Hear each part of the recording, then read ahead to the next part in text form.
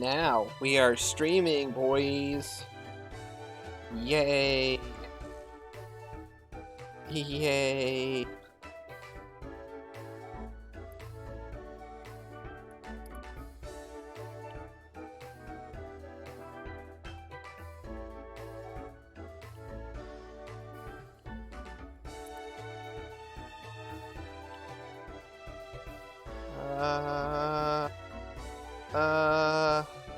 Gotta advertise my Strom.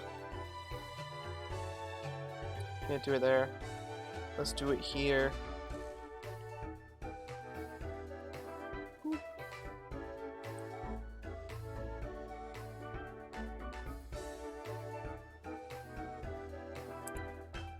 Alright.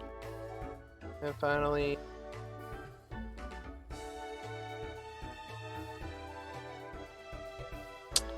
Here it is.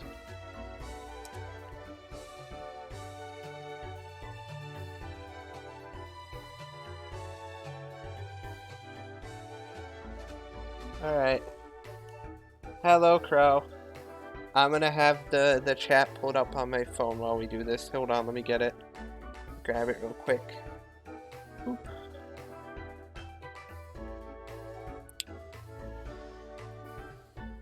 Nice. That was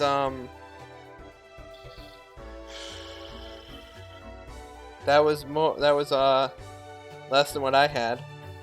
Also, we're at 46 followers. Woo! Big hype. That's super cool. Only need a few more till the big 50.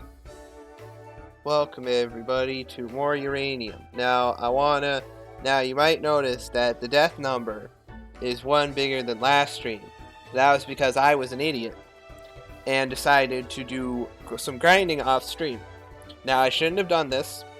I fully admit I learned this. I shouldn't have done this. I won't do it again. But unfortunately during the grinding, if I can pull it up. Unfortunately during the grinding, Happy died. So Happy died. So now we only have 9 Pokemon. But I grinded Jennifer with 1 N up to level 24, along with the rest of where the rest of the party was. And she evolved into a Tanskira. And instead of Runaway, she got Moxie. Which is really fucking good. And her stats are pretty fucking good. Only problem is every fighting type move in the world one-shots her. But you know, she's pretty good. Yeah, but I won't do grinding off stream ever again. I'm sorry, guys. I didn't think anything would... I honestly thought nothing would happen. Because I thought it was going to be easy. And then and then an air cutter from Page did over half to Happy and killed it. So I was very sad. I should have been recording as well, but I didn't have the space on my computer. Here, let me see if I have the... wait. Hold on. Wait, sorry, I didn't see your team. Damien, Electivire, Amilla, Zangoose, Delta Snivy. That's a pretty decent team. Actually, I have to get rid of the old video. Yep. Alright, let me get rid of these old videos real quick. Ah, damn it. Shit. Alright, here, I'll have to exit the game real quick. I'm sorry. Sorry about this, guys. Nope, that's the wrong button. Ah, no, I have to exit. Okay, sorry, I gotta get rid of I gotta clear some space, so I'm sorry, guys. Hi, White Strawberries. I gotta clear some space on my computer real quick. I do not have the space. Okay. Throw this out. No, this is my current video. Throw this out. Empty that. Empty the recycling bin. So now I have space. Okay. Sorry about that. Sorry about that, guys.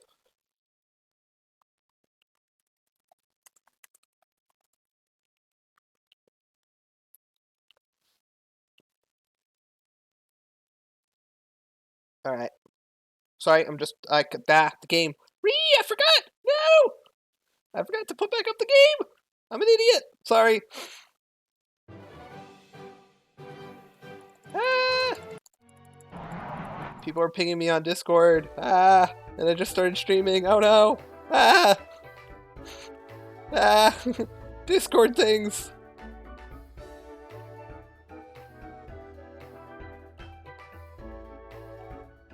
Alright. Oh, nice. Delta Minin is okay. It's Ice Fairy. Delta Mine is okay. I mean, you saw Delta Plusle could be useful with Quiver Dance. It just sucks that, like, Delta Plusle hit itself with Confusion. It's really annoying. Anyway, we're back. And we're going to continue moving on. With the pretty good team. You know, we have 4 Mons weak to fighting. We have 4 Pokemon weak to fighting.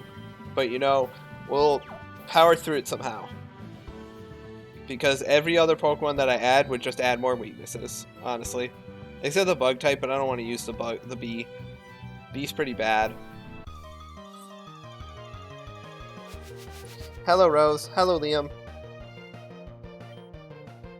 Ooh, Dark Fairy. That sounds interesting. That's like Grimmsnarl.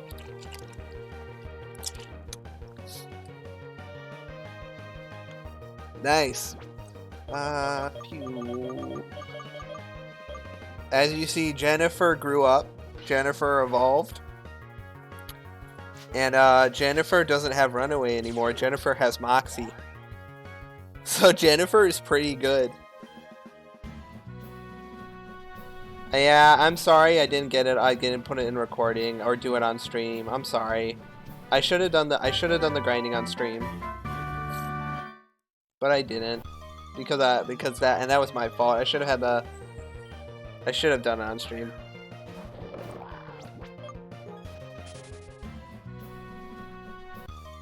But my mindset, I didn't want to. But my mindset was wrong. I should never take and do grinding off stream because like, that's not okay. Yeah, I can't. I'm not. Yeah. Anyway, we're gonna go through Rocketvale Tunnel where we got the Sableye. Hey, I'm digging here. Get your own cave, which was actually the worst thing we could have gotten. Funnily enough, I looked up what we could have gotten here. The 5 Pokemon you can catch here are Sableye, Grozard, Tonemi, which Tonemi is really low, Burrell, and Modrill. Burrell and Modrill are both really good. Grozard is dupes because we have Turlard. Yeah, Turlard, and Tonemi is still where it's like never gonna be the encounter. Which is good, because Tonemi I don't like. We're just gonna bite it. Again, I apologize for doing grinding off stream, but I will never do it again.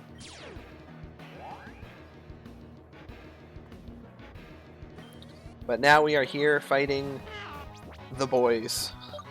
He has a Darrow, I don't know how to pronounce that. Darrow? Is that how you pronounce it? How would you pronounce that, guys? Jack Frost is a pretty good name for Delta Minin. I just realized how broken Moxie is. We now have Swords Dance, technically. You fool! You've activated my trap card. Return.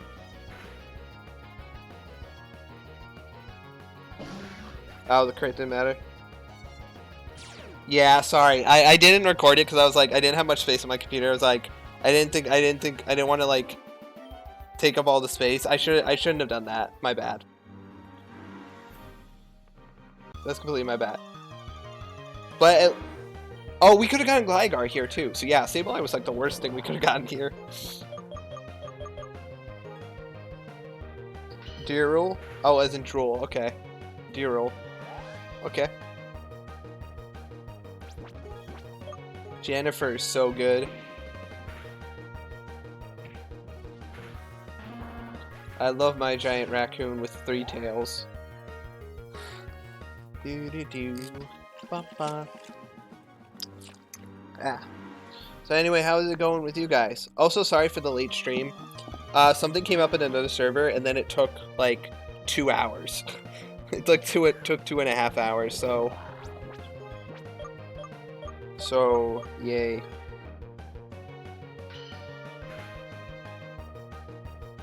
What is the Kanye zone? I don't know what that is.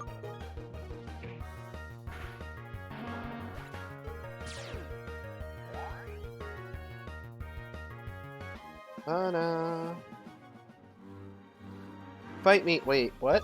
Did did the game just like perfectly turn him away when I went past? That's funny. Alright, bite. I want you, Barrel, but I can't have you. The game won't let me have you. To be fair, I'd probably get you... Wait, did I just stop him from fighting me? Hold on. Wait, let's see what happens if we go outside the menu. We did the one frame! I somehow one framed that. Oi, small fry, care for a battle of wits? No, how about a battle of Pokemon? With my bad Scottish accent that isn't actually Scottish. That's actually probably offensive. Alright, we got Willow. There's no way this thing is a rock type move, right? Right? There's no way. Yeah, no way. I thought for sure Gligar doesn't have a rock type move.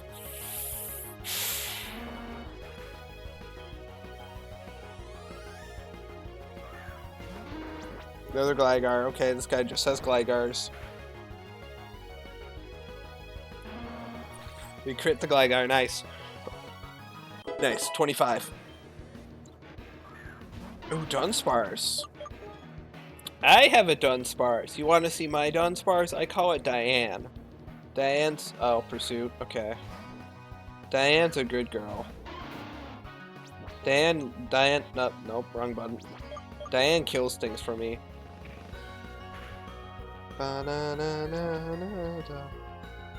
Ooh, 74? That's high for an evolution. That's a little bit... That's really high for an evolution.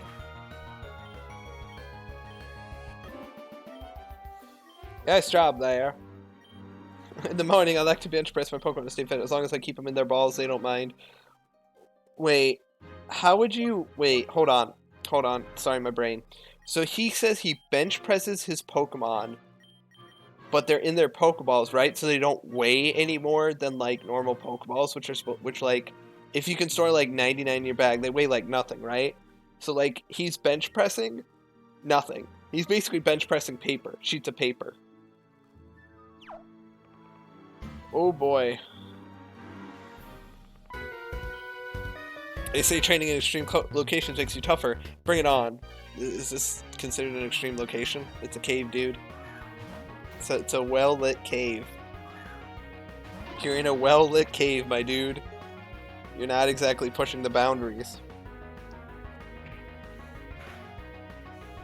Right. Oh my god. Oh yeah, it had Endure. Alright, we're gonna Rock Smash. I said Rock Smash so weird though. It sounded like I said I'm gonna rock some ass. Or I'm gonna rock some ash. Oh, it's a minion. It's a minion, guys. It's the minion from Minions. Completely 100% legitimately a minion from Minion. And we just one shot because Diane is broken. Diane is busted. Okay, Turlard. Or Snaky. The Chibolta looks like the Pikachu I tried to draw in first grade. He looks more like a rejected Sonic character. He looks more like a rejected Sonic fan character. Like, he like controls, he like uses the power of lightning to go as fast as Sonic. And he's in some sort of love triangle with two of Sonic's friends. Because Sonic fan creations. Yay. I didn't even read what he read. They say in the northeast of Tandor is a route where there's always a blizzard. I should train there and get super tough. I would not recommend it, dude. Hail sucks. Hail sucks unless you're an ice type. There we go. Yep, won't have any effect. Cool. Let's fight you. Ba-na-ba-na-ba. Do you know how this cave came to be? Who cares? Let's fight. The fuck? What do you mean, the fuck? I mean, he does look like a rejected Sonic fan character. He looks he's like a hedgehog. Knock off? I don't have an item. Get wrecked.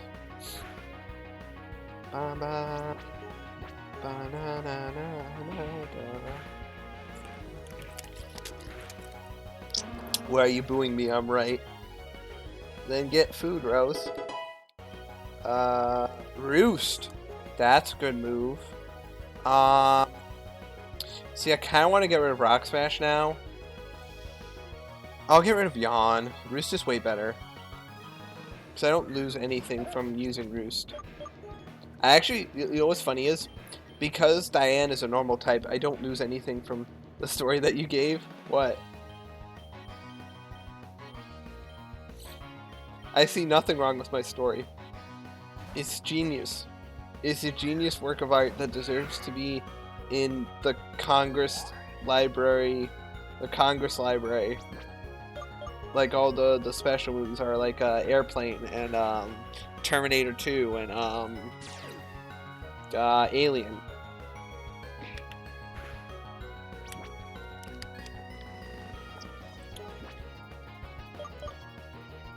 Stomp.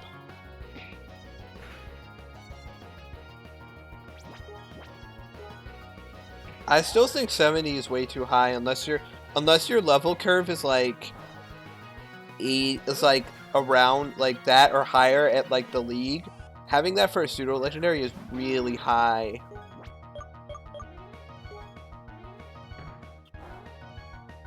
Alright, ground isn't super effective against no,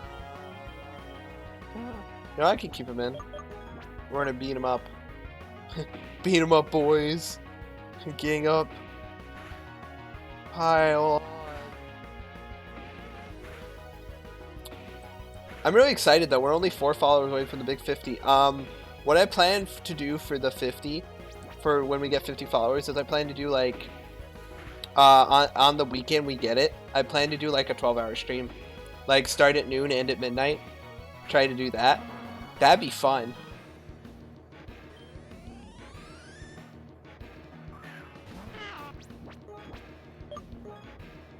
Die, please.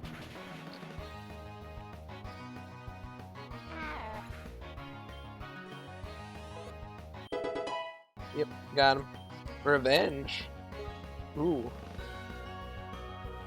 An attack move that inflicts double the damage if the user has been hurt by the foe in the same turn. So it does 120. Is Revenge worth it?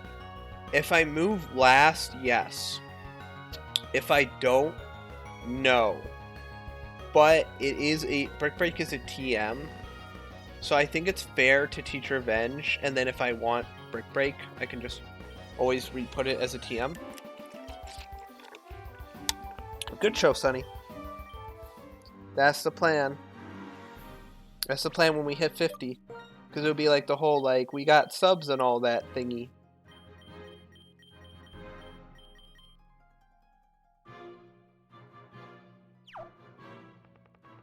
Yeah, I just don't know how well Jackbox is going to work with the delay. Because I know the stream has like a 30-second or more delay. Because right now I'm in a... Because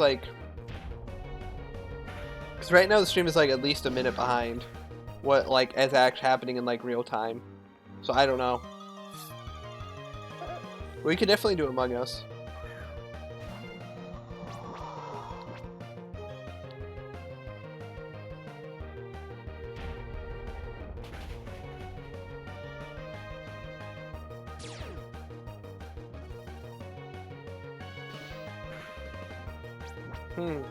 Oh, you are right. For the people who are playing?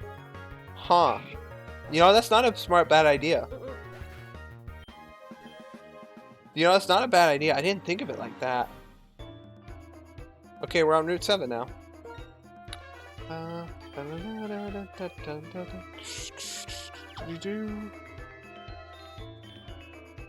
Hold on, trainer. You see how this route is just sprawling with sand? Don't let your guard up. There's Pokemon hiding all over the place in there. You'll get jumped in the sand just like in tall grass. You might want to. Speaking is hard. What? I'm not in the. Wait, I'm not in the sand.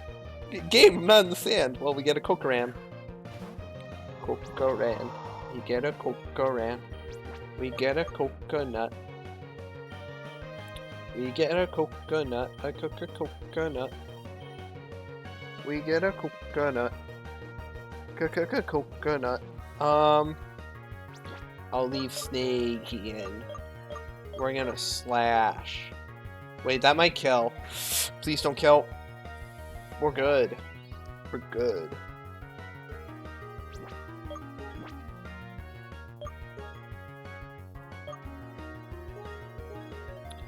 I actually like Cocoran. I like his design.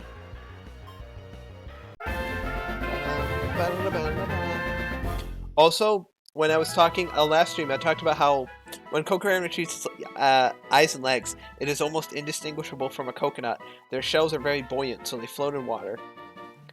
Would you like to give a game to Cocoran? Alright, I need a nickname for a male Cocoran. Hit me with it, chat.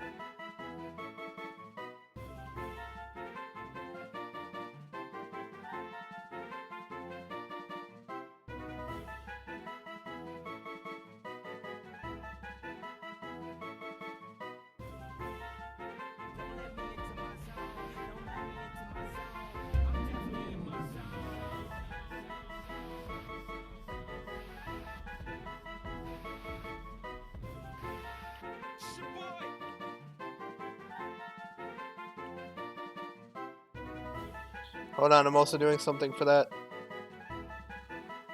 Hold on. Give me 2 seconds. There you go.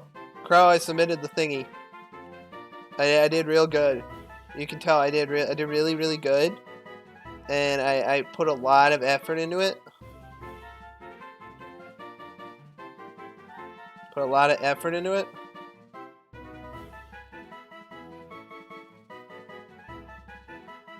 Put a lot of effort into it. I gotta check the stream. I'm sorry. Hey, some people didn't do it at all. Tropic, Cocoa, Leafy. Ooh. Coconut. I like Coconut. We gotta go with the simple name, Coconut, and also that so that Rose can get upset when this inevitably dies.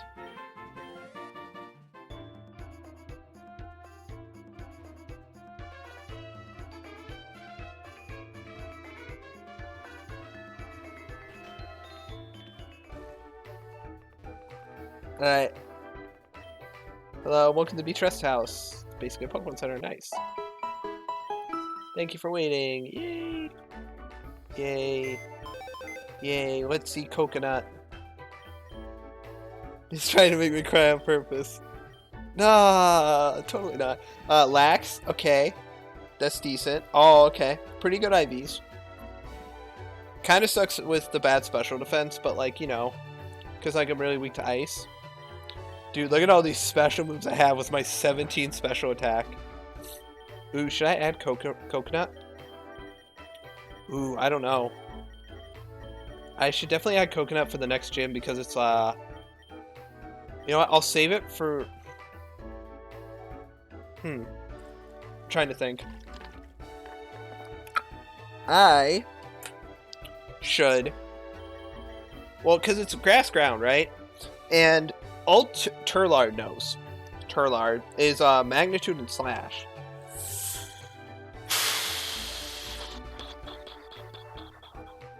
Yeah, I think that's better. Wait, actually, I can get rid of Bugs Bunny. Bugs ain't doing anything for me, to be fair. But he does have electric type moves, and the next gym is pretty much water. Gotta think. Gotta use my small brain.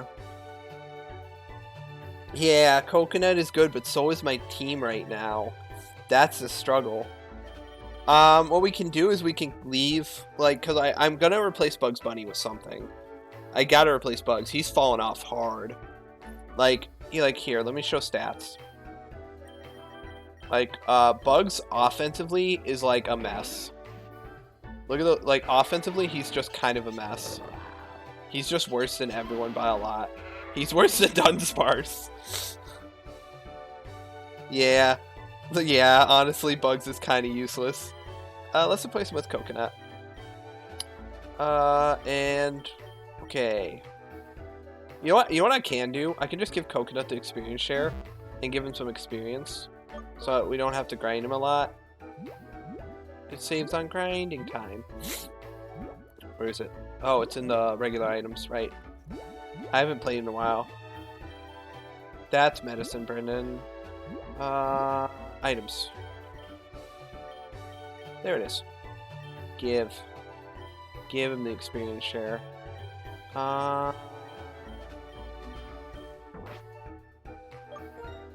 Alright. Okay. What was I gonna do? I forgot. What was I gonna do? I completely blanked. I was gonna say something and then I forgot it. Maybe I'll remember it as I'm walking.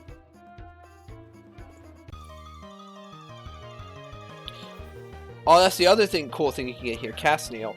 There is a little cave we can go to that technically counts as a separate area that has the same Pokemon as in the sand, and we can get a Castanail there. I really hope we do, because Castanail is a really good Pokemon. It is a water ground type, but actually has good stats. Hey noob, want to see my elite skills? Let's fight. We gotta show him our elite skills, because we're elite gamers. He's got a brand. He's an elite gamer. I'm gonna switch because I think this thing has Dragon Claw. I think Jennifer's the best bet.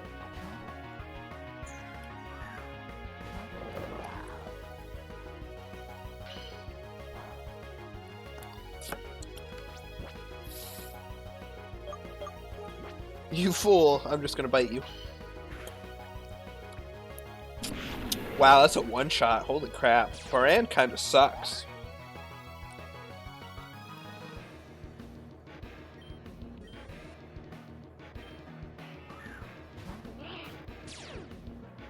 Lunga's Intimidate. Alright. I just switched back to, I just switched to Yo man. I'm low kick. Well, I'm gonna revenge your face in.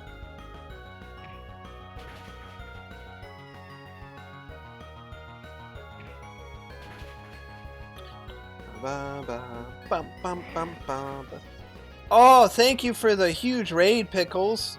How is it going with you? We're doing some Uranium Nuzlocke.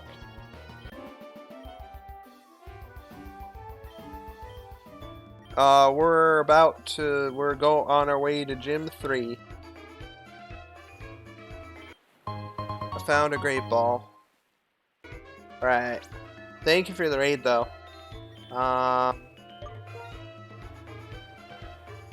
Dunsparce, best Sparse, yes. Where are my healing items? There they are. Yeah! Super potions. Heal Yarman. Cool. Yeah, the team right now is, Snaky the Turlard, Yaoman the Bathschaft, I think that's how I pronounce it, Dan the Dunsparce, Willow the Pelage, Jennifer with one N, the Tunscarce, and Coconut the Cocoran.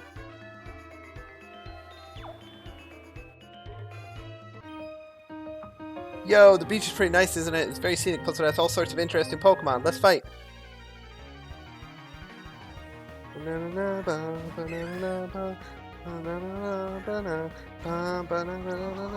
Oh wait, that's just Magnitude, right? Yeah. Magnitude! Corsola is bad, so this should do a lot of damage. Oh, it lived.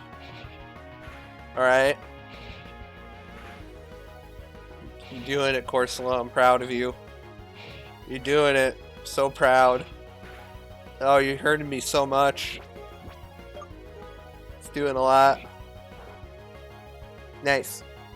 I mean, the crit didn't matter, I think. I think it was dead no matter what, because Corsola is bad. Corsola does get an evolution in this game through, I think, friendship. And it's called, like, Corsoreef. I believe it has like some really good ability, I think, where it like halves its defenses but doubles its offenses. I don't remember. Nice, coconut grew level. Sand Tomb, that's its best move right now. Which isn't the best thing, but alright, Withdraw could be useful. Well, so can Water Gun absorb, but my special attack is like straight garbage. I'll get rid of Withdraw.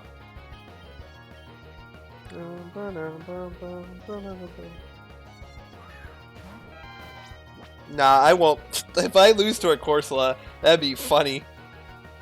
That'd also be disappointing.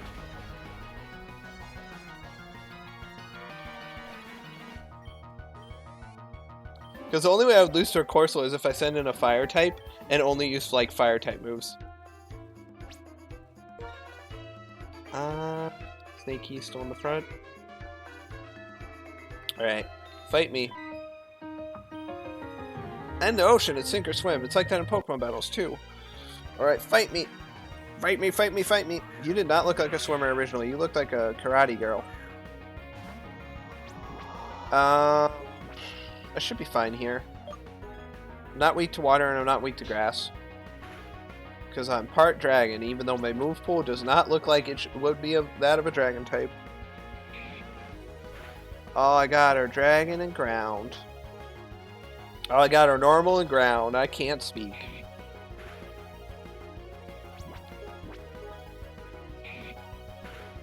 What's so weird is like Turlard's stats are really weird. He's not geared towards physical attack, he's geared toward like special, but he doesn't learn like any special moves. Which is weird for a dragon type. Because like Dragon Ground, like you have some good moves there. You have Earth Power, you have Dragon Pulse, if most dragon types can learn like Thunderbolt and Flamethrower. But he doesn't learn any of that, I think. Spawnery.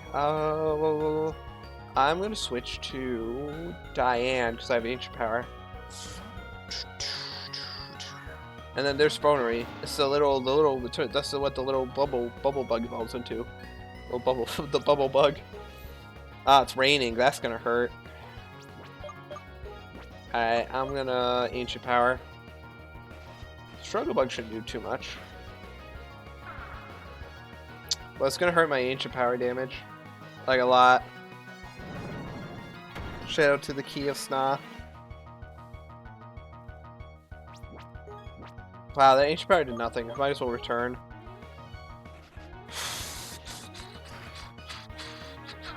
Right now, we have a lot of like good early game Pokemon, but our team is gonna like fall off. Like we need some Pokemon that are like good later. I mean, we have a pretty good team, not gonna lie. Especially with what we lost, because we lost our starter. That was a bit rough. The starter was sad. Losing Torchy, the Raptorch, was sad. We killed it. Okay, cool. Nice, Snaky grew level. Oh, nice, you learned a Dragon type move. But it's a physical move. But it's also Dual Chop, which is pretty decent. I don't know why I'm keeping Endure. Endure is not that greatest. Nice. Coconut leveled up. Glub Glub. She's drowning on land. She's a mermaid.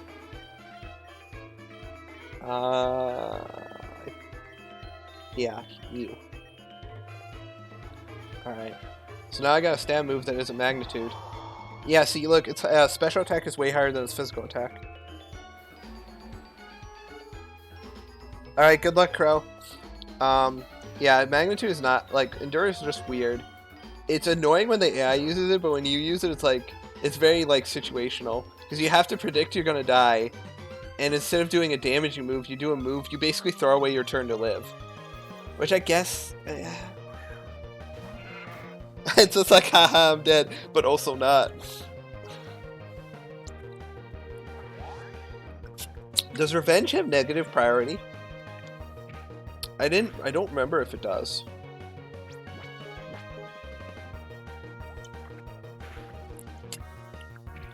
Also, for those of you who joined from the raid and are wondering what the level cap is, because I forgot to mention this, level cap is the ace of the next gym leader. I don't want to overlevel any of my Pokemon to above what the next gym leader's ace is.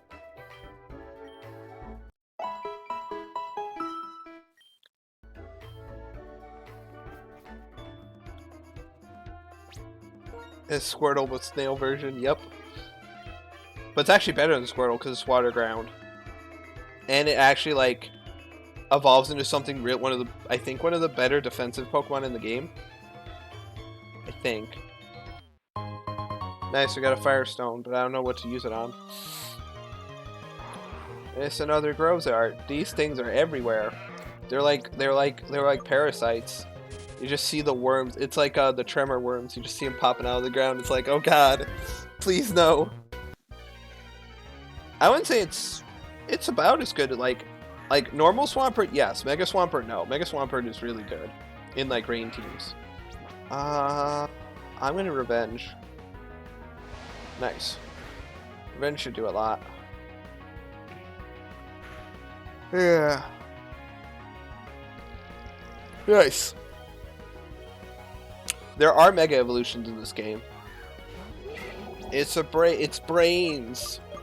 It's the brains.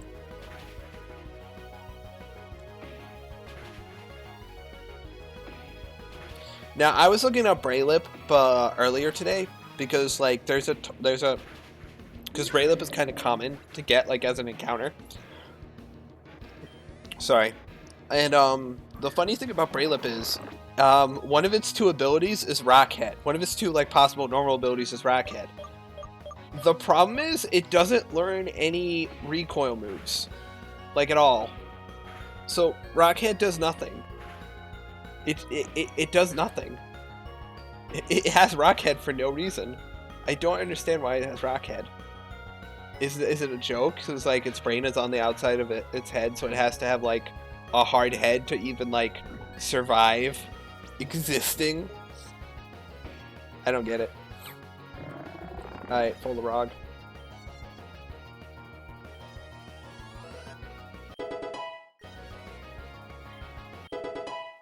I mean, if you wanted to give it a useless ability, there are plenty of better ones, you know, like Illuminate. Oh, nice, we got Guts on it. Okay, well, we don't need Guts right now, so I'm just gonna use an Antidote. But that's useful. See, the problem is, no, I'm gonna use a full heal because I don't have long enough.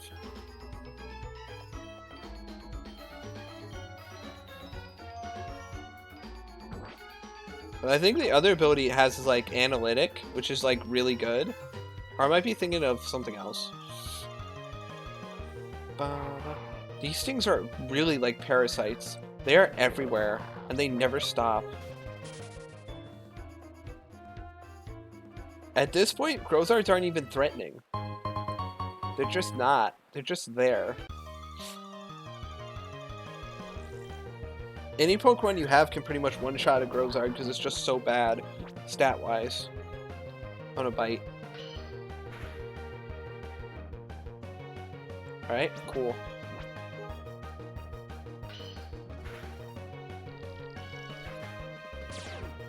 Nice. Pointless Moxie is pointless. I'm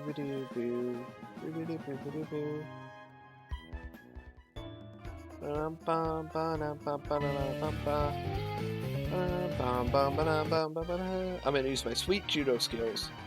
Yes, please. He has the Pashwan.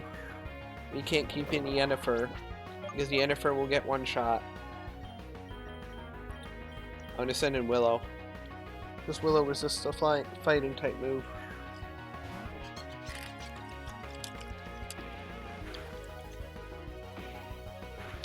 Alright. I did look. No death, so we passed the ruins. Nice, Crow.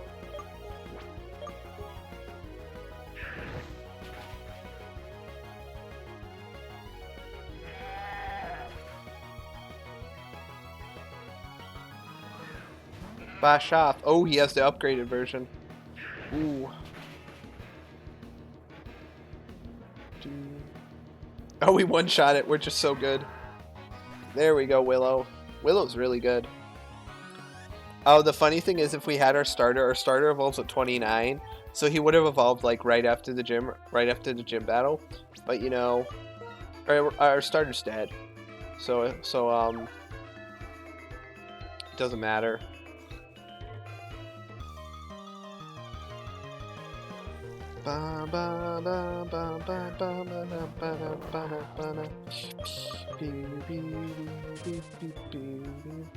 Oh, you're not a trainer?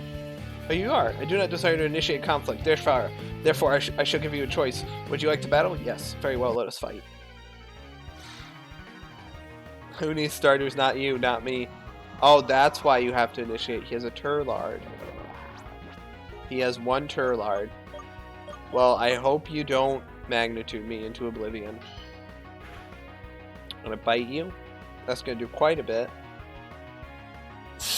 Ah, that's magnitude 8. That's a little bit scary. We're fine. We're fine. We're golden.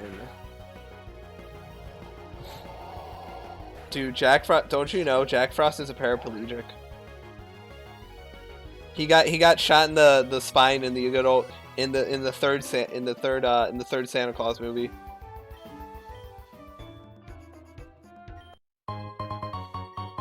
I don't know what I'm talking about. I've never seen the third Santa Claus movie. I'm just making shit up.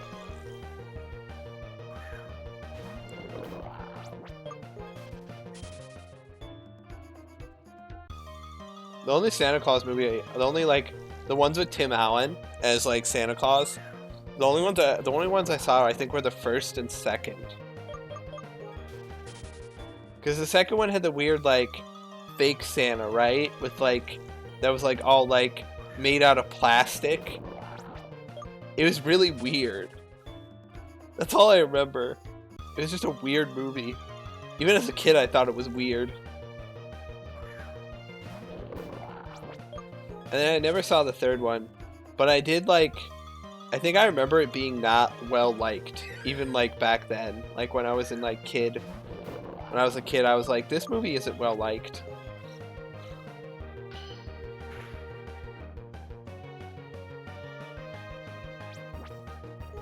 You know what movie I did like though as a kid? Zathura. That was a pretty good movie. I don't know if that was Disney or not. Was that Disney? Did Disney do this Zathura? Does anyone know? Did Disney do Zathura? I don't think they did, because Zathura has like has some pretty mature themes.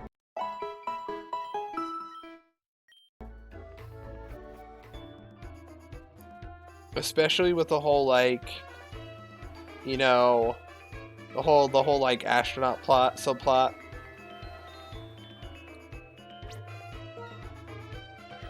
Where it's like he's like the astronaut's like the older version of one of them. It's like, yeah. Give your tickets to sail by my side, he'll give all the information you need. 10-hour luxury cruise. Sorry, you don't have a ticket. We can't allow you in the boat unless you do. Wait. Let me see the map. So I'm on Route 8. So that's that entire thing. Okay. I don't think I want to catch a Pokemon here yet. Right. Alright, so we got a... Wait, I just realized. No, we still got... Okay. More snails, yay. Oof. Watch me get a Corsola and just like cry internally. Hyper Potion, nice. Alright. Alright, we're gonna cross the bridge. We're gonna fight something on the bridge. How am I even fighting you on the bridge? What? What? You're hitting the ground. What? Hey, you know what? I'm gonna give up. Hi, Theo.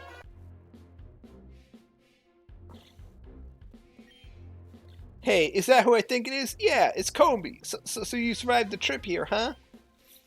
What's that you got there? It's that speech translator thingy, right? Yeah, Bambo called to tell me about that, and then he sent me one. Now we both can understand Pokemon. Neat, huh? Anyways, I blazed straight through Rockville. What a boring town. And I've been training ever since. I'm gonna beat that gym leader before you do, Cumby. But first, I'll beat you. Don't think I'll go easy just 'cause of Comet Cave. And we fight Theo again.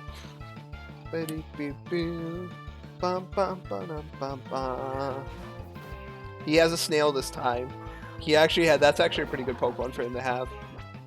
He has how many Pokemon? Oh, he has 4. Ooh, he has 4 Pokemon. He's equivalent to a gym leader.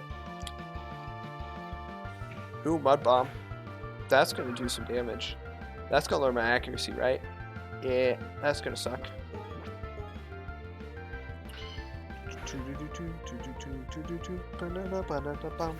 Nice crit.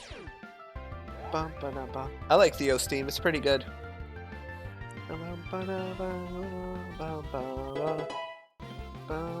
Nice. Curse? Yes, please. Give me curse instead of... Yeah, absorb. Oh, it's a Lunapop. I'm gonna switch. I'm gonna use my brain, and I'm gonna switch. Because I don't want to die to this thing. Because now I know it's not rock fighting, but ground fighting. Okay, low kick, that's fine. We resist that, and we don't weigh much. That was a crit. Alright, and then air cutter should just kill.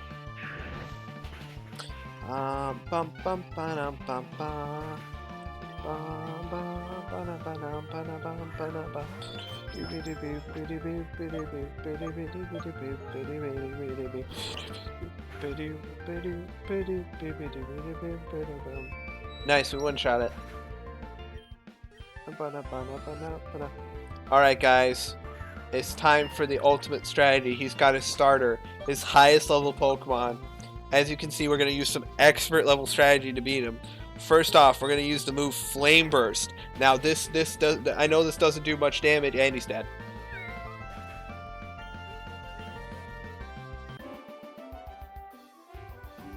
I know we use some complex, high-level strategies once again to beat Theo, but I know I'm too good at this game. I'm just too good. Yeah, I picked the wrong starter. You most definitely did. Alright. I don't care what happens. My Pokemon are the strongest. They were just weak from all the battling that we've done before we fought. Anyway, they did get some experience from this battle. I know, I'm gonna challenge the gym right now. And I'll get ahead of you, Combi. You just see. My team is amazing. It's a Wormadam, Caterpie, and Grottle. Grottle isn't bad, but Caterpie and Wormadam, you really bad. I'm sorry. Wormadam is pretty bad. Alright, bite. Ooh. Alright.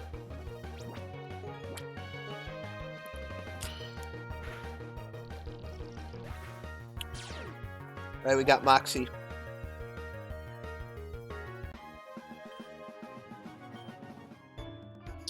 Okay, one of them was okay, two of them were really, okay. Two of them are really bad luck, okay? Two of them were bad luck.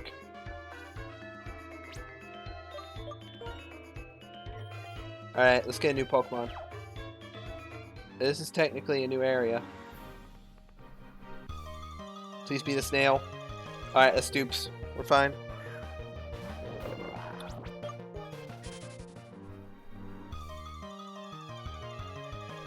Alright, let's dupes again.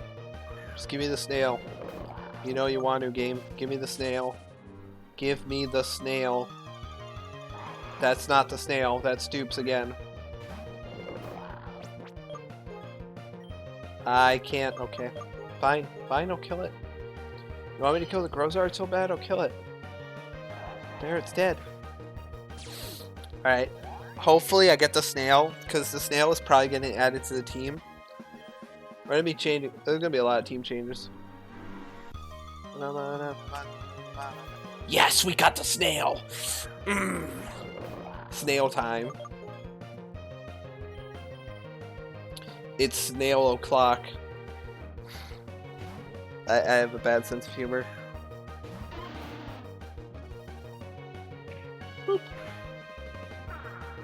Oh no. No, don't pray for Corsola.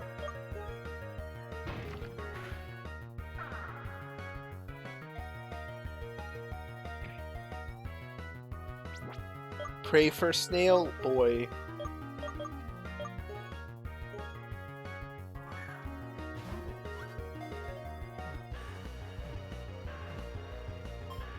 Technically, we could get 3. All right. So in the next city, B-Bleach, we can get 3 Pokemon. It dissolves minerals in sand and uses them to form a hard carapace on its back. It lives in coastal regions. Yes. What should we name the female snail? Give me nicknames for the female water snail. Gary Part 2 Electric Boogaloo. But it's female. I can't call it Gary.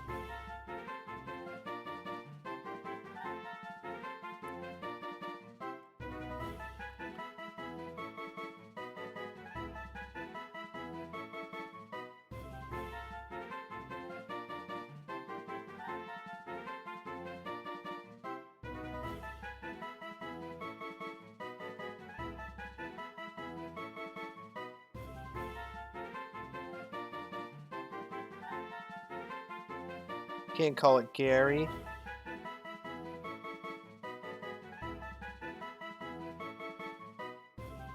Alright, sorry. Then call it Garrett. Garriette. Only the best of nicknames.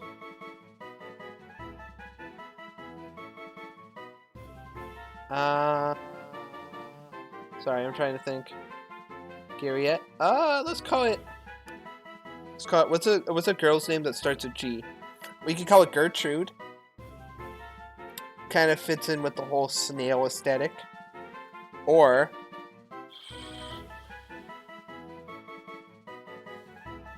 it equals female. Not necessarily. We could call it Gertrude. We could call it Gretchen. We could call it... Grace. We could call it... Oh! You know what I like? I like Grace. I like Grace. I like Grace. We got Grace.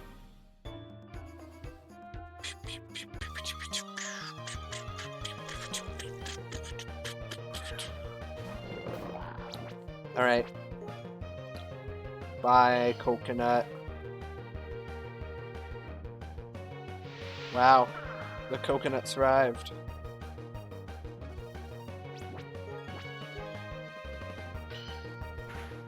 Third gym is going to be fun. Because that's when, I think that's when the gym leaders start getting challenging. Like, not to say the first 2 gym leaders are not challenging if you don't have if you don't have good Pokemon, because they can kind of screw you up.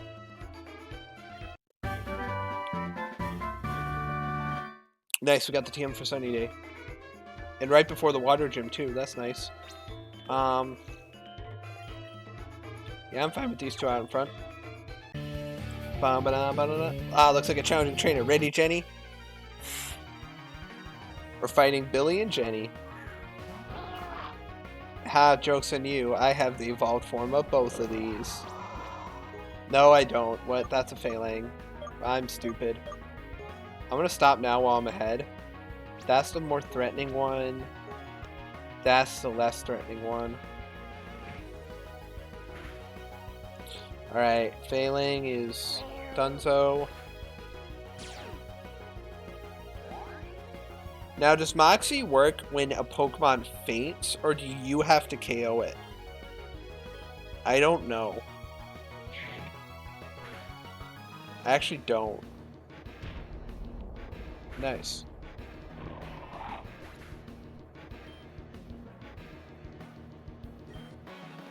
Hey? No, you have to KO it. Okay, Falunga. That's a weird looking Falunga. That's a female Falunga. Alright. Return on the Tansker and Dual Chop on the Falunga. No, it actually is if you KO. I missed Dual Chop. Ooh, that sucks. Snakey takes some damage.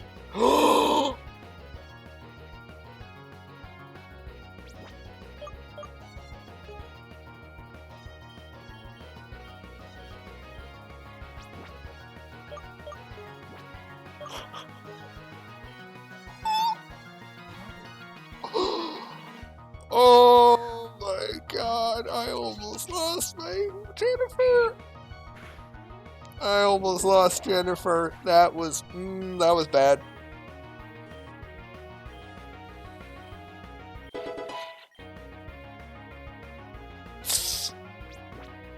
Yeah, you're pretty fucked. Dude, I almost lost Jennifer with one end. Because Falunga learns low kick. It's a miracle I didn't die to being quad weak.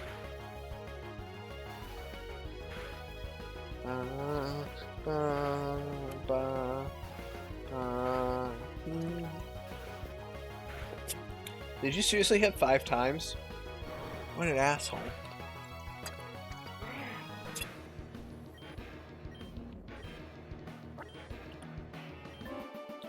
Alright, nice. This is the end of our relationship. Okay. Super potions. Oh, I didn't mean to use 2 on him. On her, sorry. Forgot I have a mostly female team. Why did you do that to me? This idiot is such a loser. Wow, they quickly fell apart. Oh no, I'm sorry, Liam. Crits always suck. Believe me, I've been there. Alright.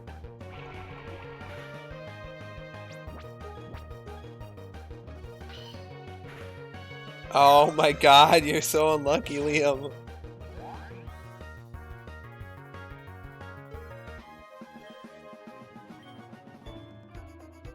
Okay, Ether.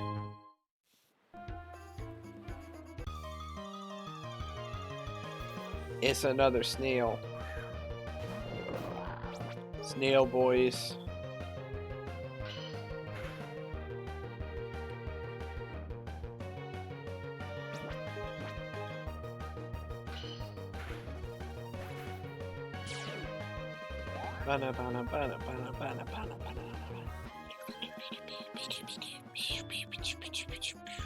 Oh no, I fought something on the bridge. It's another Grozard.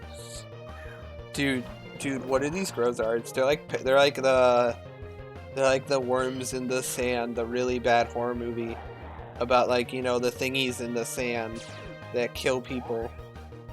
And it's really bad. Because it's just bad. It's a bad movie. I saw a review of it and I was like, wow, this movie is awful.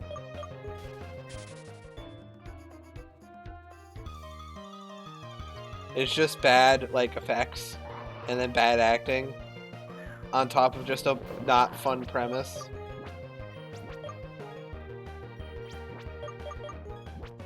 The whole premise is based upon the fact that it's a bunch of college students who were too drunk to realize they brought a giant alien egg onto the beach and that it ate everyone while the rest were passed out drunk.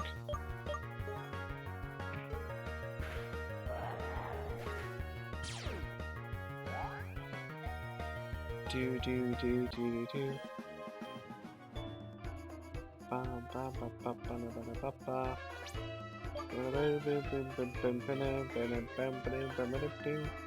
Alright.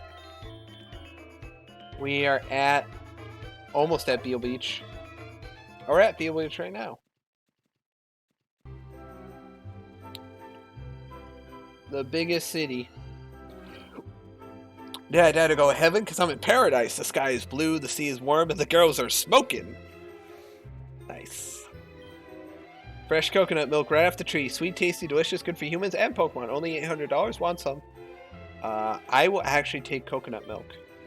Because the only way to evolve... So, like, I believe coconut evolves at 25. And then to evolve into his final form, you give him coconut milk. I believe that's how you... I'm going to look it up real quick. I also... Oh my god. I'm so sorry, guys. I forgot to change the overlay this whole time. I'm really stupid. I'm sorry, guys. I just realized. Cocoran. I'm dumb. Sorry, guys. Yeah. Cocoran evolves at level 24 and then evolves into Cocancer when exposed to coconut milk.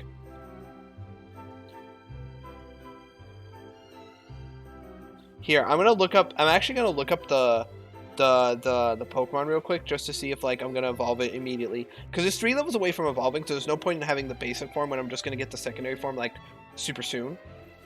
Alright, it learns Leaf Blade at 46. Learns Shell Smash at 52. So when Leaf Blade when it evolves? Sorry, I'm just looking.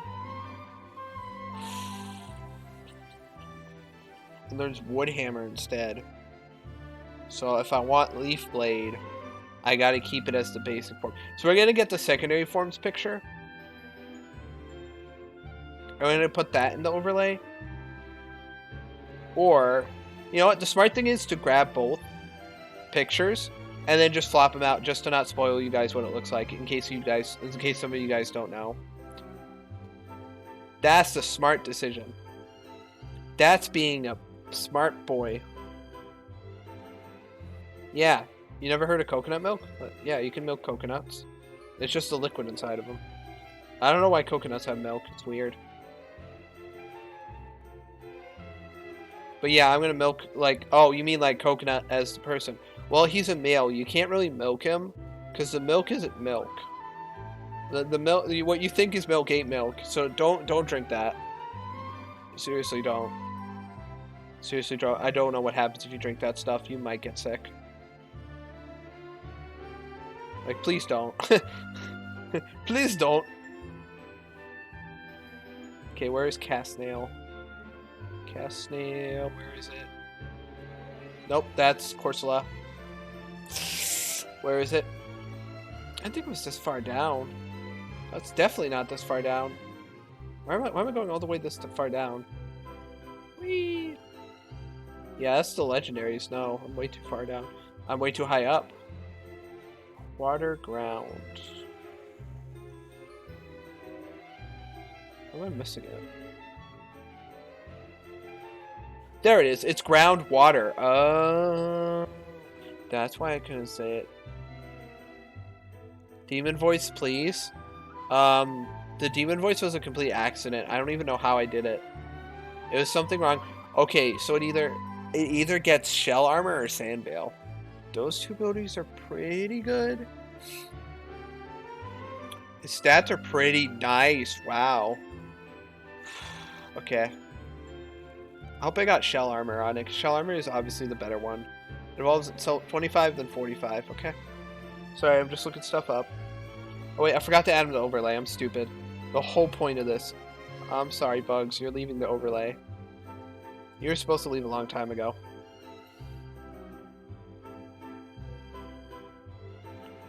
There he is. Coconut boy.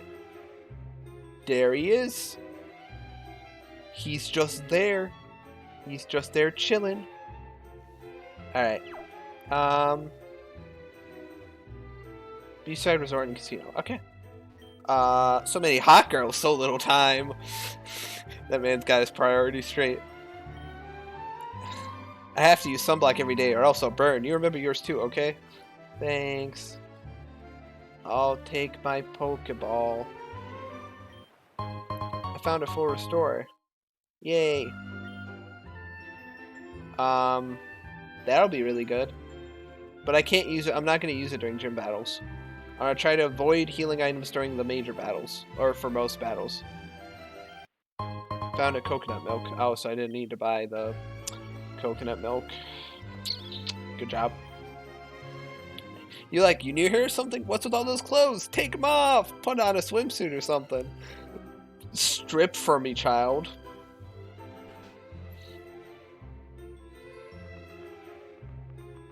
Oh, hello. Hey there, you look like a trainer. Listen, can you do me a favor? I received this egg from a friend of mine from our region, but I can't take care of it myself. Will you take it off my hands? Yes. Oh, your party's full. Come back when you have room. Do you have a PC in your... No, you don't.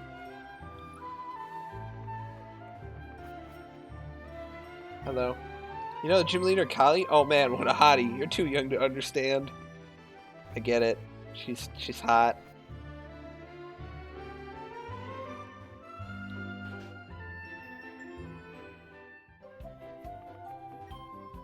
I'm waiting for my friends to finish putting on their bathing suits so we can hit the beach.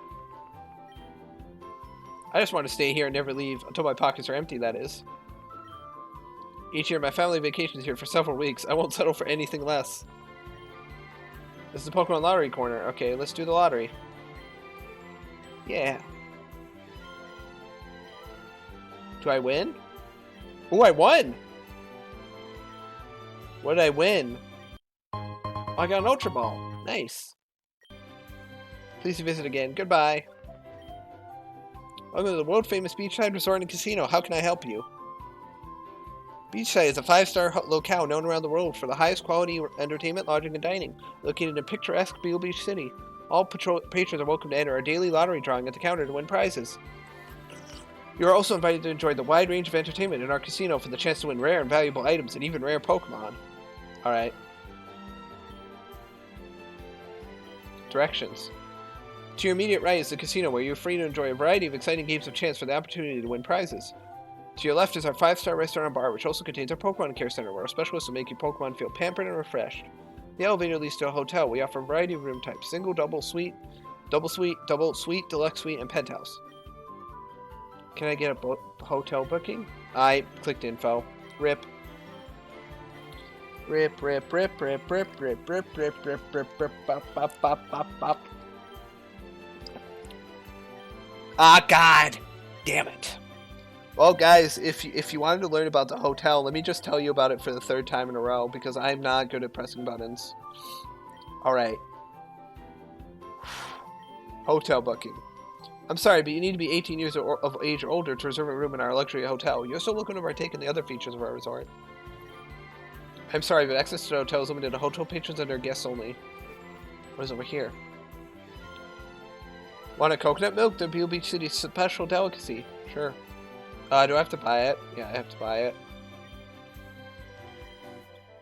I love coming to the bar to unwind after a long day of sunning myself on the beach.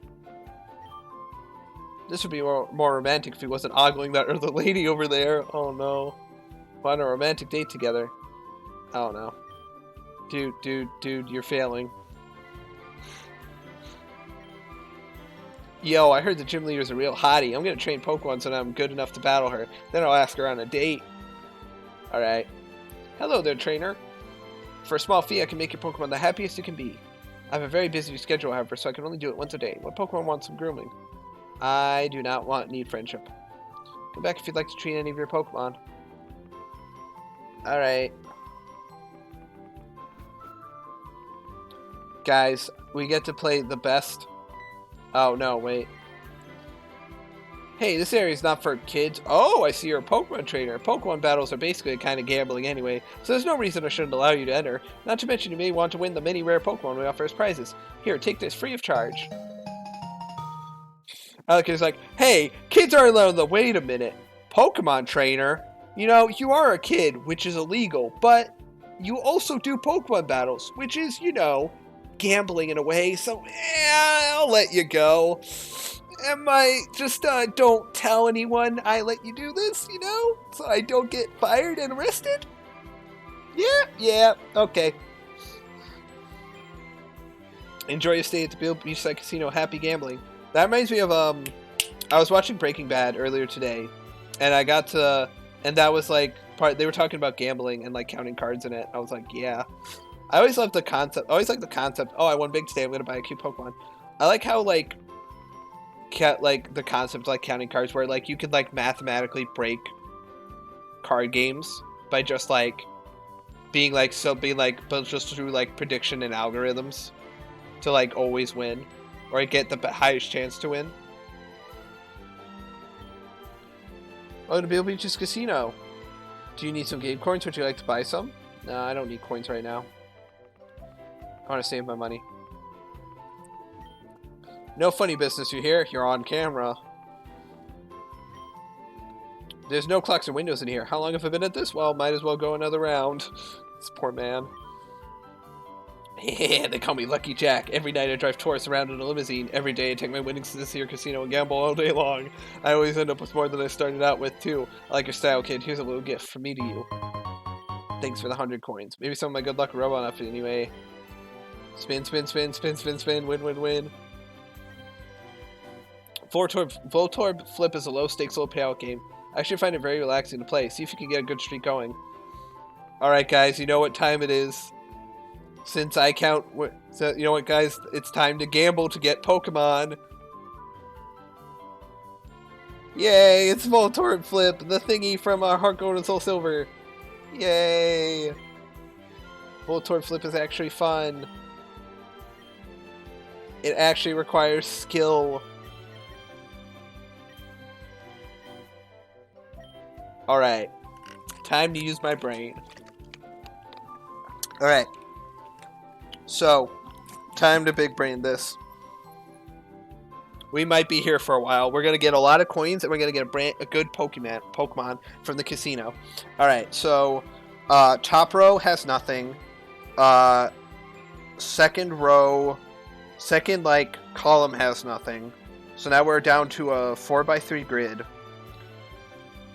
The fourth row from the left has nothing. Fourth column from the row. So basically we're left with the third column and the fifth column. And we're basically left with 4 squares, basically. That can have anything. The smart decision is to do this row first. This column first because it has an 8 and a 8, 5, and 6. Actually, wait. This row is done. So literally there's only 2. There's only 2 spots. Here and here. Yeah, we won. Okay. Logic, baby. I just big brained that whole thing. Alright, that's the easy level, though. Yep. Okay, cool. Game level 2. Alright, gave me an easy one. Gave me 2 zeros. 2 7 rows with 0 Voltorbs. Alright. For those of you who don't know how to play this, the top number is how many points are in that row. And the top number is how many points are in that row. And the bottom number is how many Voltorbs there are. You don't want to hit the Voltorbs. So, for example... Oh, sorry, multipliers. So, like... This one... So, this top row has 3... has multipliers adding up to 3 and 2 Voltorbs. And since there's 5 squares, you can deduce that it has 2 Voltorbs and 3 1 squares.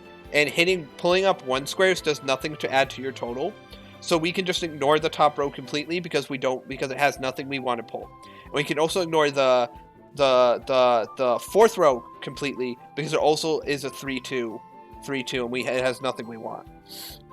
So the only viable place, so we only have 5 squares left that are viable. We can automatically eliminate the first column because it's a 4-1, which adds up to 5. We can also automatically eliminate the second column because it's 5-2 and we already have a 3 in that column. So the only thing that's left is a single 1 tile and 2 Voltorbs. So it's never worth to do that. 5-1. This has 1-2 because 2-1-1 makes 5. This column is done because it's a 3 and a 1, which adds to 4, and it can only have 1 square left that's not a Voltorb. And this one is a 6, which means this one has to be a 3. Yep. Which means this one has to be a 2. Yep. Big brained. I'm just big braining this whole thing. Dude, Voltorb Flip explanations are the bestest. Alright. Voltorb Flip I actually think is really fun because it actually requires you to use your brain and use like strategic thinking. Alright, so we can eliminate a couple things here actually. We can eliminate these 2 rows. We can eliminate these 2 rows immediately because we got a 2 here and a 3 here. So eliminate these 2 rows. That leaves 1, 2, 3, 4, 5, 6, 7, 8, 9, 10, 11, 12. That leaves 12 squares. We can eliminate this row. So that eliminates another 3. So that eliminates another 3 squares. Sorry, I blinked out. Sorry. Actually, we can eliminate 3 rows. So we eliminate these 3 rows. That leaves us with 8 squares. These 4 and these 4. We can eliminate this column because of 2, 3. So we down to 6 squares. The safest bet is to pull from the 8, 1. On the 1s right now. So we got a 3. Safest bet is still to pull from this, because it's the next safest square. Okay, so then the points have to be here. Okay, so this row is done. What is 1, 1, 1, 6? Yeah, this row is done. Column is done. This column is done. This column is done. So all that's left is here, and that's all that's left is here. Yep, did it. All right. Now, eventually, it's going to be really hard because they start giving you bigger multipliers, but they also start getting rid of like surefire waves. Okay. First column is done, and this row is done. So we've got 12 squares. All right. Safest bet is to go with the 8, 1 against the 2 1s. All right. All right. This column is done. Because 2, 3, 4... Actually, it's not. All right. This one is also not done. Wait, it's here. Yeah, there we go. Okay. So this one is done. All the rest of Voltorbs. 3, 2. This one is done, so I don't need to worry about that one. So this one is done. I don't need to worry about that one. So I need to worry about these 2. They can't be here. Numbers can't be here. See, here's a risky thing. We got a 4, 2 and a 4, 3 to decide between. Wait. If 4, 3 needs to have 2 2s, then there needs to be guaranteed a 2 here. It's a 3. Okay. 5, 6, 7. Okay. So the other 2 needs to be here. Yep, there it goes.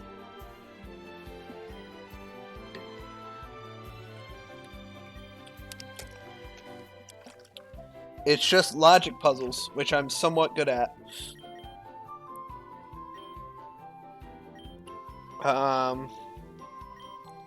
Alright, so problem is, a 5, 0 row is a really bad row because it gives you no information.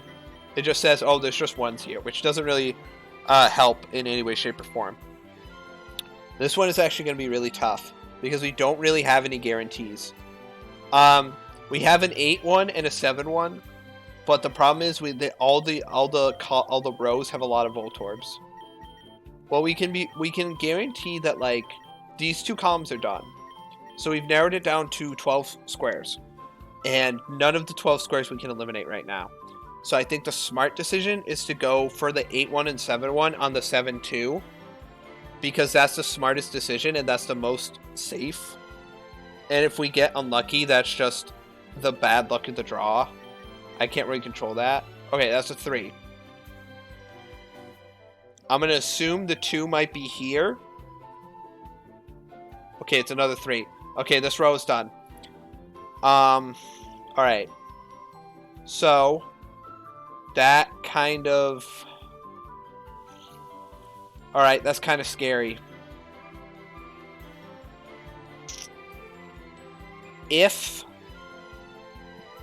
I assume... I think I have to... I might want to assume there's a 2 here. I'm going to assume there's a 2 here. Fuck. Damn it. Ah, shit. Oh, it was the 1 over. I should have just... Oh, I was 1 over. Damn, that sucks. So we dropped to game level 2. Now, sometimes you can get really unlucky and have, like, 0 rows with 0 Voltorbs. And you can get super unlucky. Alright, I think best strategy is the 8 1 with the 6 1. Okay, that gave me nothing. 6-1 was 6-1. All right, I got a 3. Okay, top 2 rows are done. Leftmost column is done. So that leaves me with 8 squares of potential things. This one is done, so that's 6. We have 6 squares. Actually, scratch these out. We have 4 squares. Alright, this one is done, so we only have 2 squares. Which means we actually only have this square. Yep, there we go. Sorry, I went, I'm trying to talk as much as I can to, like, get better at that. So I'm just trying to, like, put my thoughts into words. Yeah, if that makes sense. Alright. That was a really good starting. This was a really good opening board. Because that gets rid of a lot. So this row is done. So we've immediately made... So, like, this is like a slide puzzle. So, like, in, like, slide puzzles, I learned this strategy. As a slide puzzle, when you start with, like, a 5x5, for slide puzzles, you want to make it a... You want to make the board smaller by a complete dimension. So, like, you want to... For a slide puzzle, you want to go from 5 by... You want to... Best option is to go from 5x5 to 4x4, then 3x3, then 2x2. And then when you get to 2x2, when you get to 2x2, you automatically just rotate and you get the puzzle. So this doesn't really fit in with that, but like now, as you like, we have reduced this from a 5x5 to a 4x4 possibility, and we already have 8 of those 16 squares done. So we already have half of those squares filled out. So we only have 8 possible squares. No, sorry, 9. Nope. Yes. Yes, 9. Sorry, I can't count. Alright, 9. Okay. We have 9 possible squares. So 1, 2, 3, 4, 5, 6, 7, 8, 9. We actually eliminate a third of that because this row is done. So we've only got these 3 squares and these 3 squares. We could actually eliminate 2 more because of this, so we only have 4 squares. Actually, scratch that. We only have 2. Oh, we only had 1. My bad. I wasn't counting apparently. Okay, I forgot to do a column. I literally ignored a column. That was bad. That was almost bad. All right. All right. So top row is done. So we got 12 squares open. Actually, 9. 9. I think smartest decision is to go here. Alright, that's done. Yeah, okay. So these 2 are done. So that one's done. So that leaves 8. That one's done. So that leaves 6.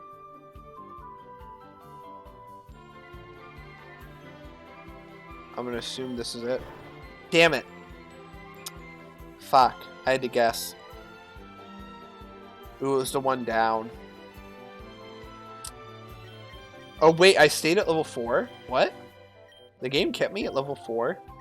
What the hell? Okay. Alright. Alright.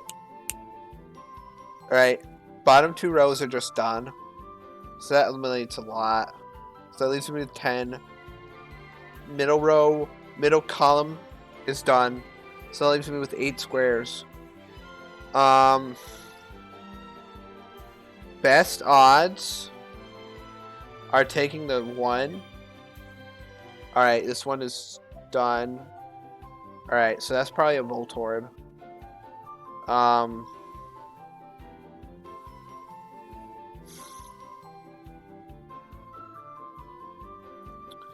It would be great if I could flip this just to make sure, but I shouldn't do it.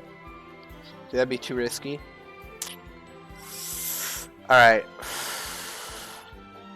I believe this one has to have, even with a 3, yeah, these 2 have to be points.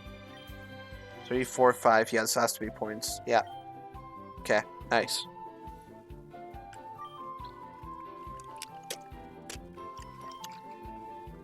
I'm trying to talk more. So anyway, how is it going with you guys? What do you guys think of Full Tort Flip? I personally like it way more than the gambling mini games where it's just slots, because I hate slots in Pokemon. It's just dumb luck. Now this board sucks because we don't have any free rows, so it's basically just logic and just guessing. It's just deduction skills because right now we know 2 rows are just dead right now. We know the bottom row is dead and we know the second row is dead. That leaves 15 squares and none of them are really eliminated. The safest bet is to go with the 8 ones. Is go with the 4th column and the first and third rows, just to be safe. And we ran straight into a Voltorb because we got unlucky. Because that was just luck. Like that was just guessing. If I had done the other one, we actually would have been fine. Wow, that sucks. We dropped to game level 1. That really sucks. Oh, wow. And look at the board it gives us. It literally gives us the easiest board imaginable.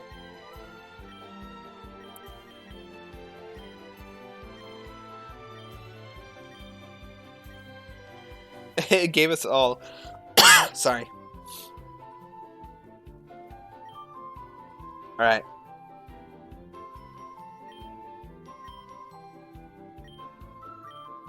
So anyway, how's it going with you guys? How's your nights going? My night is going pretty well. I like streaming. I don't know. I don't know what I'm saying really. I'm just kind of rambling.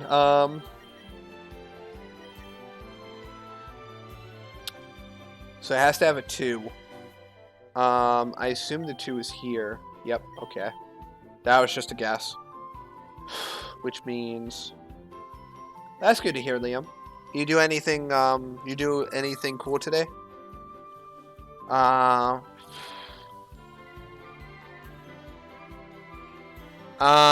think best idea is here. Yeah, only place is here. No, wait. 5, 6. Sorry, I'm trying to count. Where am I missing?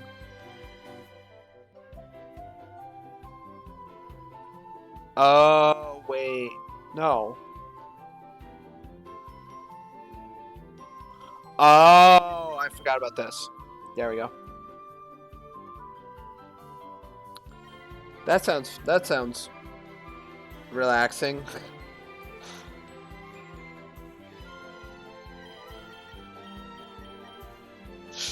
Alright, so this one sucks because again it's just guessing which one is the least likely square to cause trouble. And I think it's this one. Yep, okay. That didn't really help me.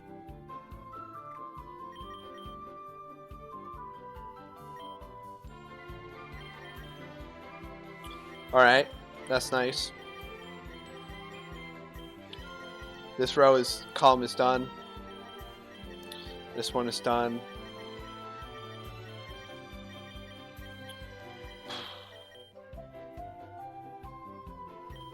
I'm just kind of guessing. Has to be this one, yep. Yeah, we're just kind of guessing on this board because this board kind of sucks.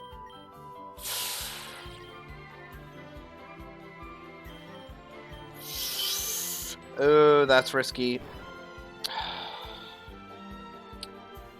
That board was really bad. I couldn't logically deduce much from that one. Even the game took pity on me and just gave me the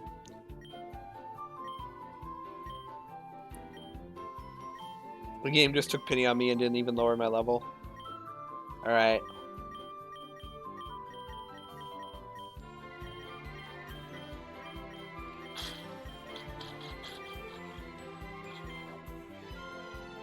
Nice. And then it's like...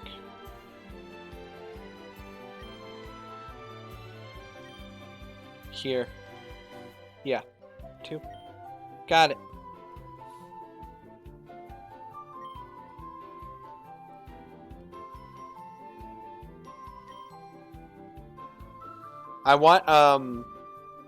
I wanted to get a...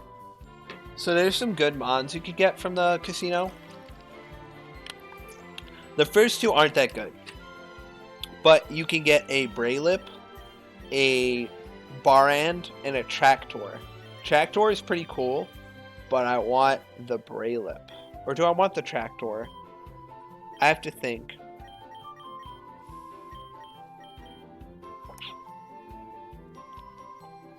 Safest bet is this square. Fuck. Fuck.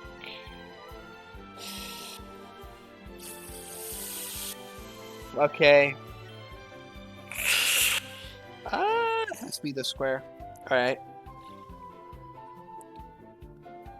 Now what does that leave me? Okay, that's done, that's done. It has to be here, right? Yeah, here. There we go. What happened to the chat? Chat just disappeared on my... Okay. That's good to hear.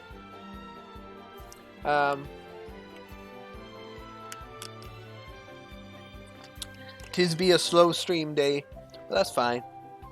Tis be a slow stream, it be a slow stream.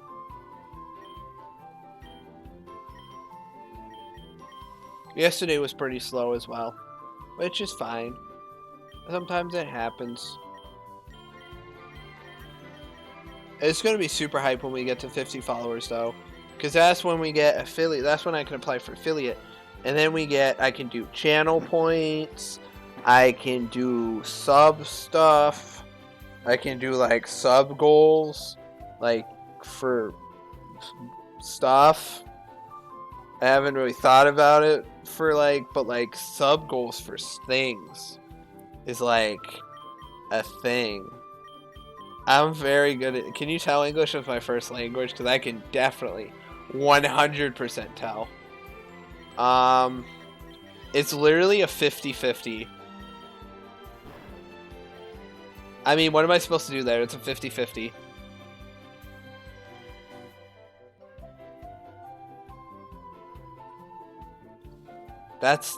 This is kind of brutal.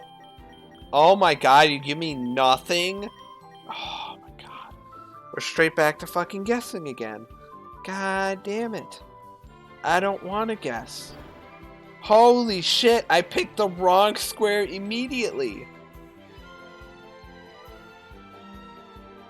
Aw, thanks, game. I love you too.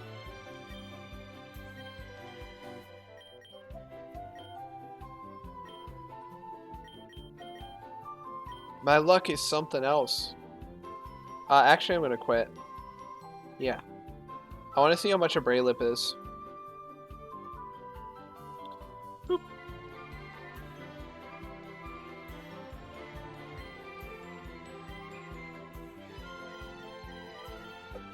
I don't want any of those. So, Oten, Kintamunk, Braylip, Baran, and Tracton. Tracton is 9999, but Braylip is 2800. Dromsamite is 9000. An unidentified fallen object is 9000. Or Team 07 is 3000. That's a lot of money. Can I just spend money? Can I just buy coins? I could just pay half my money to get the coins. I could do it.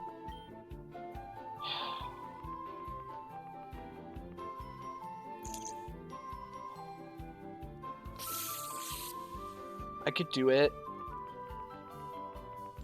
But I don't want to spend that much money. You know, I don't want to spend that much money. I'm a rich man and I want to keep my money. I want to make the vault with all the gold coins. And I want to jump in it like Peter Griffin and break all my bones and then cry about how like the world isn't like real world isn't like cartoons and then be bitter.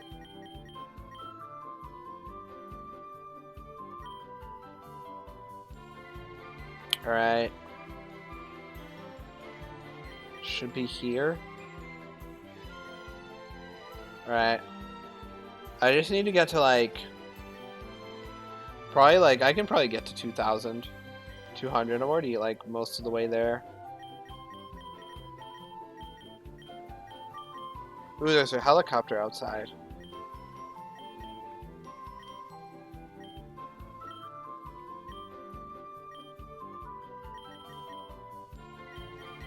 Alright. This column's done, this column's done. This column's done, which means it can only be... Alright, got it.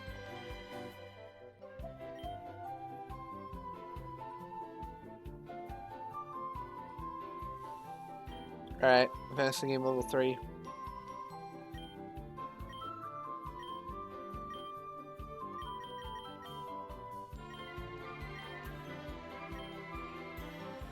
Alright, have you played Uranium before, Liam?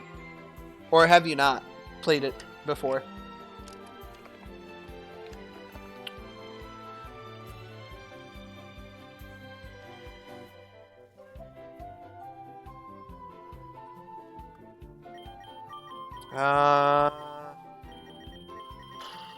Alright. Alright, guessing time. My favorite time in this is the process of a... Oh, you've played up to the first gym? Alright. What's your favorite Pokemon in the game so far? You can count ones like I've caught, or like you've seen through my stream as well, if you want to, or just ones you've like seen personally, like in your own playtime. It's up to you.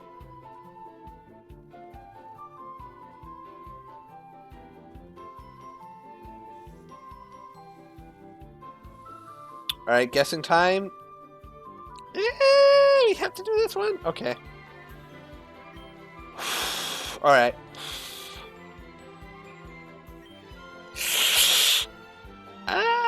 Got it. Okay.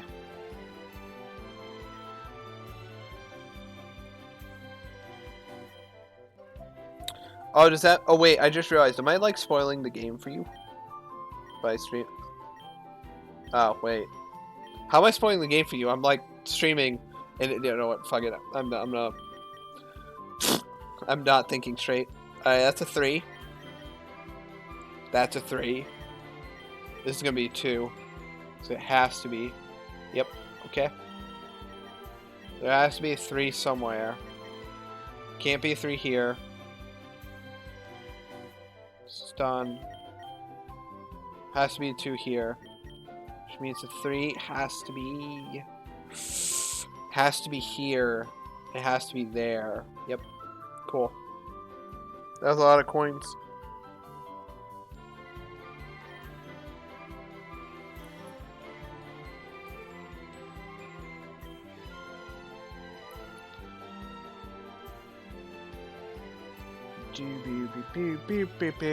Alright, this one sucks. Alright, wait.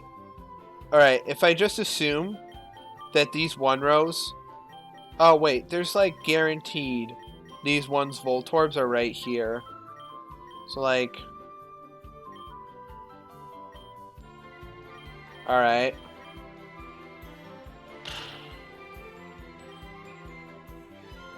Alright, 5.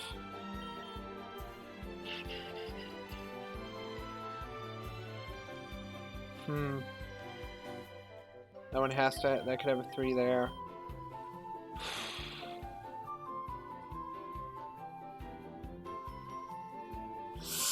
I have to pick... I have to risk it. Please? Oh. Yeah, so the 3 has to be here. Yep. Alright. 8.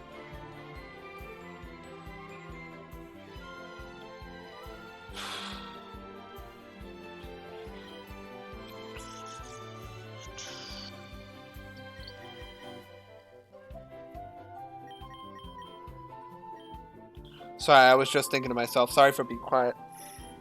I have to really concentrate on this. I'm like trying to really concentrate.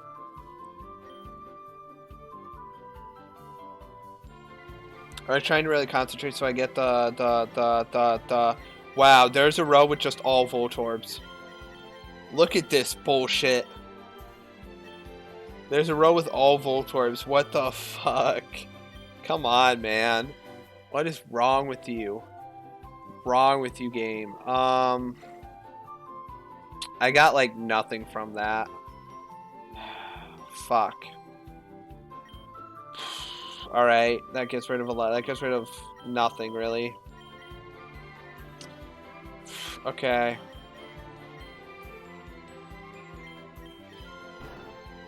Yeah, what was I supposed to do there? That one was awful. Alright, game level 3 is all I need. Jesus Christ, could you give me worse boards, please? Holy shit. There we go. Alright, 2. It could be there. Smart bet is... Fuck off, game. Really? That's a smart bet.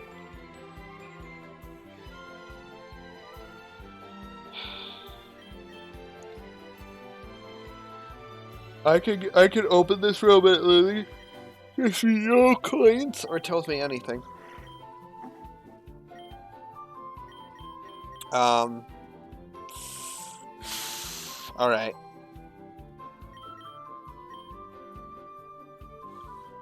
Two.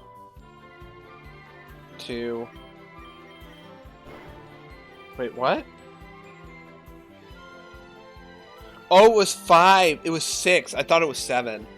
I can't read. Holy shit. I'm not there today. I'm just not here today. I'm illiterate.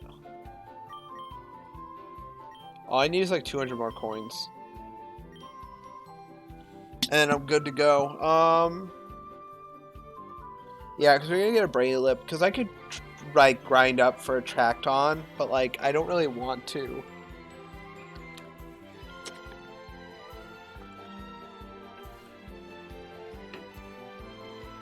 It's like 9,999 coins for a somewhat decent Pokemon, but I really don't wanna, you know? I like Voltorb Flip, but I don't like it that much. Smart decision is, yeah, we have to go here. Yep.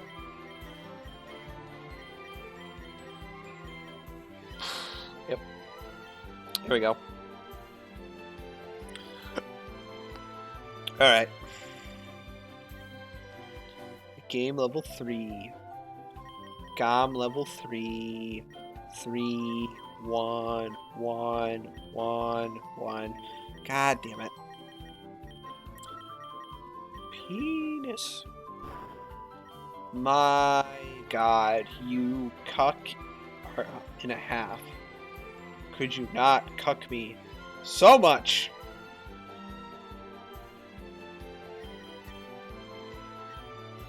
This game hates me. Or my luck is just garbage. It's probably my luck is just garbage. That was it.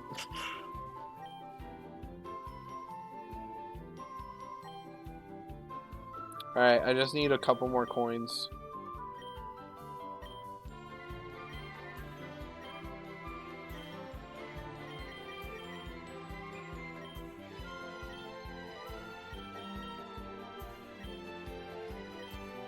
Alright. There we go. There we go. We need a little bit more. A little bit more money. Just a tiny bit more. I don't have an addiction, I swear.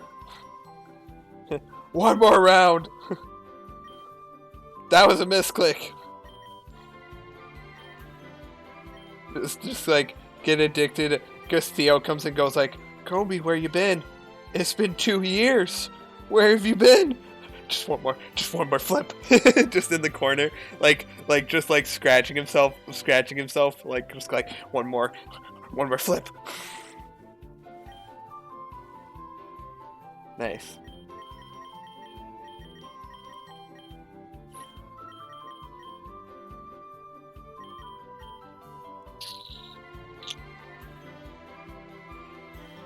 Nice. Alright, we got enough coins to get the Pokemon we want. We get big brain Pokemon. It's big brain time, everybody. Yeah. We're big brain time now.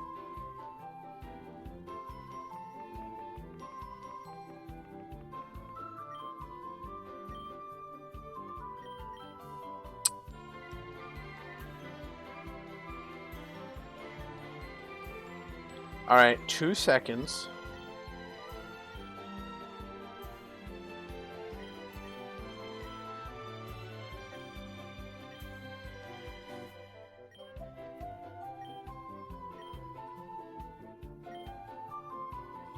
Oh, look at that, guys. We randomly found 150 coins out of the blue. Oh, would you look at that? I just randomly found 150 coins out of nowhere to buy the Braylip. Uh-huh. I need a nickname for male Braylip. Hit me with it. Hit me with it, chat. And people in the chat, hit me with those male Braylip nicknames. I need them all.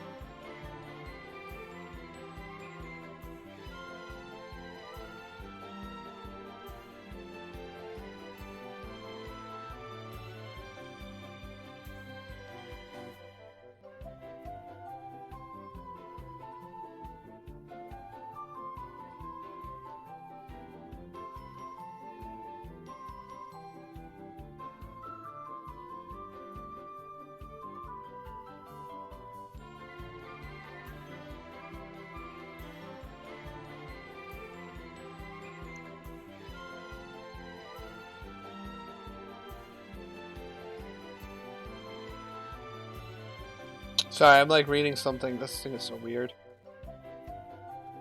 Oh no, was I not doing the... I was doing stuff.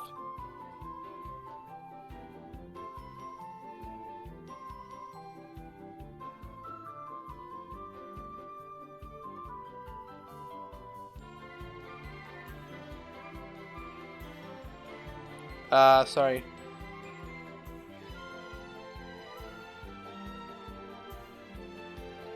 Hope I spelled tanning right.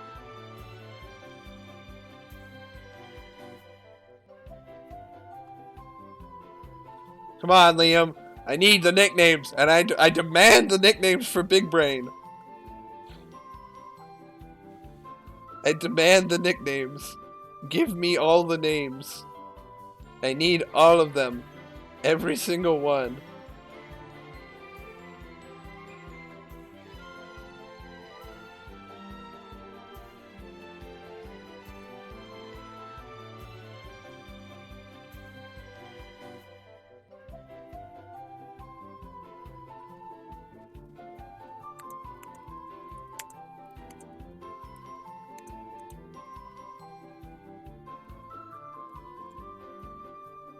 Alright. Pew. It can be bird. That's not a good nickname, though. I can't call a brainfish bird. Doesn't make any sense. You know what? Oh, Alright. Alright. I see how it is, Liam. I see how it is. See, I see what you're putting down.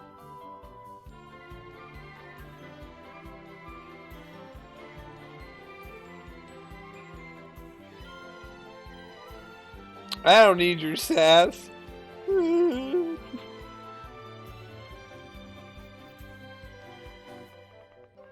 I don't need your sass. I'm a smart boy. I know what I'm doing. I keep getting these skeevy looks from this one dude. Ew. Hey, buddy, you want to buy a watch? Oh, you got a Pokepod already? Look, don't tell the Rangers I'm here, okay? Have a nice day.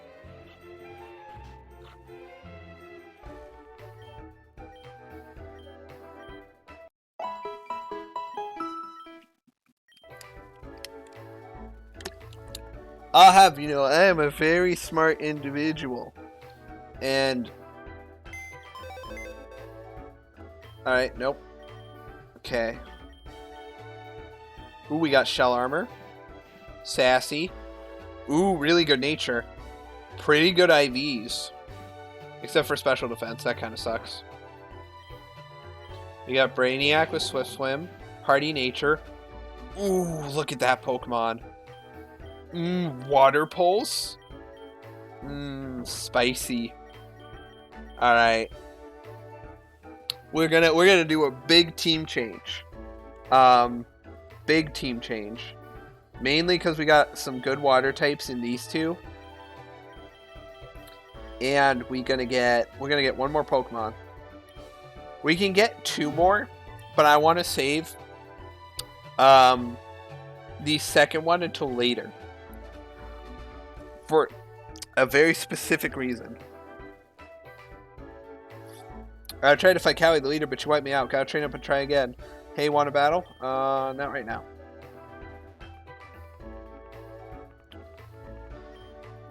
Are you gonna battle the gym leader? She's tougher than she looks. Her Pokemon aren't all water type either, so don't go in with electric Pokemon and expect to sweep. Hint, she has something to counter electric types. They say specifically don't bring in electric types. So she has something to counter electric types. Alright.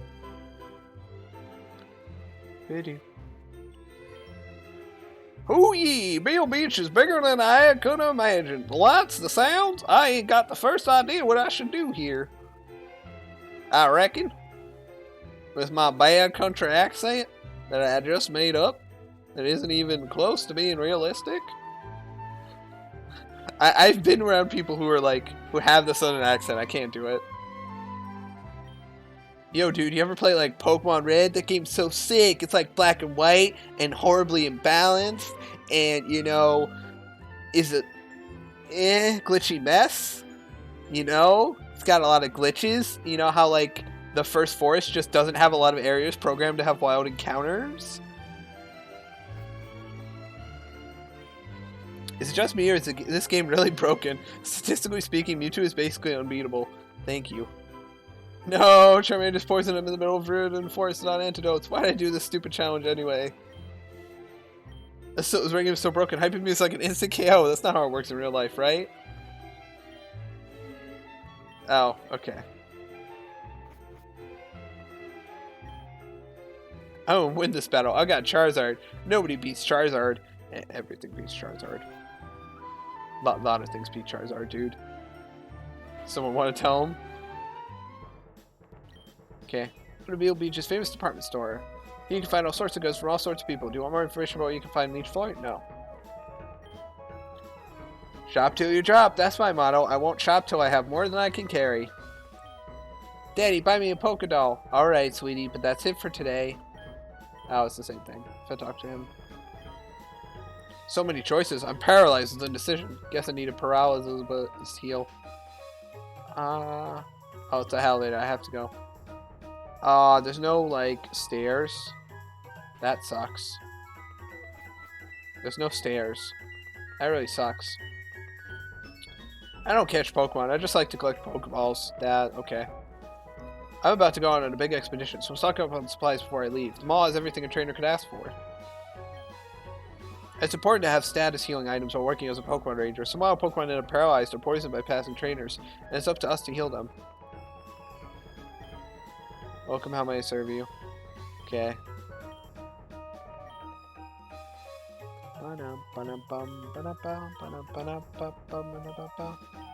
I'll buy a couple... You know what? I'll buy a couple Great Balls. I'll buy 6.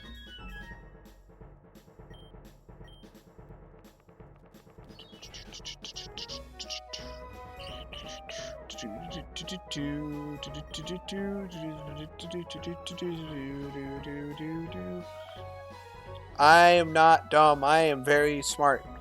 I am so smart because I do big brain things.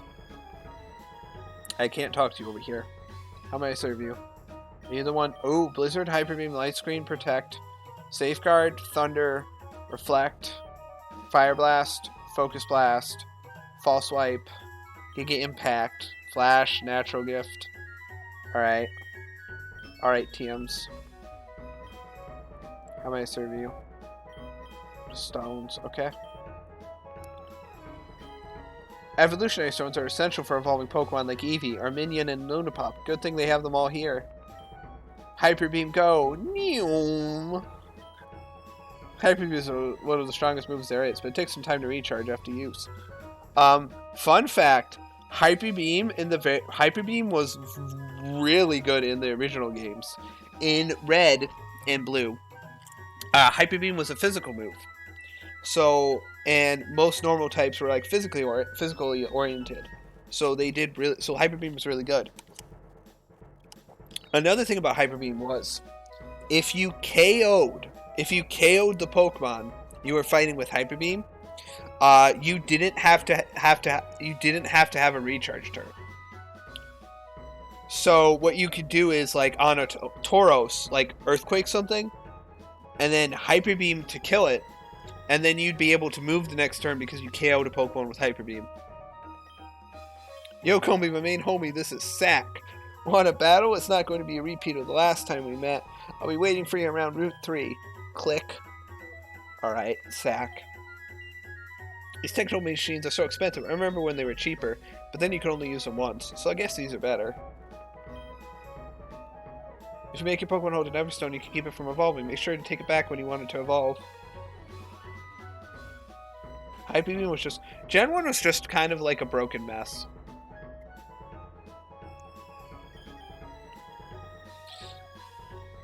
I was looking up on Smogon, like, Gen 1, and, like, Gen 1 is so weird.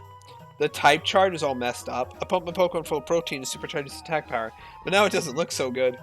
Maybe because you gave it steroids. I like to power through my battles, that's why I use X items. We're not going to use X items this run. Because we're not nerds. We don't need them. We don't need X items where we're going.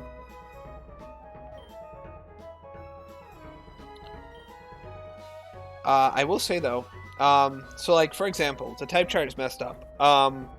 Fire did not resist ice. So if you're fire flying, you were still weak to ice. Psychic was immune to Ghost in Gen 1. It didn't really matter because the only Ghost type move was Lick, but still. The special stores up on this level. They're stock changes every day, but they're closed on weekends. Sure is nice to take a break from all that furious bargain hunting. What do you have today? Rarity shop where we have different items, let's talk every day. Max Ether, Dust Stone, Metal Coat, Metal Link, Sight. I could buy a Dust Stone. I already have one, right? I could buy a Metal Coat, but I don't think I need it. Anyway, type chart.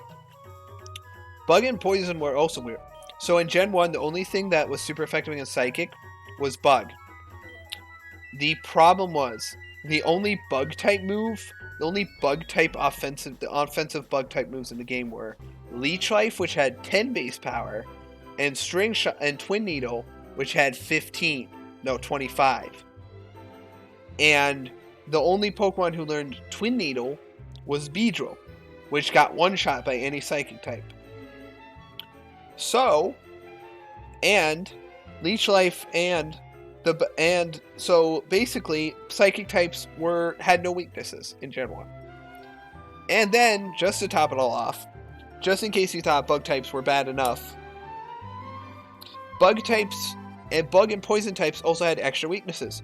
Bug was weak to Poison, and Poison was weak to Bug. I don't know why they did that, but they did. So Grass Poison types were quad weak to Bug. That child has so much energy, hopefully he will tire himself out soon.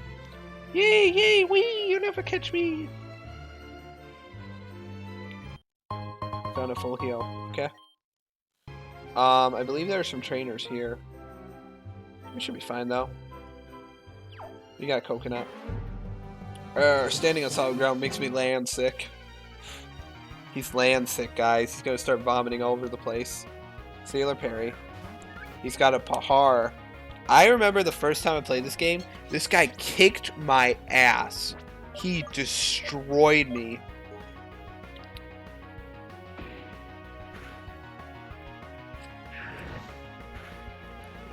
I think we one-shot, right? No, we don't. Quick attack should kill, though.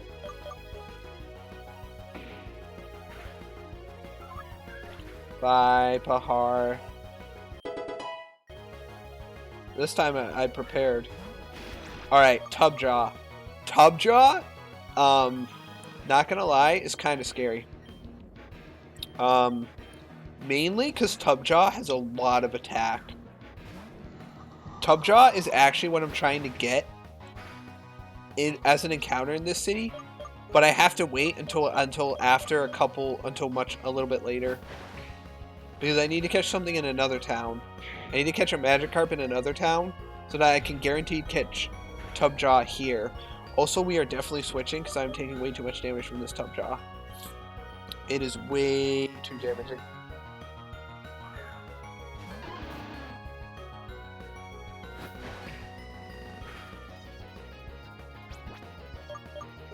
Alright. Return will do the most. So it bites.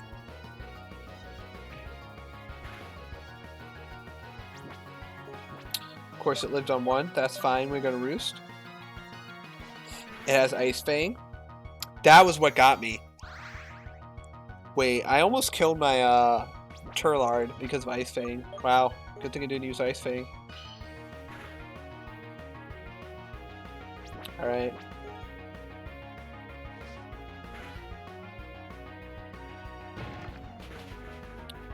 Alright.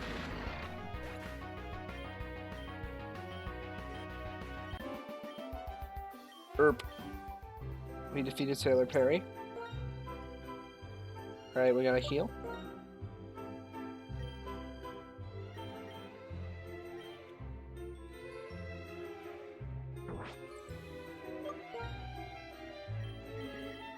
Anyone else in the chat other than Liam have played Uranium before?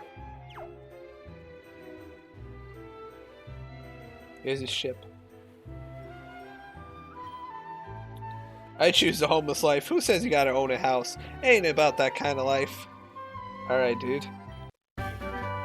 Thief. TM46 contains Thief. Woo! I believe that's a double battle up there. Found a sharp beak. That'd be kind of useful. Might own enough and find shiny objects and bring this to me. This one is good luck. Why don't you have it? Amulet coin, that's really good. Hope that amulet coin brings you good fortune. We're gonna give that amulet coin to...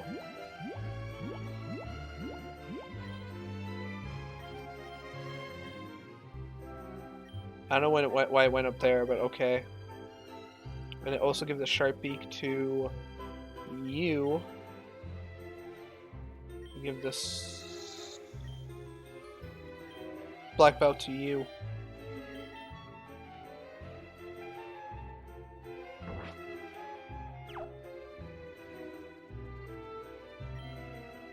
Hey you just intruded on our secret hideout. We're gonna punish you. I'm gonna get beat up. Go cripple Tim and Tress. Kokoran and Falunga.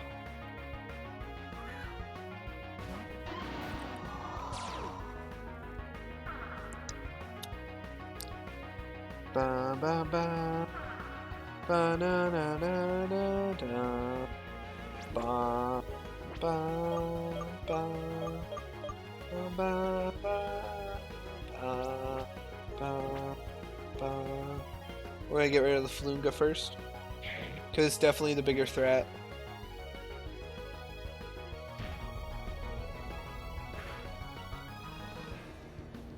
Ba-no, ba-no, ba-no, ba-no, ba-no, ba-no, ba-no, ba-no, ba-no,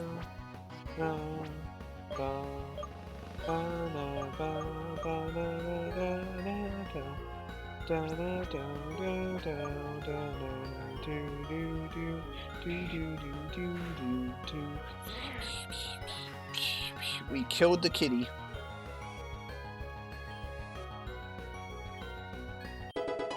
Coconut is level 22. Nice. Crab Hammer, that's a good move. Wait, don't I level up now? Or is it 24? I might be thinking of 24. I said level up like it's not evolution. Okay. Both of us are trapped in Sand Tomb. That sucks.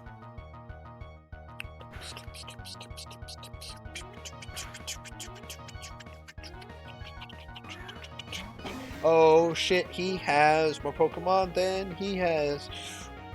He has more Pokemon than 2. Oh shit, I might have made a mistake. Oh no.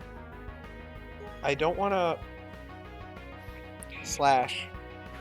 Kill maybe? Unless I get a crit. Nah. Ooh, curse. That's a little bit scary. A little bit scary.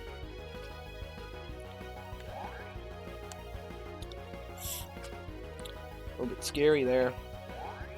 Ooh, they're boosting up. They're boosting up. Bow, bow, bow, bow,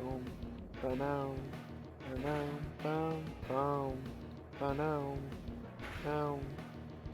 Holy shit. We did like nothing there. Snaky might die. I'm being like straight serious here. Snaky might die and I can't really do anything about it.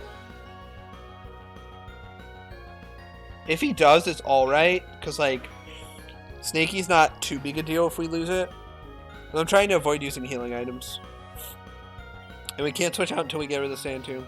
Oh, we're fine. That's going to do, like, nothing. Yep. Metal Claw and Snaky might have killed it. But now we shouldn't be affected by Sand Tomb. Alright, Cast Snail. I feel like I double switch. I feel like I switch into Jennifer and Yowman. I think that's a smart decision. Yeah, that's a smart decision.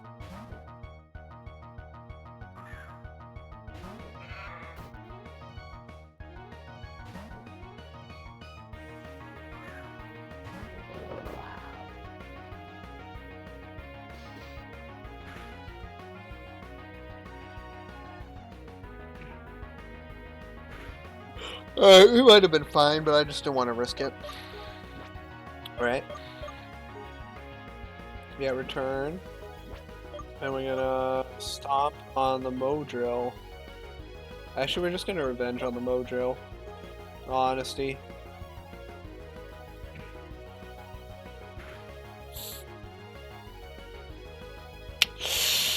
Alright. Alright, it's raining now. That kind of sucks.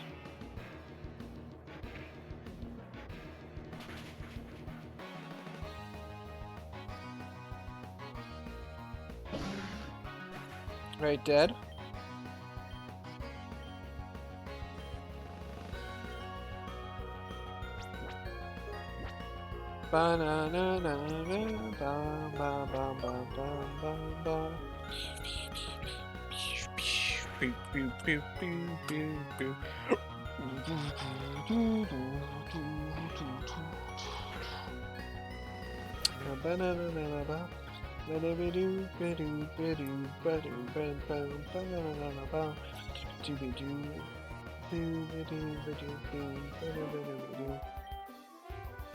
You cheated, my team!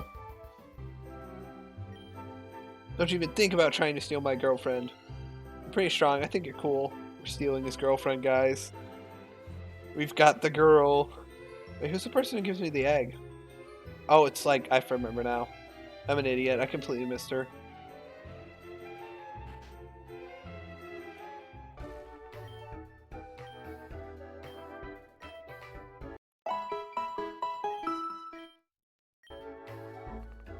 Alright, I gotta deposit a Pokemon in the box real quick.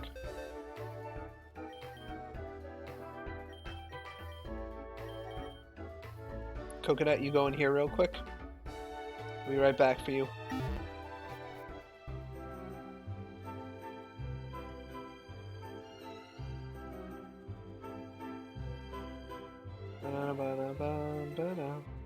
Hey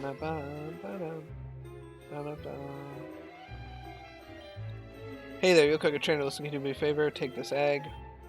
Yeah, sure, I'll take an egg. It doesn't have to show me. Alright, we got an egg now, guys.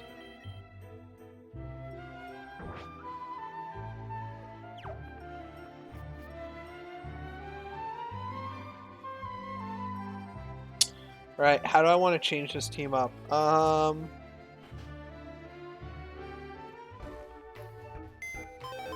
this next gym is a water gym. So how do I want to change this team?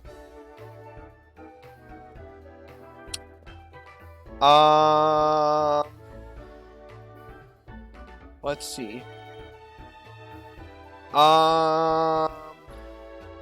Team building time. I think we keep Diane. I think we keep a lot of this, but we just switch out some Pokemon that would be better for this gym than others. I think we definitely switch out Snaky, because Snaky doesn't really do much for the team. And if we would definitely switch out Snaky. Grace or Brainiac? Both are good. Both are pretty good. Sucks, because I like both of them. It sucks because I like both of them and want to use both of them, but I also want to use the Pokemon I have in my current party, you know? Because Jennifer's really good, Yamaman's really good, Willow's really good, Diane's really good. The egg is going to be a grass electric type, which is going to be really good for the next gym. I don't know what to do. I like have ideas, but like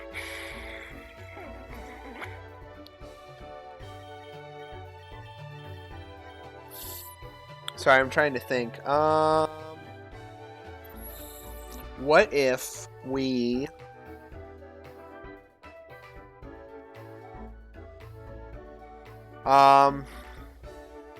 what if we put... Well, here's the thing, right? Diane evolves at 42, right? So let me see what the level caps are coming up, and let me see something. Uranium.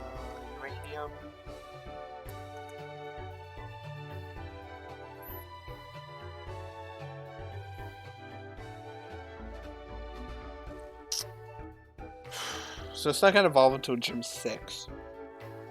And by that point, it's going to start being kind of mediocre. It's not going to help in Gym 4, and it's really not going to help in Gym 5.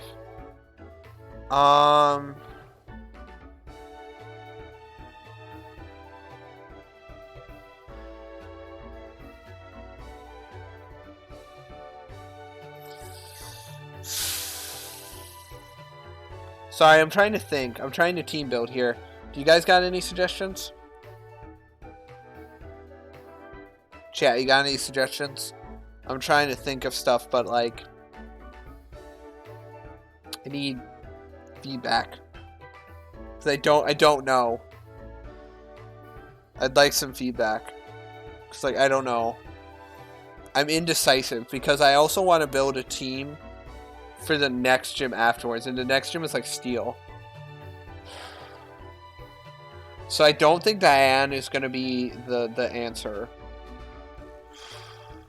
So I think here's what I do. I deposit Diane, right? I take the amulet coin. I love Diane though, so we're gonna use Diane later. We're gonna deposit Diane, and we're gonna leave these three with the egg, and we're gonna grab Grace or Water Psychic or Water Ground. Water Ground is the better typing by far. Right? Yeah, but sorry, I'm being so indecisive. I should just make a goddamn decision. I'm like, ree! I'm just like reeing internally.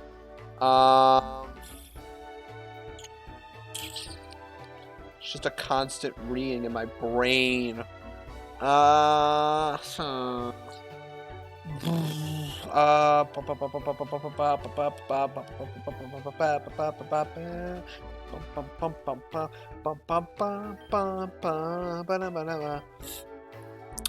We can add coconut might be good. I don't want. You know what? Let's add coconut, and then let's add. Because I had the answer to grass types. It's willow. Willow basically just counters all grass types, right? It's fire flying. Unless it's grass water. And I want to use the both of you. But I don't want to give up my dark, this thing, because it's Moxie. And this is just Guts, which is going to be really fucking useful. I guess...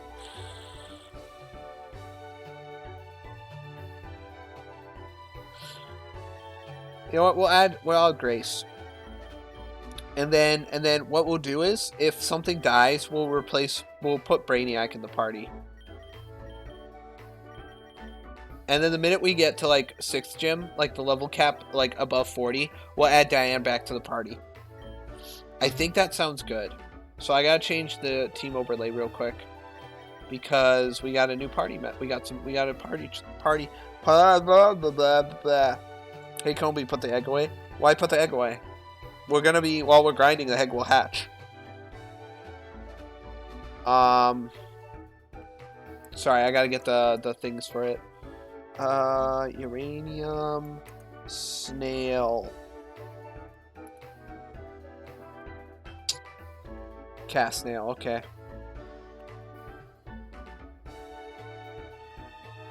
Oh, that image is cute. I like cast snail's image on the wiki, it's super cute. It's like giving me them eyes.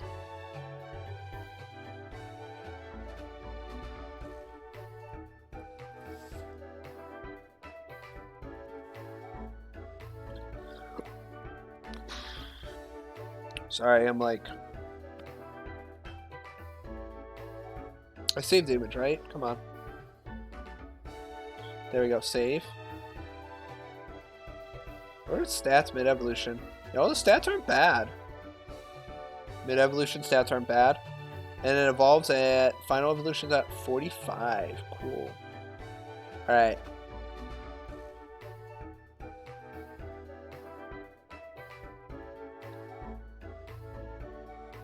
I gotta change the overlay quickly. We replace Diane with snail. We replace this with an egg.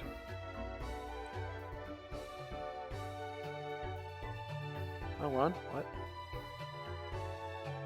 Wrong one. There we go. When I replace this with the egg, when it hatches, which I know what it hatches into, so I've played the game, but we're gonna hide it and leave it as a surprise for you guys. That's actually the wrong Pokemon. Wow, I don't remember what it actually is.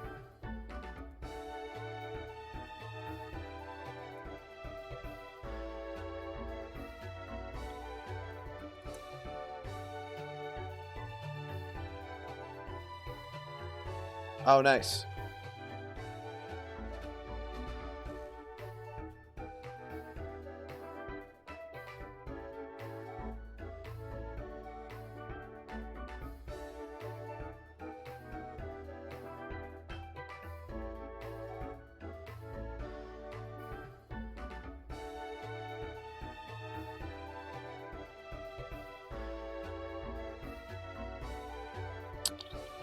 Ooh, his moveset is really good. Okay.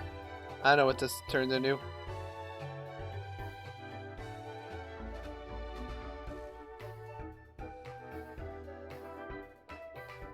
Okay. Sorry, I'm just grabbing images. So we got the team. We got Grace. We got Coconuts. We've got Egg. The dream team. We don't have a lucky egg, though. You know, actually, I got a good idea. We can get the bike. Which means we can go on an adventure. And that'll hatch the Pokemon eggs super quick.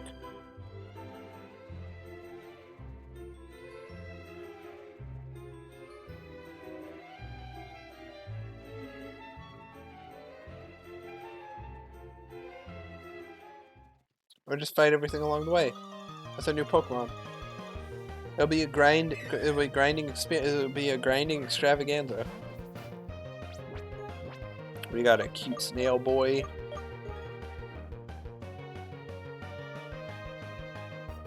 Look at Grace. Grace is so cute. It's just it's like a snail wearing a bucket. All right, fuck you too, Corsola. I understand perfectly.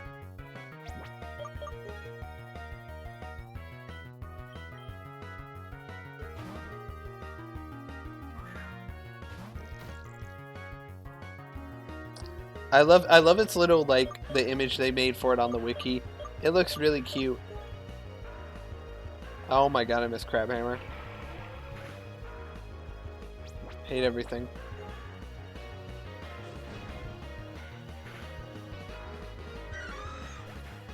Alright.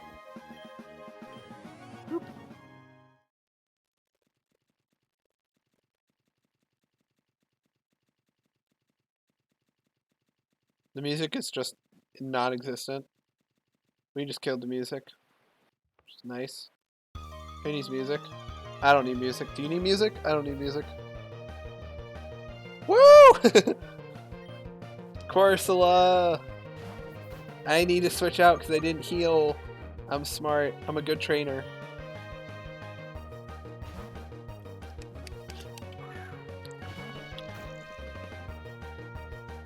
Water gun.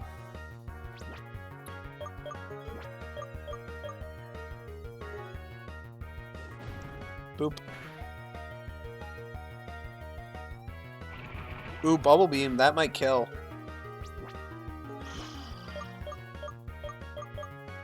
I can't risk on a move that could miss.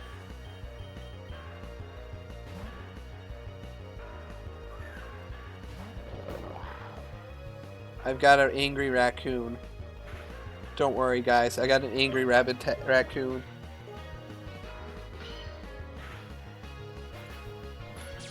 Killed it. Nice. Moxie. 27, 109, 27. Alright, we're gonna heal. Boop, boop, boop, boop, boop. Actually, we're gonna teach some TMs.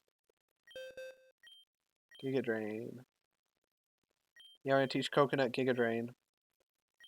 Even though it won't do much, it'll get rid of those water types that are bothering him. Get rid of Sand Attack.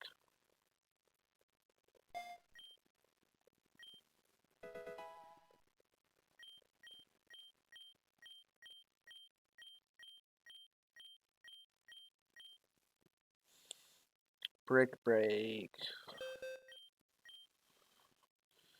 I'll teach you to my snail. It has lots of hands. You actually teach it to Coconut.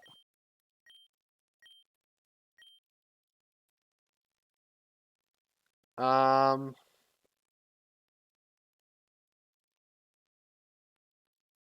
actually does more than Sand Tomb even when super effective. Coconut doesn't learn stab moves. It's funny. I healed them both, right? No, I did not. There you go. I'm gonna use my super potions. Okay.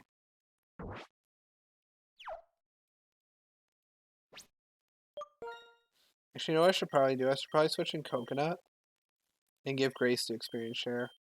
That makes more sense. No, I don't want to take anything from you. I want to give you stuff. I have no clue why the game is not playing music. It's really weird. But now you just get to hear the soothing sounds of my voice. Yes.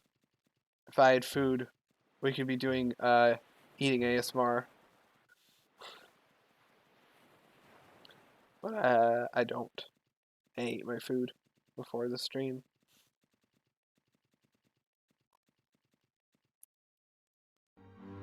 There we go.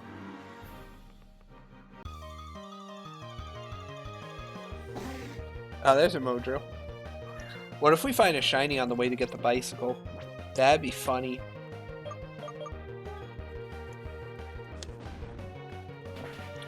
That'd be pretty funny, wouldn't you say?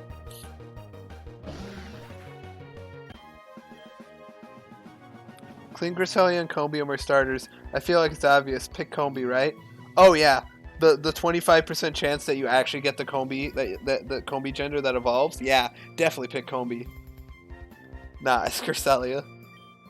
It's legitimately though pick Cresselia. That's the best one by far.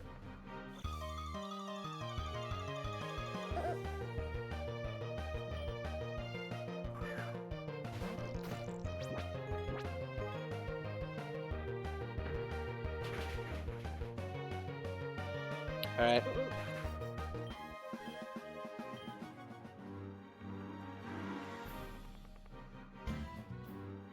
Alright.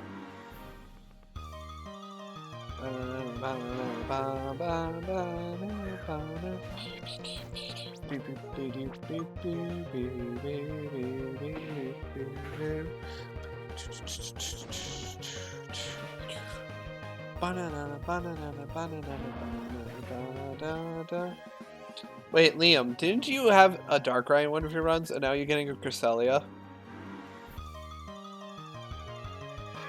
That's kind of funny.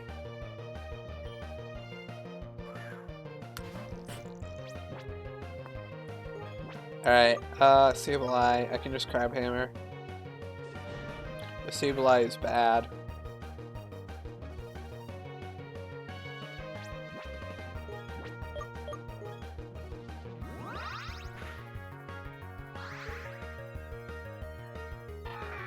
Alright.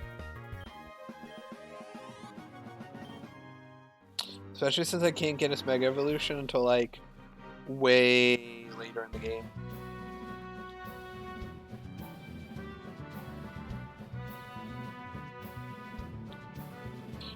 Beep, beep, beep, boom.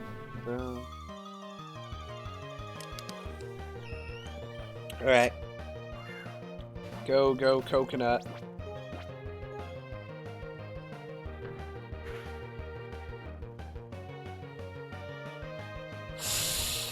Ah, that's fine. Coconut is a beast.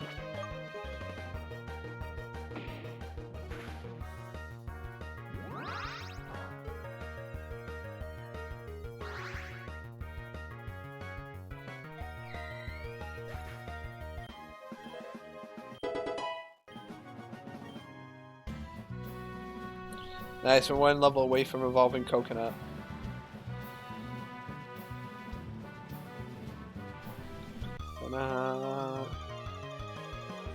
Animate Cresselia with 0 HP IVs. Let's go, boys! Only the best.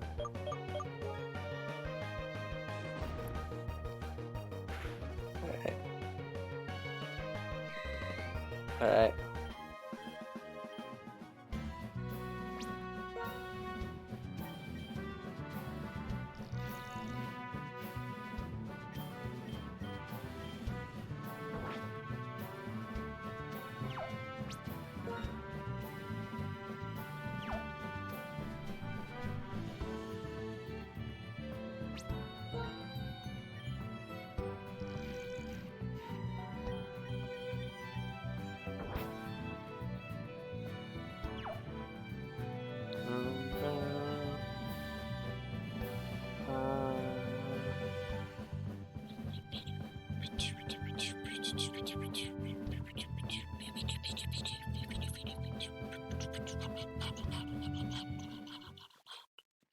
Alright, come on.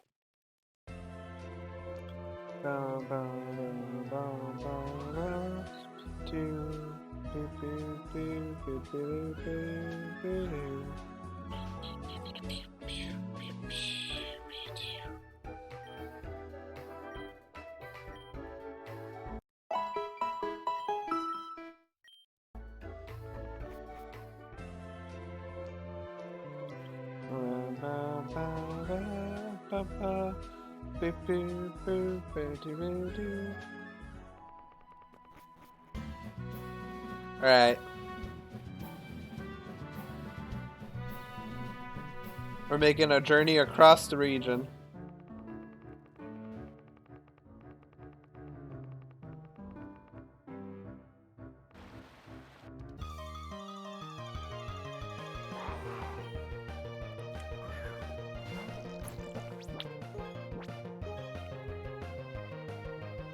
We missed. Ooh.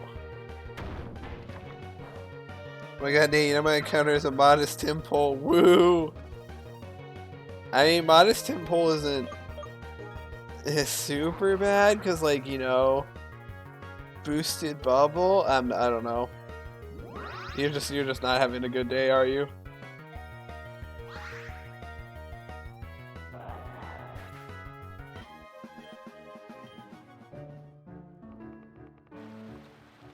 I haven't gotten anything with super terrible natures yet in Uranium.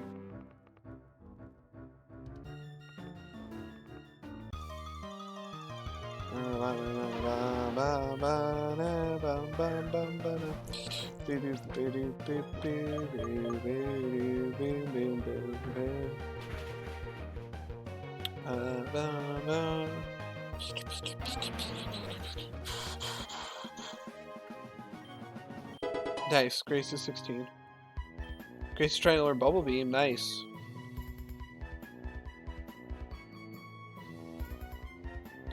Get rid of Mud Sport, it's pretty useless.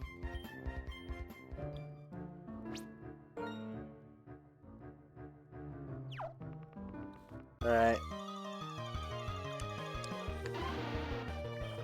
Now the reason why I'm going all the way back to the bike wheel to get the bike now is because we have like this is the best opportunity to since we have an egg. And we might as well like do it while we have the egg so we can hatch it. Hey, if that makes sense.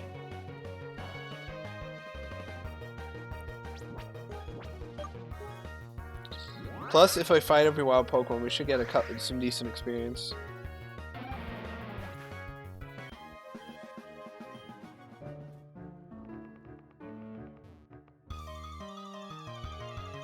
If we could also stop running into wild Pokemon like every 2 fucking seconds, that would be great.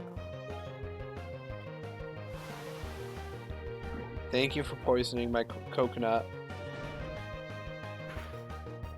I should kill a Tonami. Yeah, Tonami's pretty bad. Defensively. It turns into bulk when it evolves. There we go. I have 15 antidotes.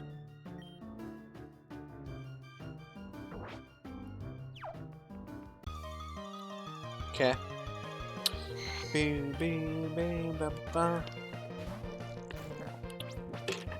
Oh, there goes my bottle of water. Almost, I can't speak. Tripped it over. Alright. Yay, poisoned again. Woo! Woo! Woo woo!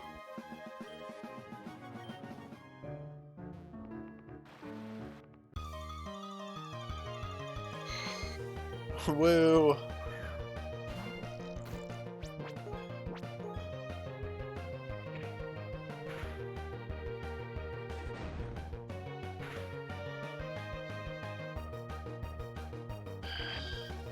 All right.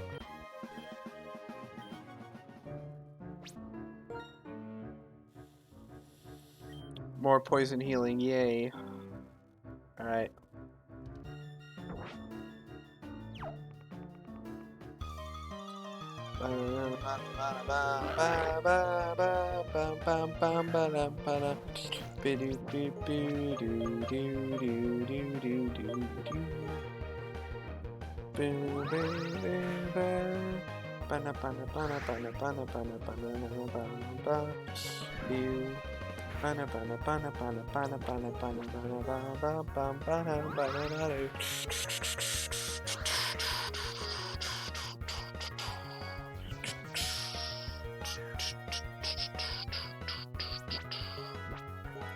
Alright, I'm confused. That sucks. Alright.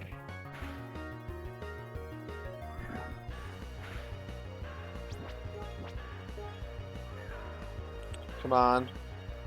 There we go.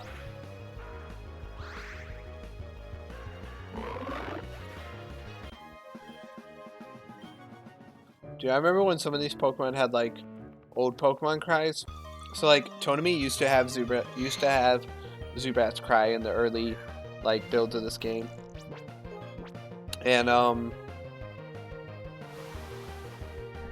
I forget. I think the frog ones, I think they had like tentacles. I think. I might be wrong though.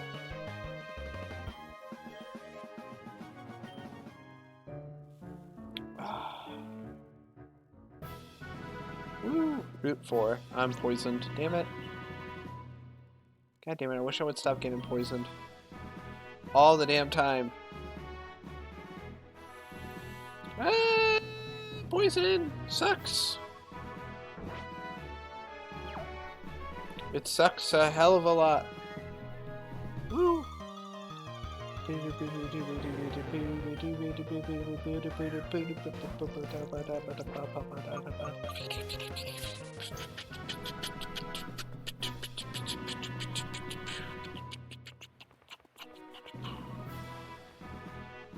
All right.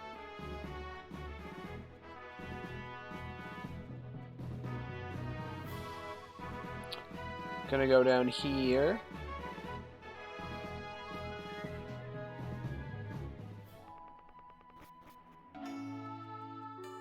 Hello, Burrow Town.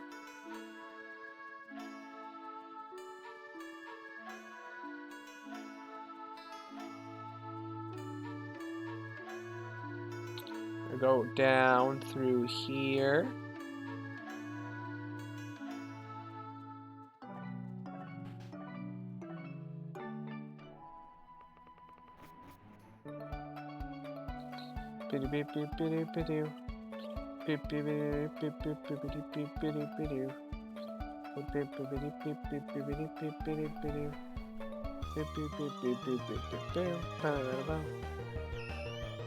That's an Odin level 10. Oh shit, that scared me. My phone silencer is broken, so sometimes my phone vibrates for no reason. And it scared me.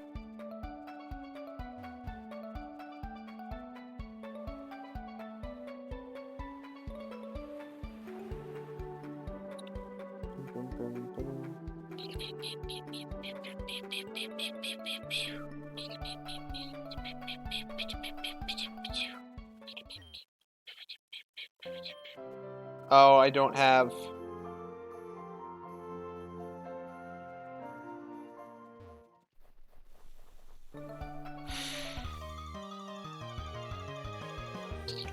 I don't have Rock Smash.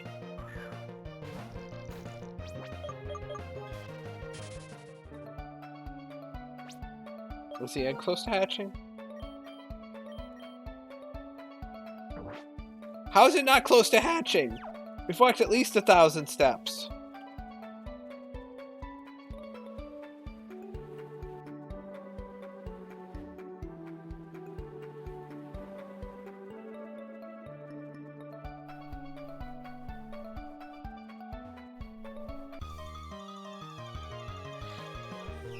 Timid Behemoth, that's pretty good.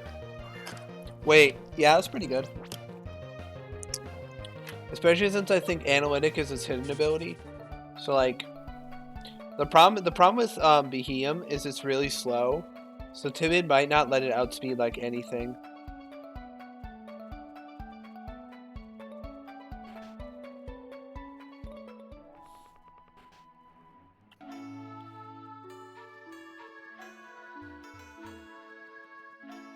Alright.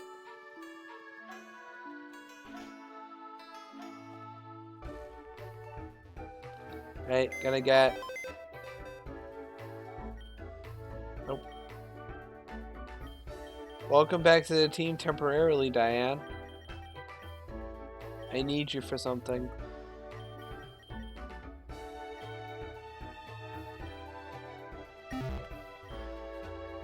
Alright.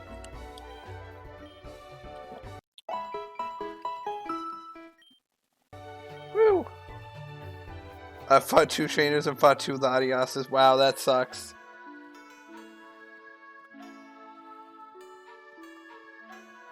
I once fought in the span of 1 stream. I fought 3 Ho-Ohs, like one after the other.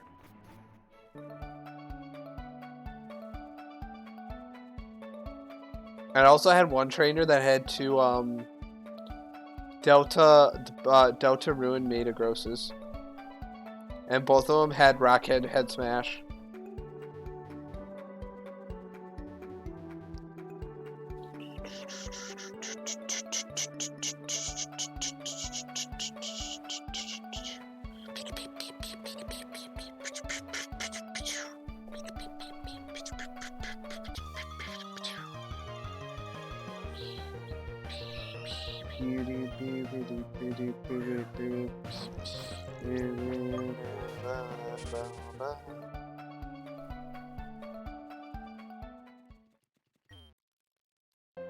Yes, I would like to smash it.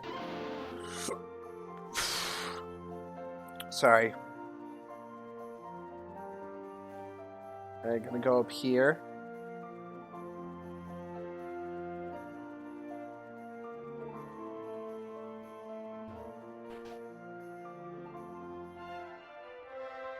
Bambo. Yeah. Judge me. I got a rare candy, nice. But I already have caught 20 Pokemon.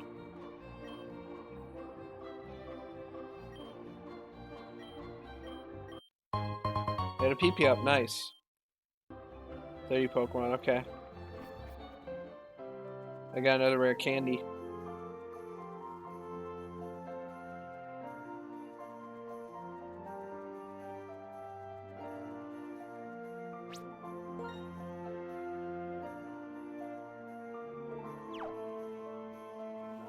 Alright, almost time to get almost at the wheel. Sorry, the bike. Sorry, not the wheel, the bike. Ah, I can't speak.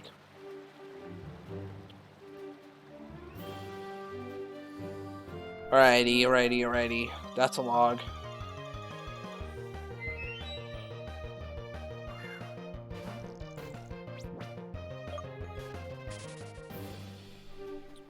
Boo. Boo boo boo boo boo.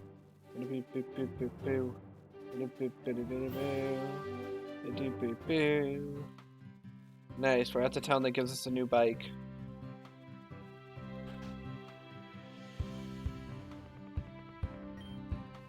Hey kid, you walked in here, which means you need a new bike repaired? Oh, it looks like you have a bike wheel with you. That's what I need to repair this bike. Wait a second. There you go, brand new bicycle for free. You got a bicycle. Ride on it, just use it from your bag. Oh, I'm sorry to hear that, Liam.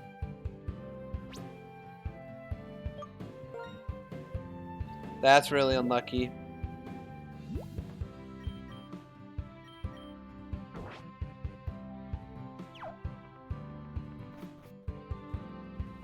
Alright, 5. I'm gonna ride the bicycle. We got the bicycle, ladies and gentlemen. We're smashing rocks. Woo! Alright, we're gonna go over here.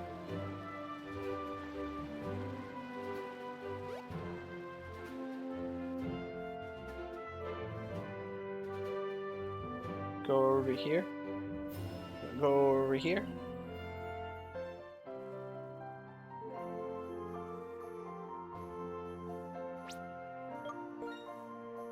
Alright.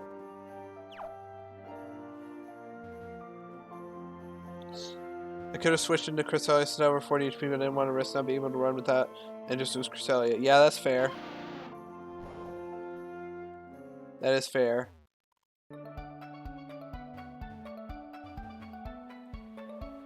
Did you not have any healing items, or were you are you like not allowing yourself to use healing items in battle?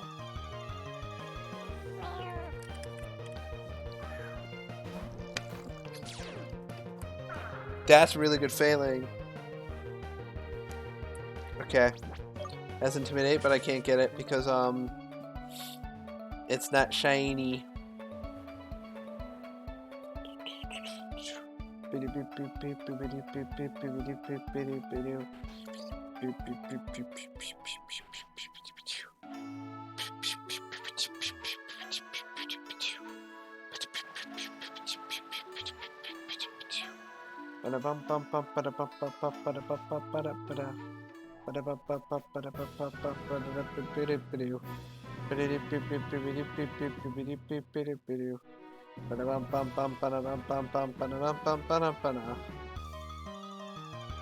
Feels wild, so I tried to run and I only have one potion, fresh water, and a hyper potion. Alright, that's fair.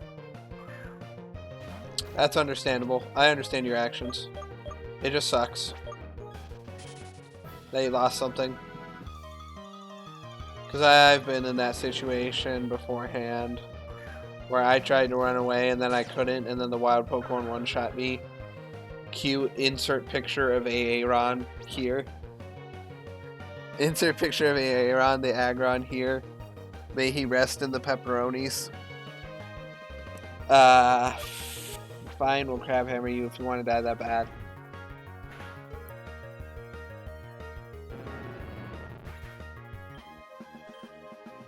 Okay. We're almost back. Sorry for yawning.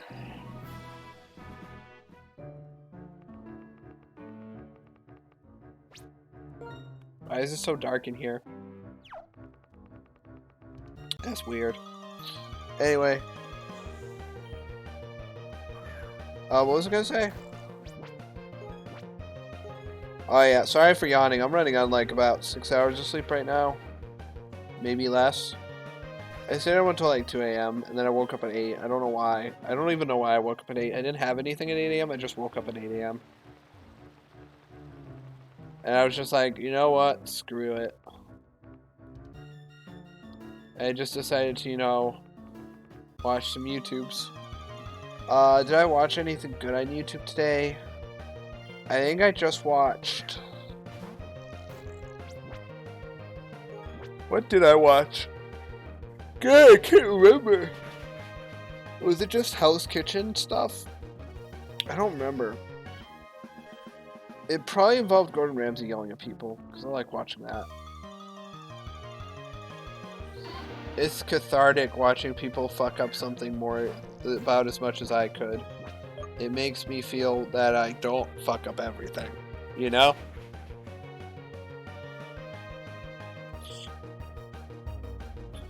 You know, like, you know.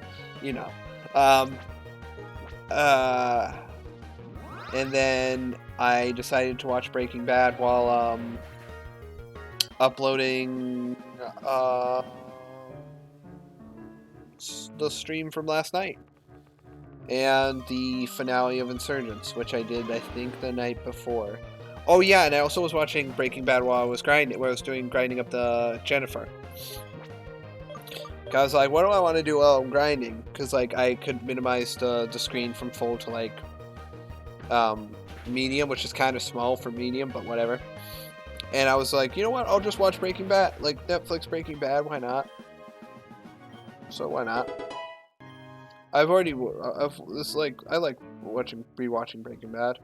I gotta find a new show to watch on Netflix, though. I'm interested in, The Face When Not One Shot. Wait, was something not a one shot? I wasn't paying attention. I've just literally been talking and have multiple mental breakdowns. Imagine playing a Pokemon Nuzlocke but getting yelled at everything you do wrong by Gordon Ramsay. That would be funny. Gordon Ramsay just saying, like, you fucking idiot. That'd be great.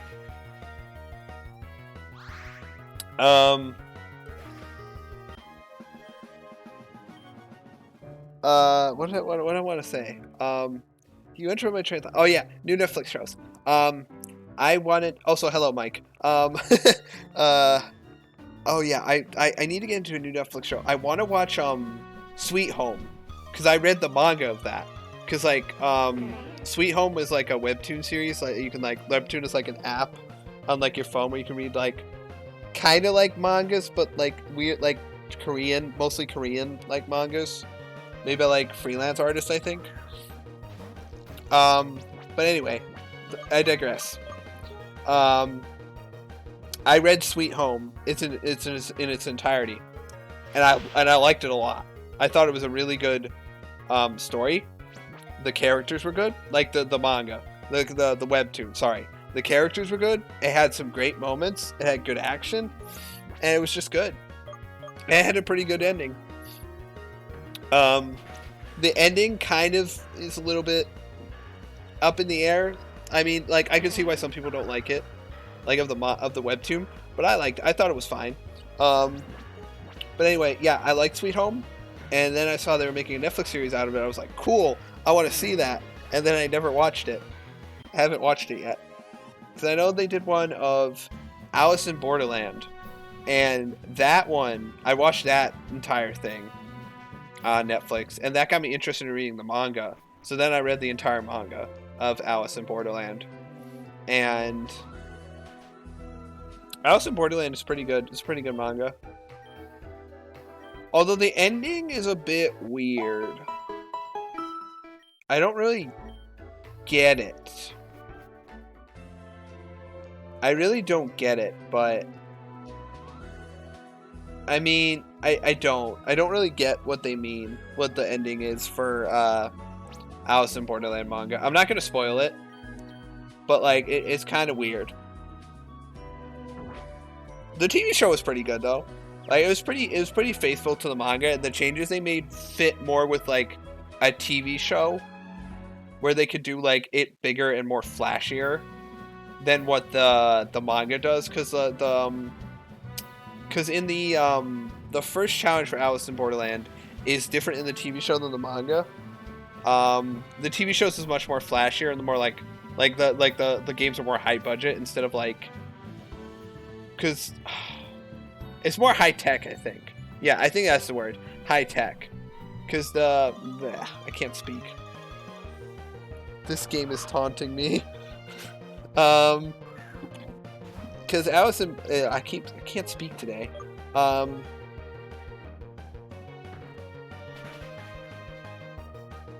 my god, I'm so sorry. That's like the game giving me all the Tyranitrites, but anyway, I keep rambling, but I'm not actually saying anything. Yeah, I liked Alice in Borderland. I thought it was a good adaptation. The changes it made were good, and they actually fit. Like, I believe there was one person that they actually, like, he got more screen time in the show, which I was surprised about because I didn't think that was going to happen.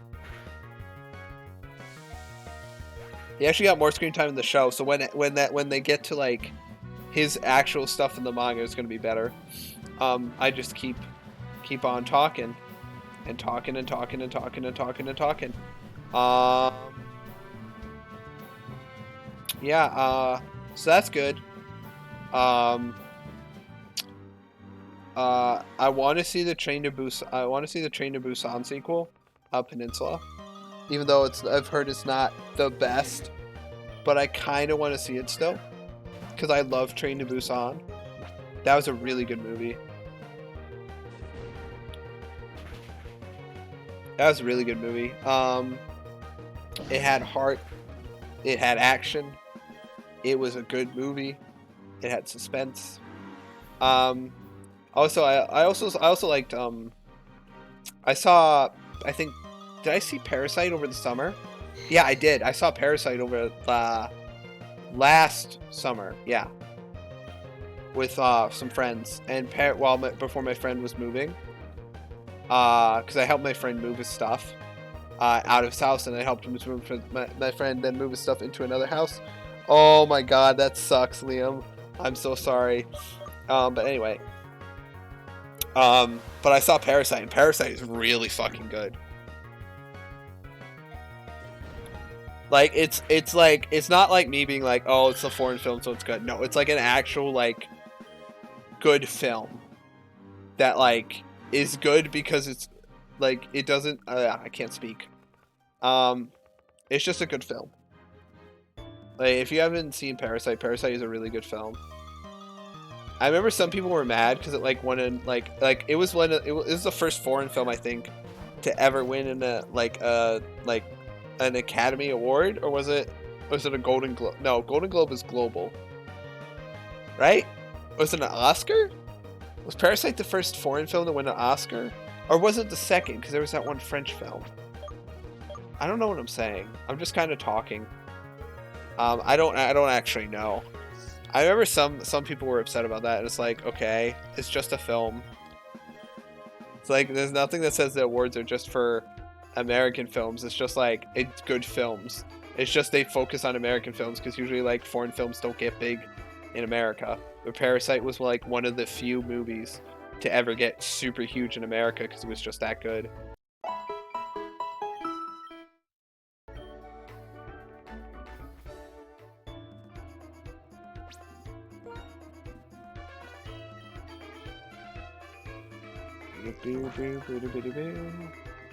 Alright, are you almost done hatching?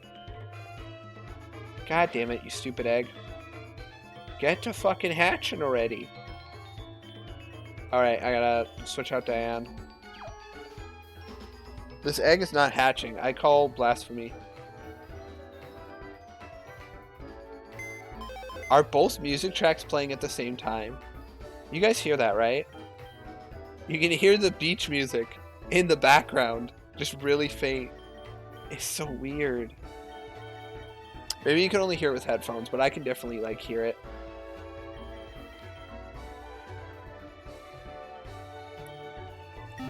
We actually have some pretty good. We actually got some pretty good encounters. Anyway, what was I saying? Yeah. Have any of you guys in chat watched any good movies recently? I have not watched like any movies recently. I'm trying to think of what was the last movie I saw.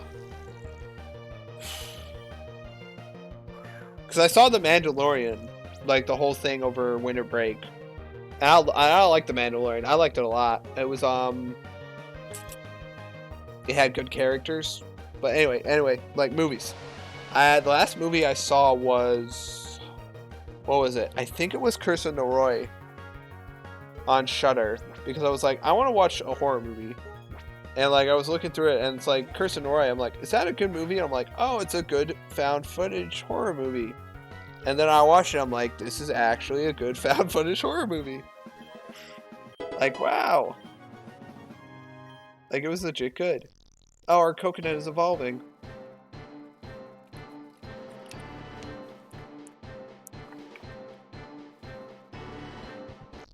Guys, our coconut is a pineapple now. No, HP Fire ain't bad. We got a pineapple now, guys. Say hello to Coconut the pineapple. Coconut the pineapple is here. I switched to overlay. Coconut. Boop.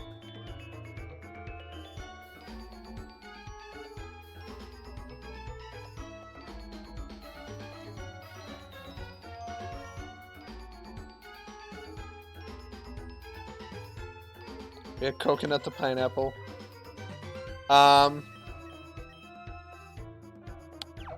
You watch any good movies recently, Mike? If you're in the chat.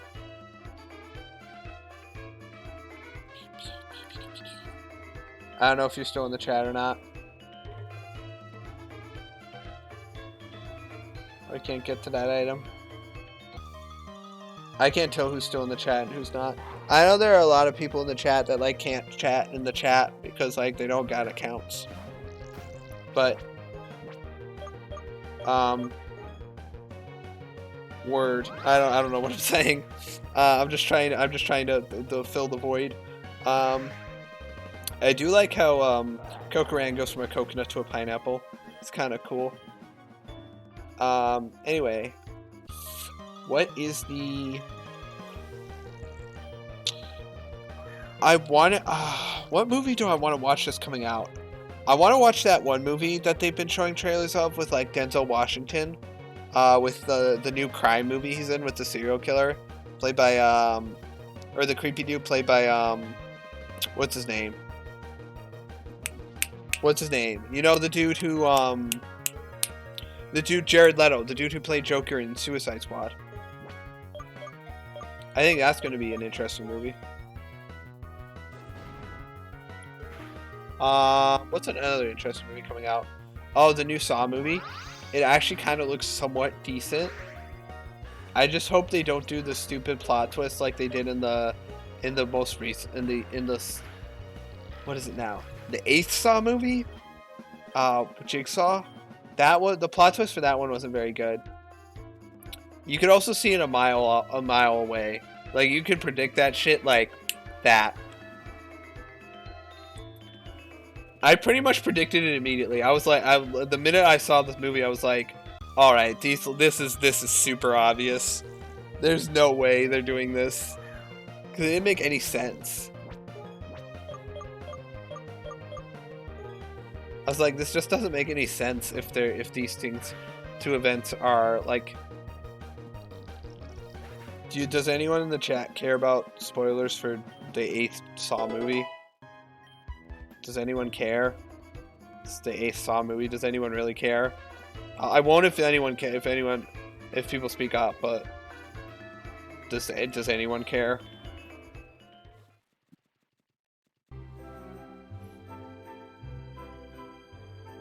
Because the plot twist was pretty obvious.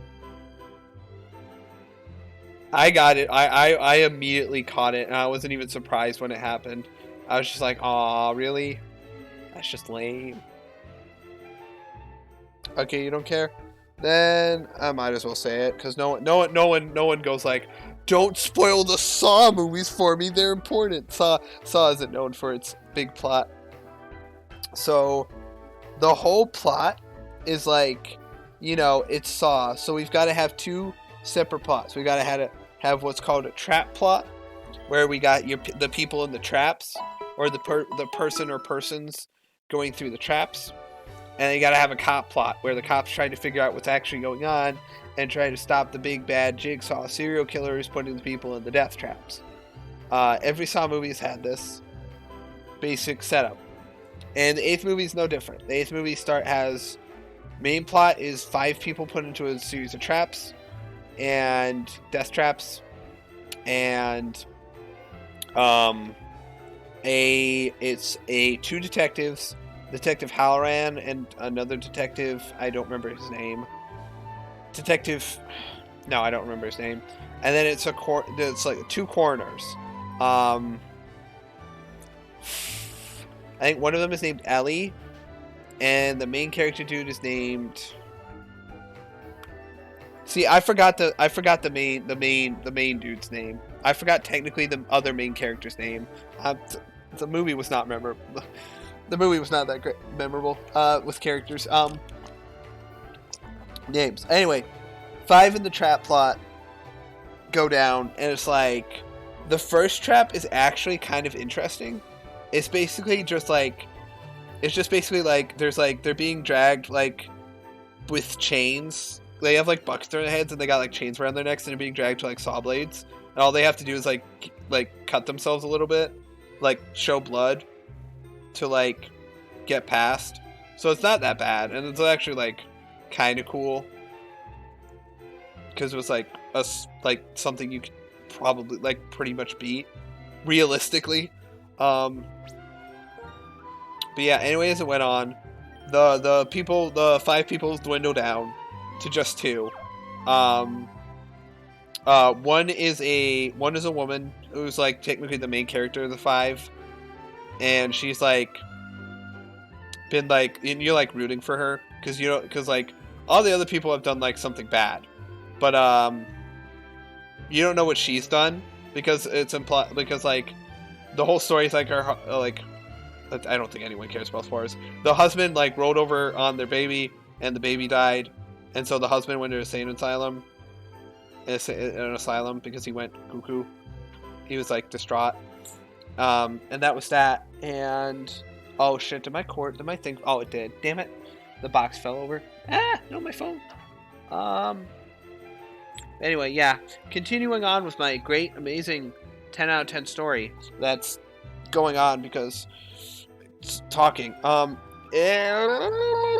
Anyway, and then the other dude is like, he's missing a leg because, you know, he's just missing a leg because of Saw, because he got stuck in a trap of his own volition.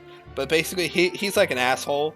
He's like the asshole who doesn't just cares about himself. And apparently, he like went drunk driving and he was just fucking around. He went drunk driving with a bunch of friends. He was fucking around, and he gets hit by like, he falls out of the car, and like because he fell out of the car because he was like holding over the sunroof, I think, or it was a convertible. He like fell out of the car, and because of that, his friend swerved into another oncoming car, and it blew both the cars up, and everybody died in the car crash except him because he was like flew out of the car before the crash happened. And so Jigsaw puts him in trap because of that, and it's like the whole thing is like, and then the whole ending part of the 5-player trap thing, I'm like fucking rambling, was pretty. I think it was pretty cool. It was basically like, I can't talk and play at the same. I'm trying to talk and play at the same time. Basically, I need to go to Pokemon Center. Basically, it was like he basically just gives them a shotgun with 2 shells. Well, basically, it's revealed the main character girl is like a straight, like evil person, like straight evil. She couldn't handle, and like apparently John Kramer, the big bad Jigsaw dude, was her next door neighbor, which is just incredulous. It's just okay. That could be okay. That's somewhat maybe. That's a stretch, but okay. And basically, he somehow overheard that like the baby was crying too much. So main character girl, you know, being the upstanding mother she is, suffocates her own baby, and then frames her husband. You know, the upstanding citizen we are. And then, just to add some little bit of spice to it, just to add a little bit more, you know, hatred on this character, because, you know, just to make you feel bad for liking her, her husband commits suicide in the asylum.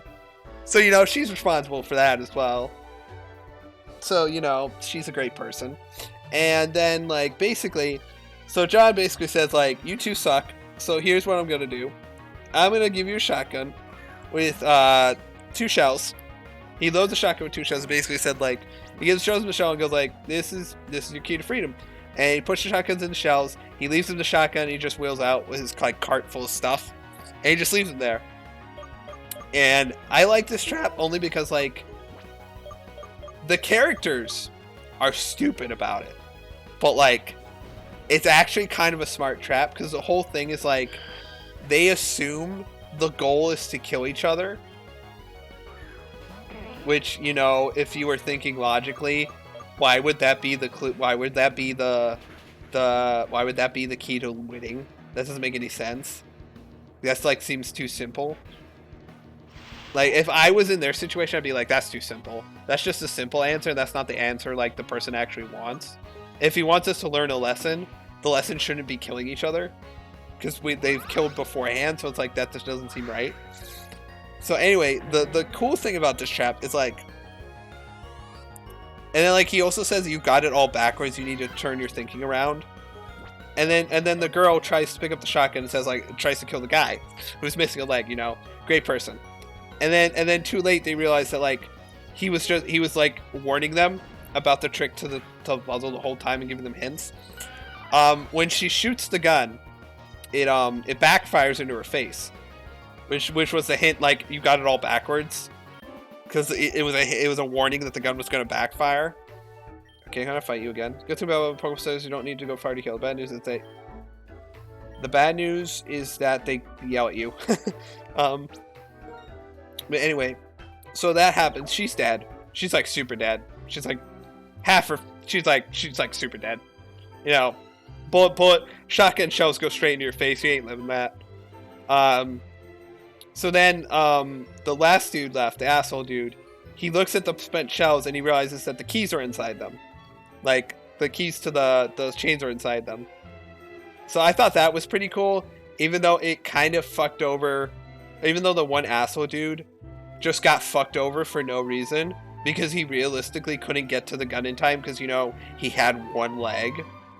So I just felt bad for him because it's like, you know, he really didn't have a chance at winning that part of the puzzle because she wouldn't have listened to him regardless because she would have shot him pretty much regardless because her mind was made up. But that isn't even the big dumb plot twist of the movie. So basically the cop plot, and it seems like the cop plot and the trap plot are happening at the same time, right? And so they, the cop plot eventually gets to the barn where the trap plot is happening. But it looks like it hasn't been used in like years.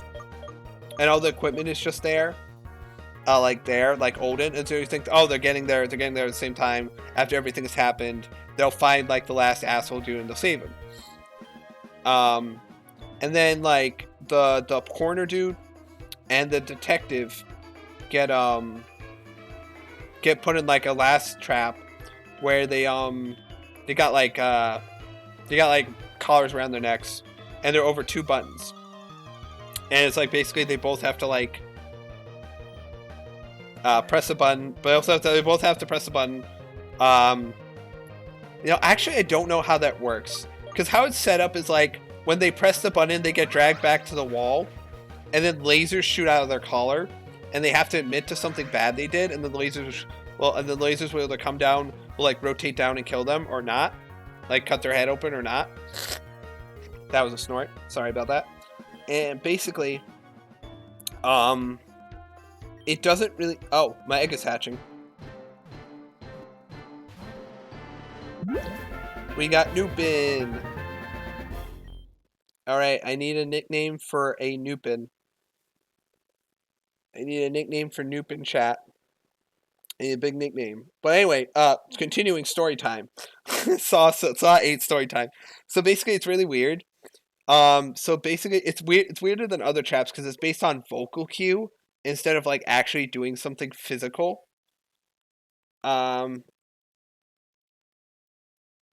But yeah, anyway, continuing on with my story time. Just give me a nickname for Nupin whenever you guys are ready. I am ready for the nicknames.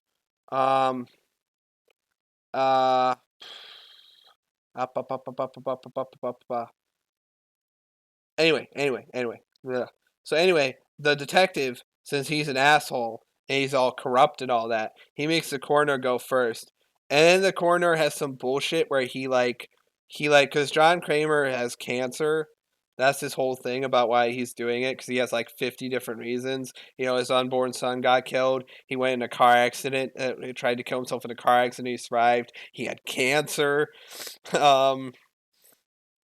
has like a bunch of reasons to do what he did, but like basically he apparently mispronounced. Okay, I'll nickname Nupin. Let's do him.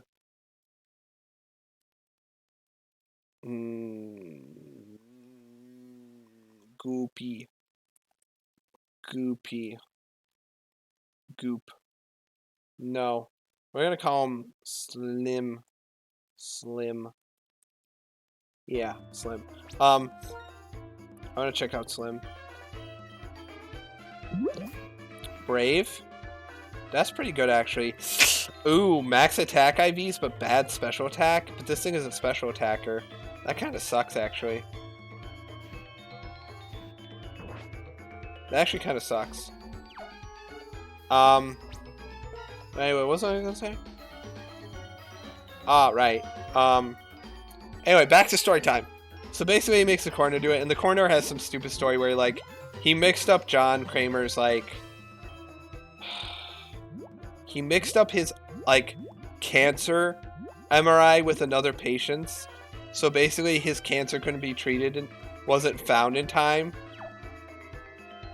So basically John's cancer wasn't found in time and couldn't be treated, so that's why he died of he got the fatal thing of cancer, blah blah blah. And basically I can't speak today. So basically, yeah, that happened. And of course the coroner still gets the lasers through his head and he just starts bleeding all over the place. And then it becomes the detective turns, and he just admits that he's like a corrupt cop and all that. He does a bunch of bad things, you know, how corrupt cops do. And then the lasers just turn off, and he's like, okay, cool. And then he notices that, like, alright, that the lasers are all, like, making scorch marks on the ceiling on his one. But on the coroner side, there's no scorch marks. And then a big plot twist is the coroner. He's the big bad jigsaw person, apprentice, this thing. And the first draft game with the 5 people was like super long ago. Just ignore the fact that like there were high definition televisions in the 5-man trap plot that was supposedly taking place in the early 2000s. Because, you know, the first few Saw movies took place in the early 2000s. And it was supposed to be the very first trap thingy Jigsaw ever did. So, you know, doesn't make any logical sense, but whatever. It's whatever. You just roll with it. And then,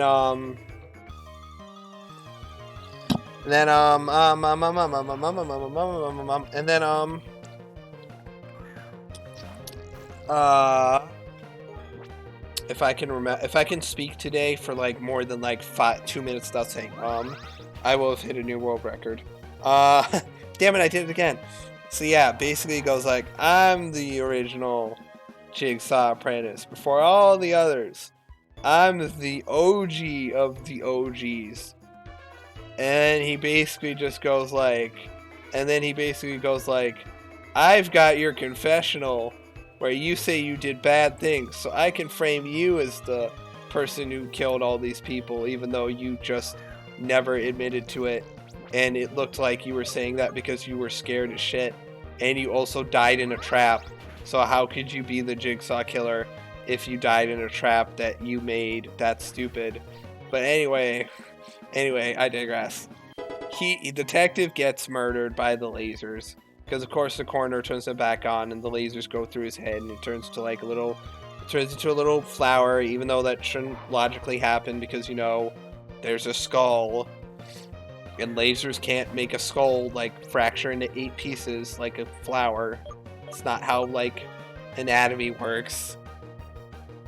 You know, that's not how anatomy works. That's... Slant Slash, what the fuck is this? The new OP Smogon shit. Don't you know on Smogon that like, modest Sand Slash is, like, Ubers? Actually, it's anything goes. It was too broken. It's up the light. It's actually more broken than Mega Rayquaza. Anyway, yeah. So anyway, that was really fun. So yeah, that was Saw 8. I mean, I liked it looking like an actual movie instead of Saw 7, which looked like an absolute train wreck. You know, pink blood. Just like a miserable movie experience for everyone. I did not like Saw 7. Saw 7 was just like, it was pink blood. It was like, you just didn't care about any of the fucking characters. Because it's just like, all of them sucked. The main character was an asshole. The main character in Saw 7 was some asshole, like, author. Who, like, got rich off of faking, like, him actually being in a trap. And, you know, instead of him being punished, right? The main goal is to save his wife, who is innocent, from being burned alive. So, you know, that's a lot of fun. And, you know, of course, since it's a Saw movie, he doesn't succeed. So you get to watch her burn alive, which, you know, is a lot of fun. That's what I like to see in my movies, just, you know, depression shit without any reason or any, like, good cause. Because, like, I'm fine with, like, having a sad, like a sad dark ending, as long as it, like, feels earned, you know? Like I always bring it back to, I'll always bring it back to, is that spoilers of a manga that's super old?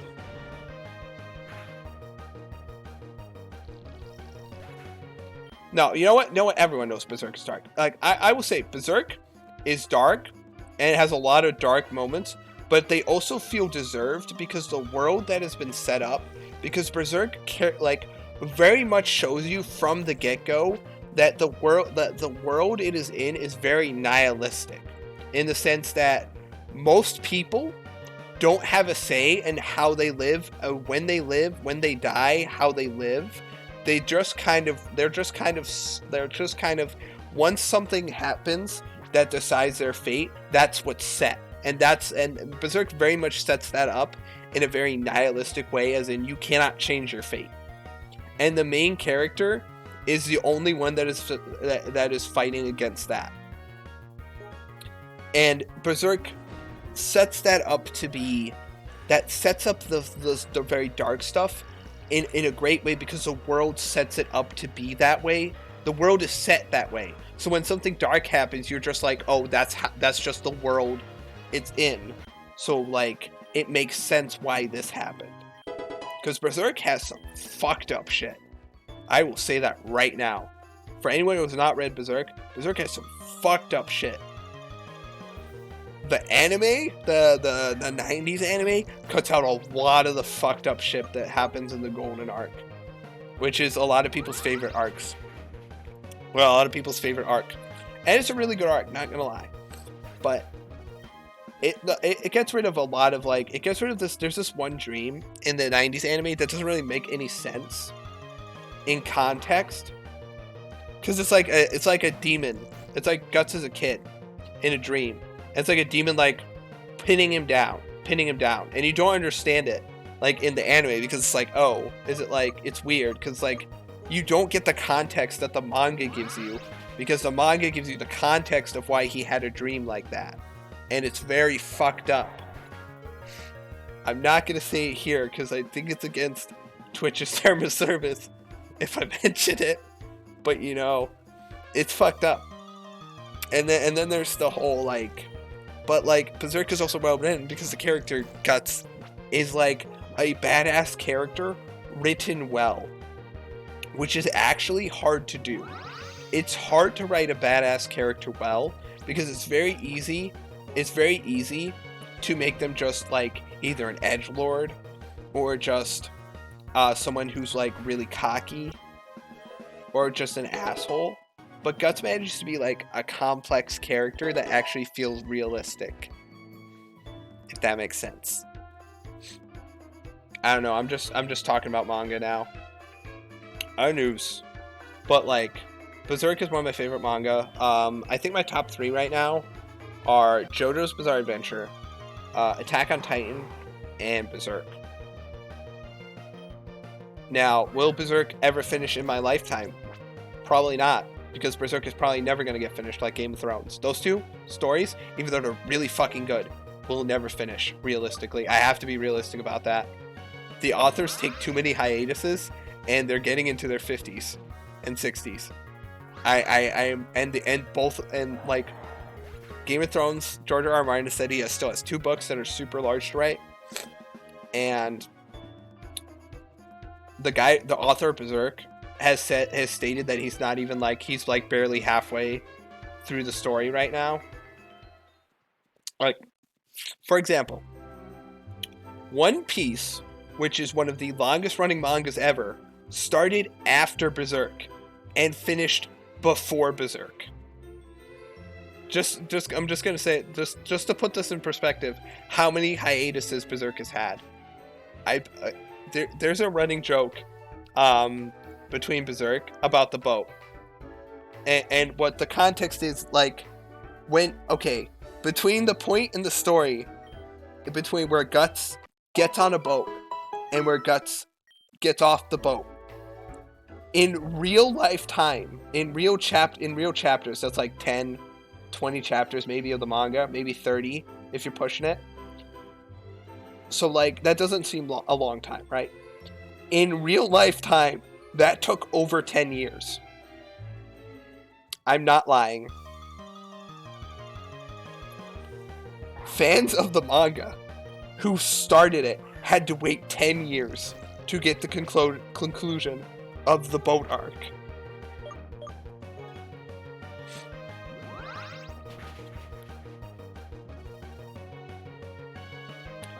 It is kind of nutty. And in the time that I have read it, there have probably been a few chapters. There's only been like, I'd say like maybe 10 in the 3 or 4 years since I started reading it. New ones, which isn't very good. And then Attack on Titan is really good. Although that's ending. That's pretty much almost done with. Which is kind of sad because I like Attack on Titan. And then JoJo's Bizarre Adventure is just really good. Although I haven't caught up to JoJolion in a while. Last one I read was like 103. Chapter 103 of JoJolion. Which is the newest JoJo. I love JoJo's Bizarre Adventure. It's so wacky. It's just so out there that like it's so influential and so out there that I can't help but love it.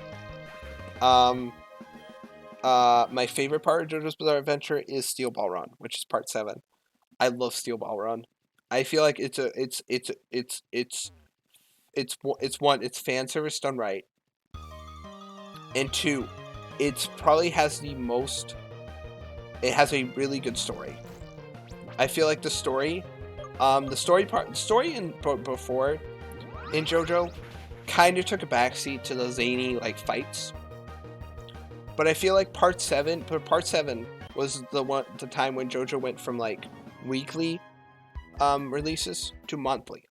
And I feel like that significantly helped the story because he could instead of having every like weekly things where he had to build up suspense and then leave it suspenseful, he could do actually like long-term payoff stories more often because it was monthly, so he didn't have as much restraint in like the plot of each chapter, if that makes sense. So it was much more like slower paced, which helped a lot with the pacing and the story overall. It made for a good story. And plus it allowed for more characters to be like developed, and you could like drop characters like because it's about a transcontinental horse race. So like you could drop characters and have them reasonably come back in reasonable ways and like still care about them because they got enough development in their first few chapters because they were monthly. And it did not make sense. And plus it has the good old, JoJo stand action where you just, and the poses and the quotable memes. And,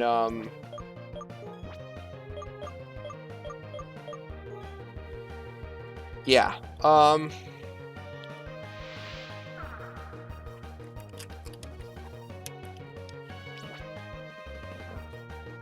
yeah. Anyway, I don't know what to talk about.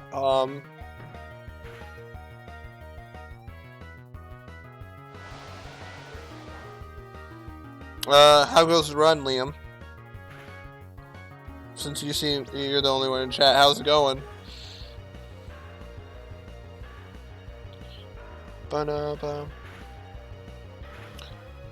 Today and yesterday, chat, it's just been slow streams.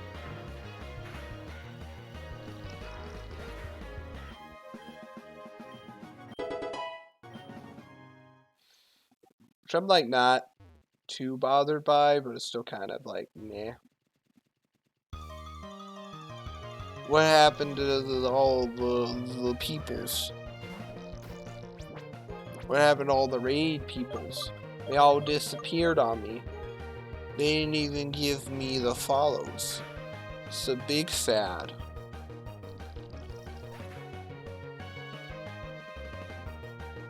I'm sorry to hear that, Liam.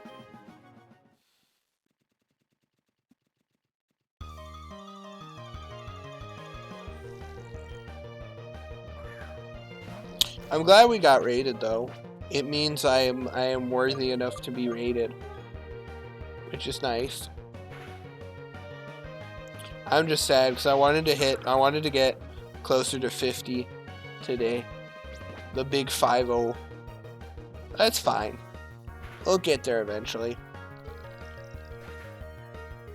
Are you fighting an Arceus? Is it an encounter Arceus, or is it just a normal fight Arceus?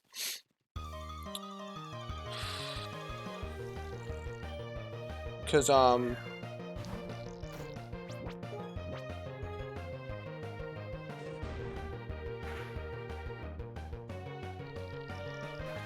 just realized we might not get to Gym 3 today.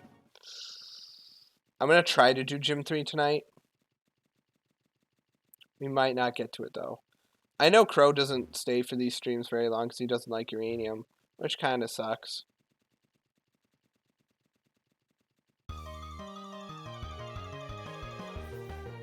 Oh, good luck.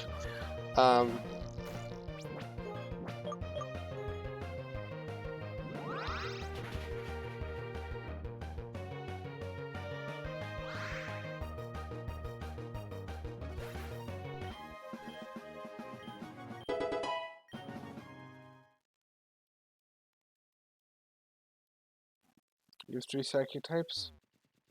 I mean, I guess yes, that would be a problem. As long as you have a counter to them, though, counter for that, you should be fine. I don't know. But anyway, just killing more coconuts. I think that what's my least? Sorry, I'm trying to think of things to say. I've kind of ran out. I can rant for like an hour, but once we start,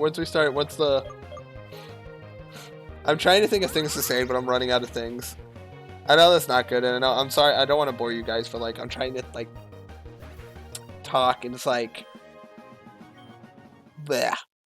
It's like I can only talk about so many things that I've done because I haven't really done much the past few days, except, you know, stream and do some school stuff.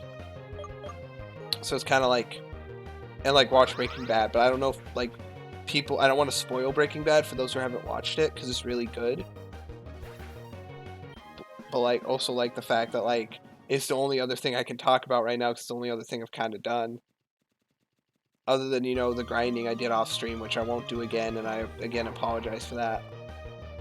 Which is why we're doing this, which is just circling around an island. X's or TM on Sand Slash, so I should be good with them. Okay.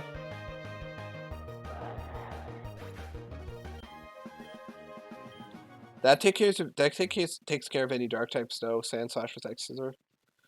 But anyway.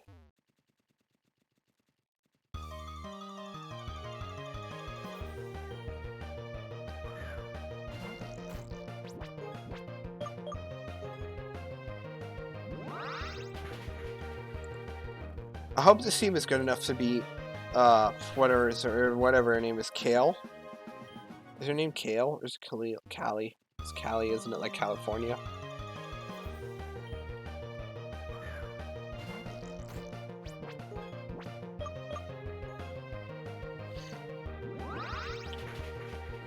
What is the worst?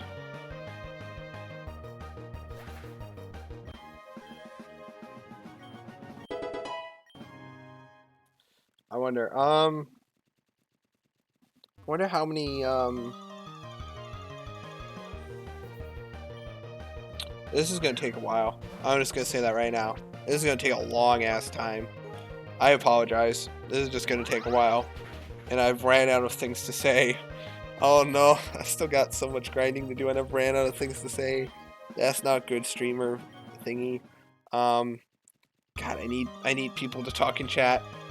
I need people to talk in chat. I need something to talk about. The Grozard looks like a lizard parasite. I already said that. God damn it.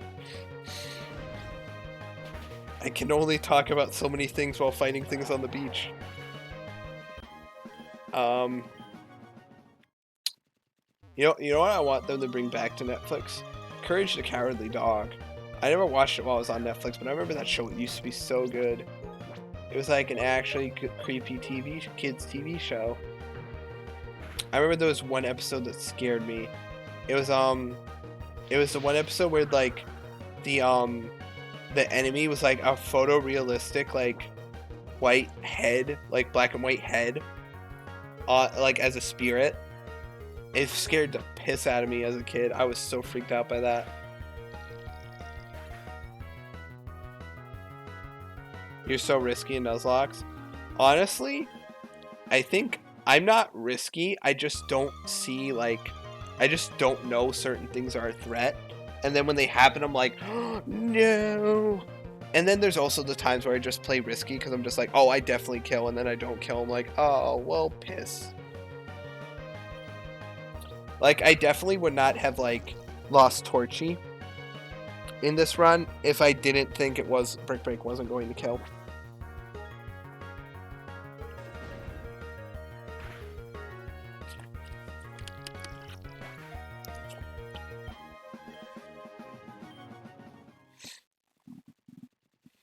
Alright, my hope is that,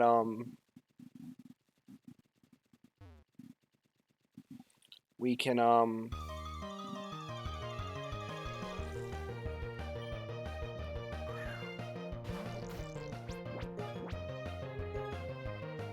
worry, we'll be the new, don't worry, soon enough, we'll have so many, we'll be like big streamer territory. We'll be like the #1 streamer in like the world, you know? We'll just be there. Cause like Corsola, dude, we'll be like the #1 boys, like streamers. We'll just be the me and the boys. I'm rambling again. I'm sorry.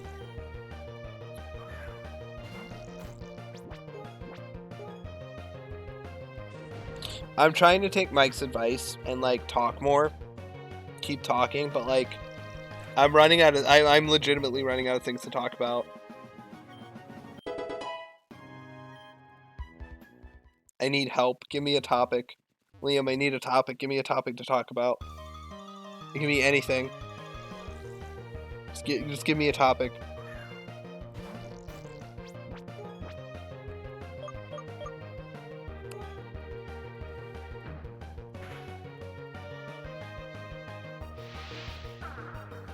I need a topic. I need it stat. Yeah.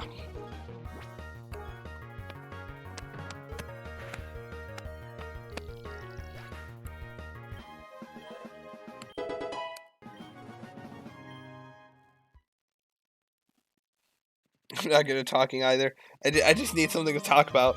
Give me anything. Hell, it could be about fucking cheetahs in Vancouver. I just need something.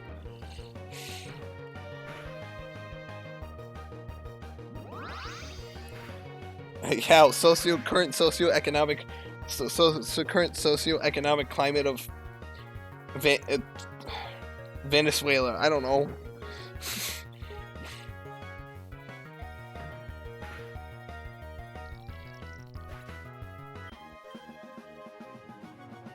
Cheetahs in Vancouver. Okay. Cheetahs don't live in Vancouver because it's too cold. And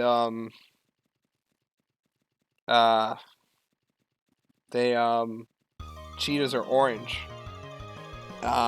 With black spots, right? Or are those leopards? What's the difference between cheetah and leopards? What are they? What's the difference in like looks? Aren't they both orange, but one has like stripes? No, that's a tiger. Cheetahs have like dots, right? But then what do leopards have? I'm so confused. My brain is literally dying right in front of me. Dude just renames this stream, aka Combi goes slowly insane as he decimates the wild coconut population.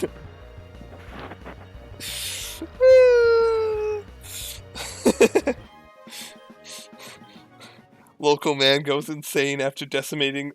The sentient coconut population.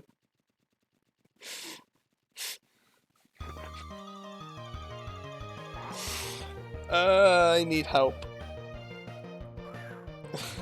This is a cry for help. Please, help. I'm out of damaging moves. No! Hello, short stack of pancakes. It's going good. We're just grinding, and I've completely. And also, thank you for showing up, because now I have something to talk about. I ran out of things to talk about like 5 minutes, like 10 minutes ago. I've just been rambling. Aren't cheetahs faster? And now we're talking about cheetahs and leopards.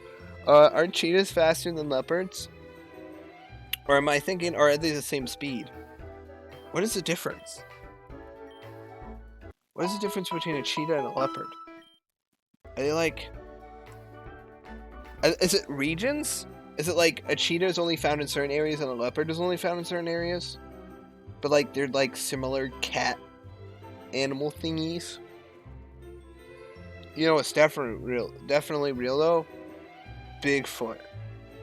Look, Shima uses his mind after using his pineapple to kill parasites and living coconuts. Yep. Yep, that's what the stream is. Okay.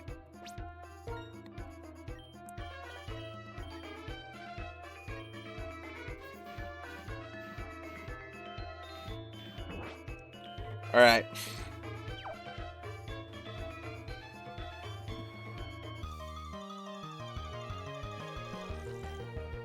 God, I can't even remember what I was saying beforehand. I was saying something about, in between the cheetahs and the leopards. What was it? It was after the cheetahs and the leopards. It was like it was right there. It was an interesting topic. I was right there. It was so close. I grabbed onto something and I almost had it, and now I lost it. I'm pretty sure I'm going insane. That's gonna hurt. Okay, nice. Didn't do too much.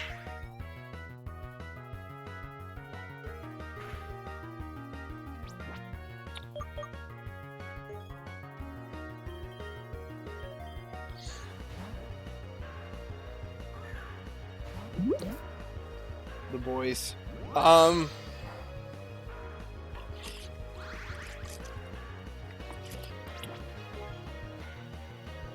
Alright. Top 10 anime battles. It's number 10. Me fighting a bunch of sentient coconuts. Number 9. Me versus my sanity while fighting sentient coconuts. Number 8.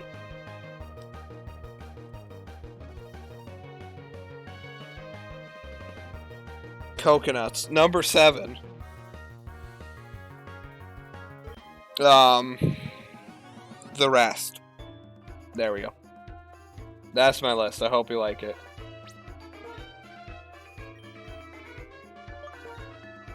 I think I like breathed into the mic super hard. If I did, I'm sorry. I was like turning towards the mic because I was looking at my phone, which is to the left of me.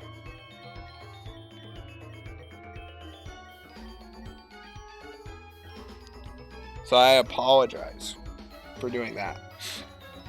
But anyway, what else? The weather was nice today in St. Louis. It was like, it's nice and it's not super cold, even though it's February. It was like 40 degrees, maybe even like higher.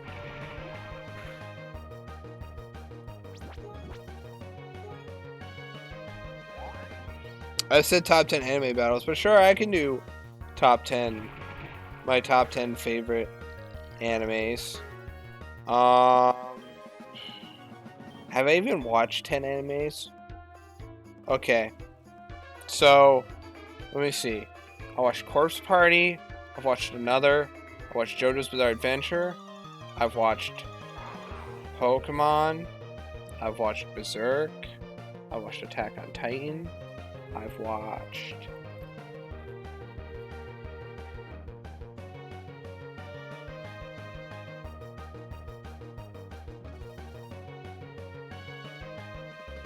One Punch Man. I've watched...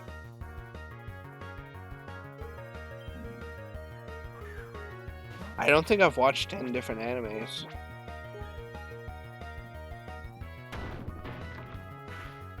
Wait, I recently watched the orphan one. Yes. No, I'm kidding.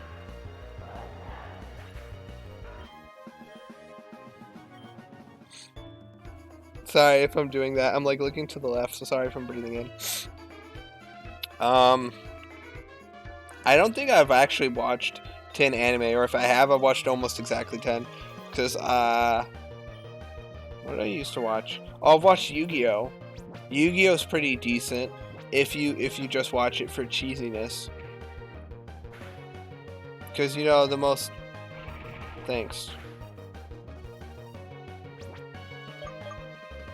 Because, you know, everybody knows the best card in the game, the most complicated card in the game is, Jar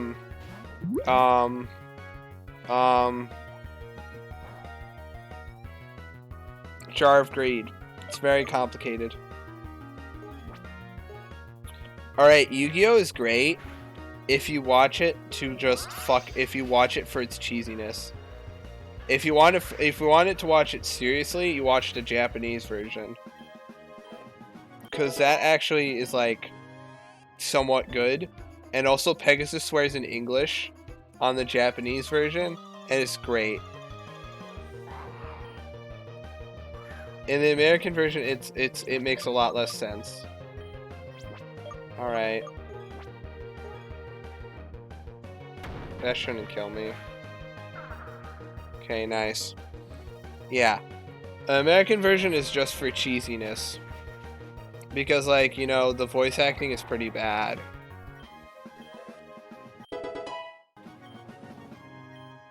Also, they completely changed some aspects. That, like, some things are completely changed from the Japanese version to the American version. Japanese swearing in English. Yeah, it's great. Yeah, Pegasus swears in English. Because he's American. So it makes sense why he does it.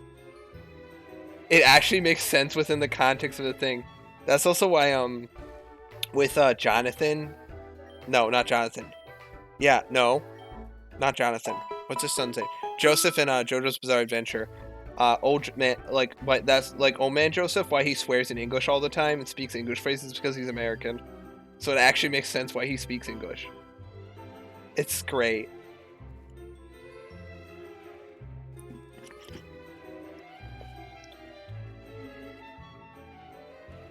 And then you also gotta realize the guy who voices Joseph in JoJo's Bizarre Adventure is also the guy who voices Professor Oak in Pokemon. And then you realize the sadness that he's also dead. He passed away like a year or two ago. It was really sad. Rest in pepperoni, my dude. You were an amazing voice actor. You were hilarious. But yeah. Anyway, what was I saying? Yeah, Pegasus swears in English in the Japanese version because swears are allowed. So actually, and also they changed a whole like fight. So there's a whole fight in the between the English version and the Japanese version that got censored. Well, there's a lot of stuff that got censored. The Japanese version of Yu-Gi-Oh, all the guards use guns and shoot at the main characters. But you can't have that in a kids show for kids in America. So they just like deleted all the guns from the guards' hands. The problem is they didn't change the animation. So they're just like holding imaginary guns and shooting at them, but nothing's coming out. So they're just running away. So like characters are just running away from nothing. It's so stupid. What else? So past that, there's also so there's a fight early on in the show where it's like he fights like a corrupt like Kaiba's spirit. In the American version, I think now I'm trying to remember. In the Japanese, in the manga, it's a puppet. It's a puppeteer, like controlling like a puppet that's supposed to be possessed by Kaiba's spirit, but it's actually not. Finger guns, yep. in the Japanese anime, they changed it to like it just being so. In the Japanese version, it's just a dude disguised as Kaiba. It's just an assassin hired by Pegasus that's disguised as Kaiba.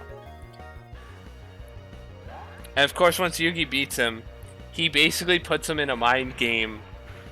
He basically puts him in a mind prison. And he just banishes. He just basically makes it was just mind fucks him basically. In the American version, it's not an assassin impersonating Kaiba. It is literally the representation of Kaiba's dark spirit. Physical representation of Kaiba's dark spirit that Yugi banished to the Shadow Realms that Pegasus brought back forth from the Shadow Realms. It's a lot more stupid in the American version. In the Japanese version, it actually kind of makes sense. Because I think in the Japanese version, it's implied throughout most of it that Shadow Realm might not even be real. Or in the sense that, like, if it's real, it's a lot more psychological.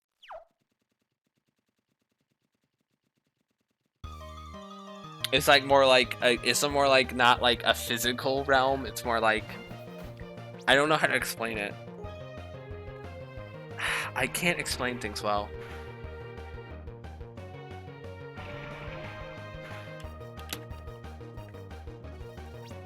I don't know what I'm saying.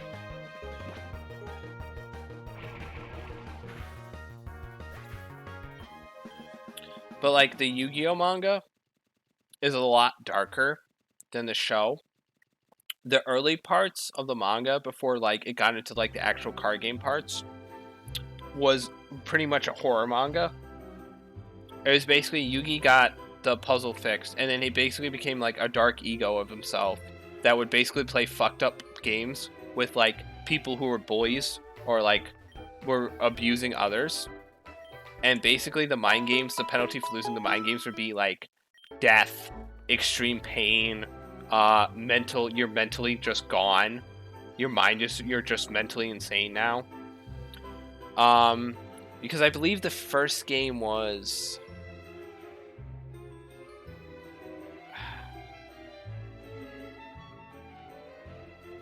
didn't even translate it.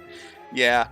But basically the manga was really dark. I believe the first one of the games I remember was like in a school festival. They have a school festival and like these big jerks like take up their spot and like kick them around.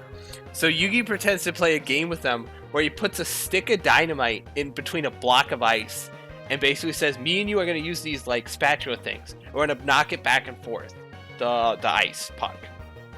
And whoever's like sighted on will like the dynamite will blow up." So basically he tricks the guy. Basically the guy keeps like using all his force and he accidentally cracks the puck in half and he blows up. Another one is Joey goes to a game show and the host is like corrupt and tries to rig Joey to lose. Because it's all rigged. So he plays a mind game with the host, and the host loses. So all the host sees is riches now when there's nothing actually there. Oh, and then there's the other fucked up one. So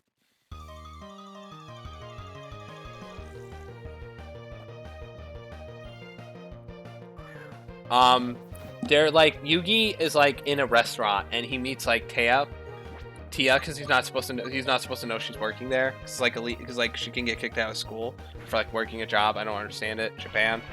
But basically, a criminal shows up and holds her at gunpoint and sits at Yugi's and Joey's table. And of course, Joey he knocks Joey out.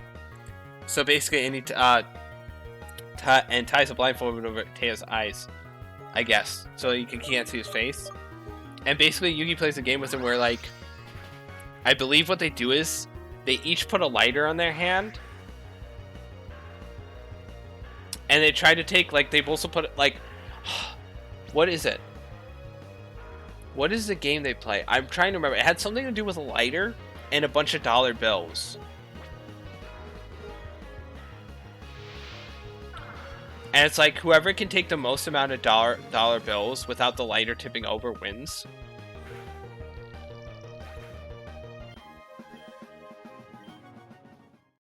or was it they?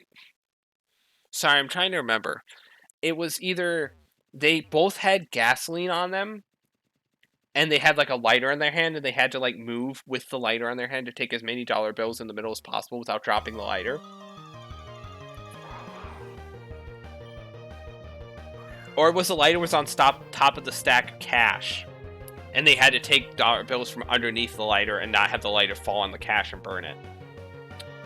I think, and whoever had the most wins. And the guy gets greedy, and he grabs too much cash, and I think he burns to death, if I remember correctly.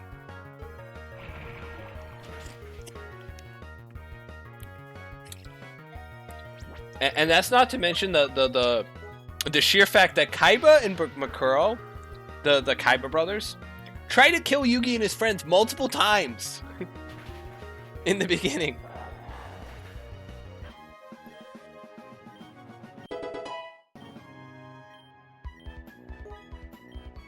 Yeah, because there's a whole plot line. If you try to cheat, that's what happens. Usually they try to cheat, and if you cheat, you automatically lose the game. So, like, something bad happens to you.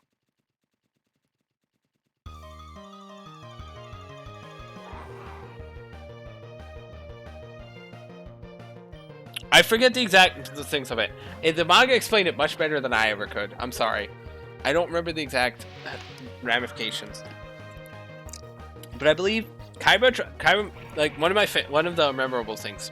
I don't remember the first time Kaiba tries to kill them, but I remember the second, and Makuro's first. So Makuro invites Joey and Yugi to dinner to, like, eat food, and basically he plays a game with them where he does a dinner roulette, where he basically has, like, half the meals are poisoned, and you basically have to, like, spin a wheel of dishes, and you have to eat the one in front of you. And Makuro has, like, the dish rigged so that they'll get poisoned dishes, but Yugi, like, tricks him into eating the own. And, like, Makuro has to eat the stuff in front of him as well.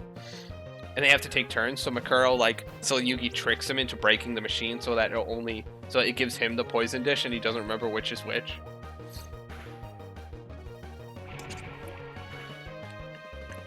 Yeah. And then there's the fact that there was one time where, you know, Kaiba invited him to an amusement park that he put, like, you know, a serial killer into to, you know, kill Joey. You know? That was a thing in the manga. Joey was trapped in a room chained to a serial killer. And how he won was and the killer had a chainsaw, so basically what he had to do was he tricked the killer into, like, and they were in, like, a small room, circular room with, like, the chains, like, connected through, like, a hook in the middle, like a middle, like, pillar that was, like, kind of up, like 5 feet up the, like, 5 foot tall pillar. And basically, like, there were weapons all around the sides, and basically the whole room was covered in oil. And basically he tricked the dude into knocking over a candle and, like, burning himself. I think that's how it went.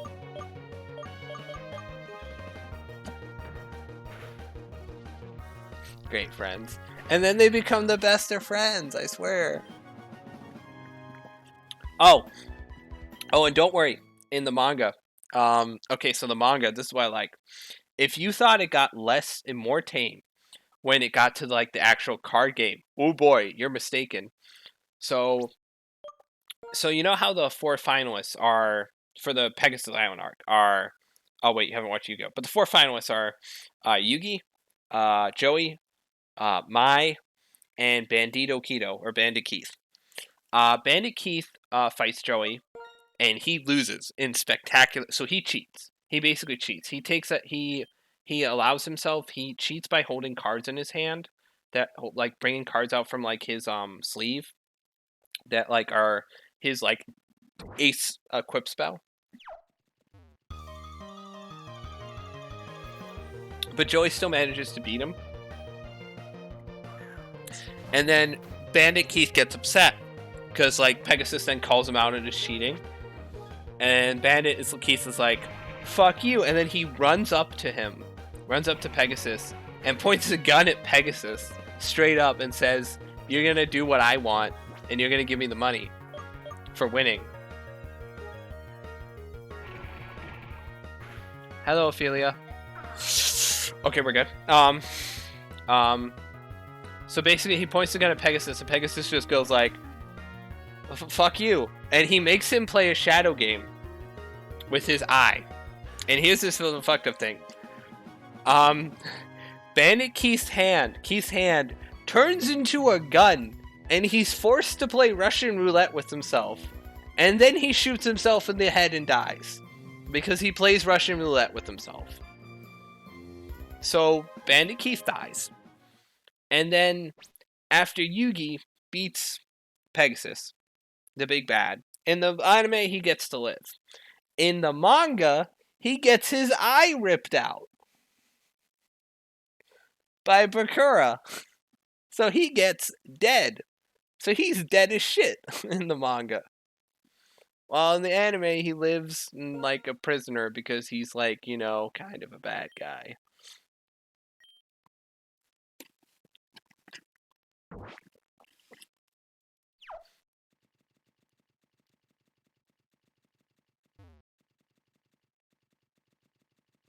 So yeah. And then now after that we get no music. Yay. How has it been going with you, Ophelia? I've just been rambling because I ran out of things to talk about a while ago, so I've just been finding anything I can hold on to. Alright, yeah, one of them was due to off-stream grinding, which I shouldn't have done, which now I won't do now, from now on, but, anyway. Oh, yeah! Yeah. Damn, Earthquake TM, nice. I never got that in Insurgents, but, what was I gonna say? Oh, yeah, Corpse Party. That's an anime I wouldn't recommend. Recommend the game, not the anime. I gotta charge my phone so that I can see the chat still. Hold on. Hold on, I'll be right back.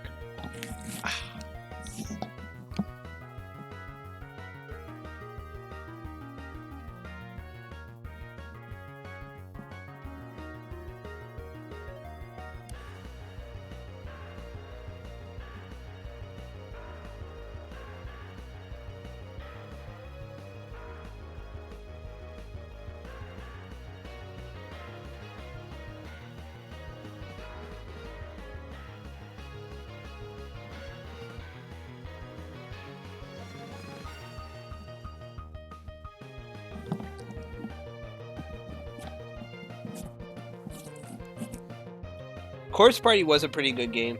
The anime, though, the 4-episode anime was pretty bad. Not gonna lie, it killed off way too many of the characters way too fast. So you never really got any development for them outside of their general stick. Sorry, I'm trying to...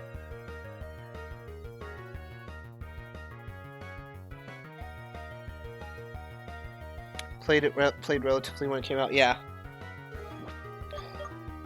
Yeah, the first Corpse Party was good. The next two were not as good.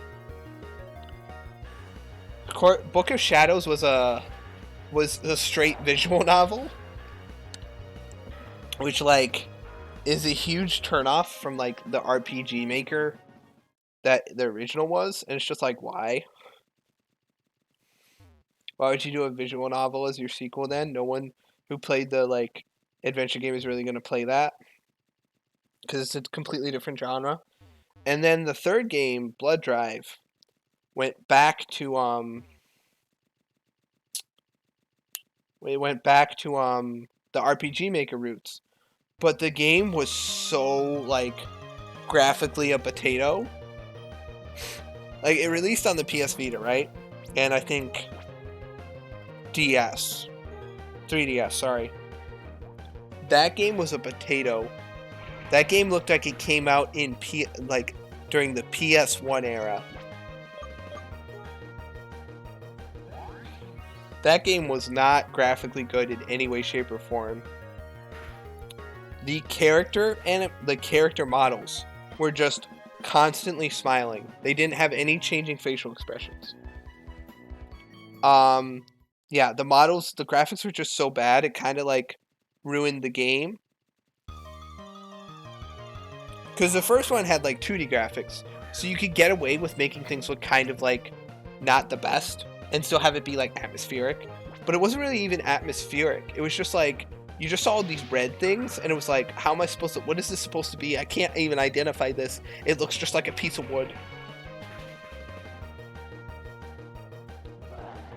It was just rough. It was just very like rough around the edges. And it's like this came out, and this game came out in like 2016, like 2017. It looked like that. It was just a nope. And then there was Corpse Party 2, which I think never got, which was supposed to be an episodic release or a chapter by chapter release, and then I don't think it ever got past chapter 1. I don't think that game ever got past chapter 1. So yeah.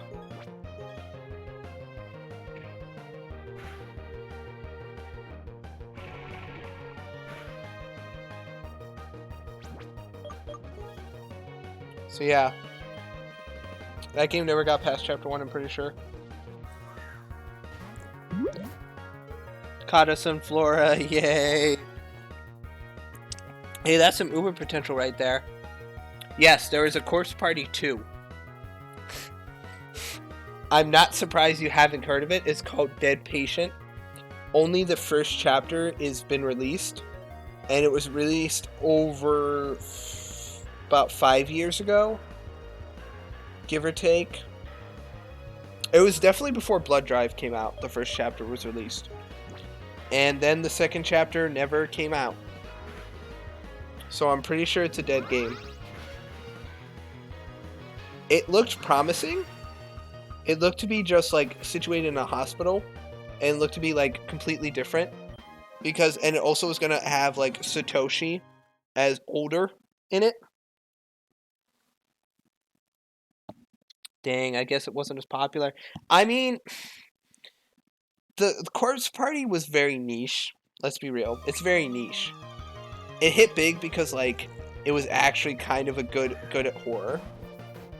But like past a certain point, but then they took that niche that they had and then they over-explained the shit out of it and tried to add all this mythos and bullshit explanations for something you didn't need to have. In the first game, it was perfectly clear what happened. Child and daughter get brutally murdered. They get grudge-filled. The kid kills for the mom, kills so much they forget, and then it's history. It's just a big cursed place. And then they just ruined it by over-explaining the shit out of it. Like, the second game, Book of Shadows. Let's bring in Book of Shadows. Book of Shadows. Does Book of Shadows add anything to the story whatsoever? No. Book of Shadows, for the most part, is just needless retreads of the same shit based off a bad ending that most people didn't even get their first playthrough because it was pretty obvious what you had to do to get the good ending. So most of it was just pointless. There was a chapter where it was just mostly just explanations of bad endings that like the first game didn't really explain. Like Yuka dying in one of the bad endings where like Ayumi gets like blackened. They explained that bad ending for some reason. It's like that didn't need to be explained. They showed all these side characters that didn't matter because you know they're dead regardless because they went to the school. So it's like, what's the point? It's just pointless filler to fill out segments. Like one of the parts is like the one dude who goes crazy and chases Yuka. They showed like all his group beforehand. It's like, what was the point of this? We know all of these kids die. We know every single one of them dies. We know none of them survive. And we know the only 3 that make it out past the initial point go insane and die anyway. So it's like, okay. So it's like, I'm like looking at the chat on the side while I'm ranting. So it's like, why even bother? And then at the very end of all the bullshit, you finally start getting new stuff. You finally get to why the thing is called Book of Shadows, and that part is less than an hour long. And then, even then, it adds some complicated bullshit where Ayumi is related to Sachiko for some goddamn reason, which doesn't make any sense. There's some curse where, like, when they marry a male, the male dies, but it doesn't make any sense because Ayumi still has a dad, I'm pretty sure. So how the fuck does that make sense? And, like, they added some unnecessary plot about how, like, they stuffed Sachiko full of evil spirits for some reason. It doesn't make any sense why they would do that. It's like a Book of and then the Book of Shadows was involved. And then they try to use the Book of Shadows to resurrect their dead kids, which is, like, stupid as all hell. If like, no person would reasonably take a book that's basically the Necronomicon and say, yeah, I'm going to use that to resurrect my dead friends. I see no problems with this. It's like, what? And then Ayumi's sister, who was never a character in anything, randomly comes in, knows where they are, and just gets herself killed. Because it's not even shocking. It's just so obvious. It's like, and they don't even show, like, and her head blows up, and it's like they don't even show it. It's like, what? I thought you were the no holds barred child murder series, and you're not showing the murders, bro. You're losing the one thing you had.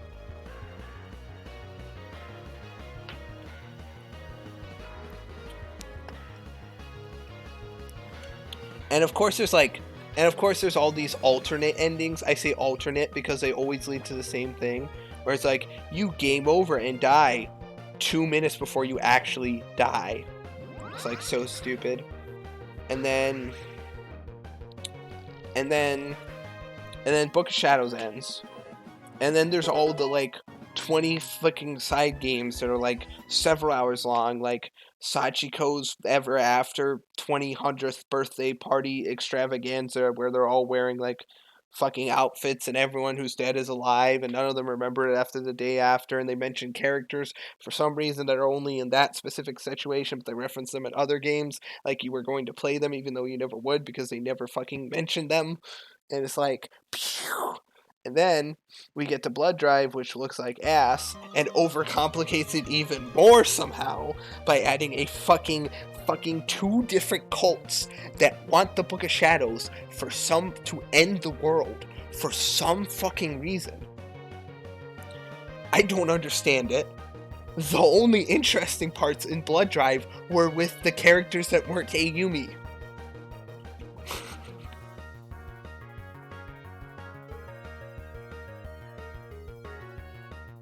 I didn't play them, but I watched YouTube, so yeah. And then we get to Blood Drive, and then so yeah, and then immediately after, the whole shit show where Ayumi and Naomi are, where a dead girl is, her dead sister, Ayumi's dead sister. There's just some random rich lolly girl, I don't know. It's fucking like, I want the book. It's like, no. What? She's a witch or something, and she's part of some coven or whatever that wants the fucking book. It's stupid. It's such a fucking stupid plot point. It's so stupid. It makes no sense. And then there's this other kid who's just this asshole that just sits there and like, I want the book. You go get the book. I found the book is somewhere in that goddamn place, that school. You better go get it. Yeah. And then, so anyway, so of course, after Ayumi, used the book and killed her sister, you'd think she'd, learn her lesson and, not open the book again. She uses the book again. She uses the book almost immediately. Because she's stupid. Because Ayumi is a stupid character.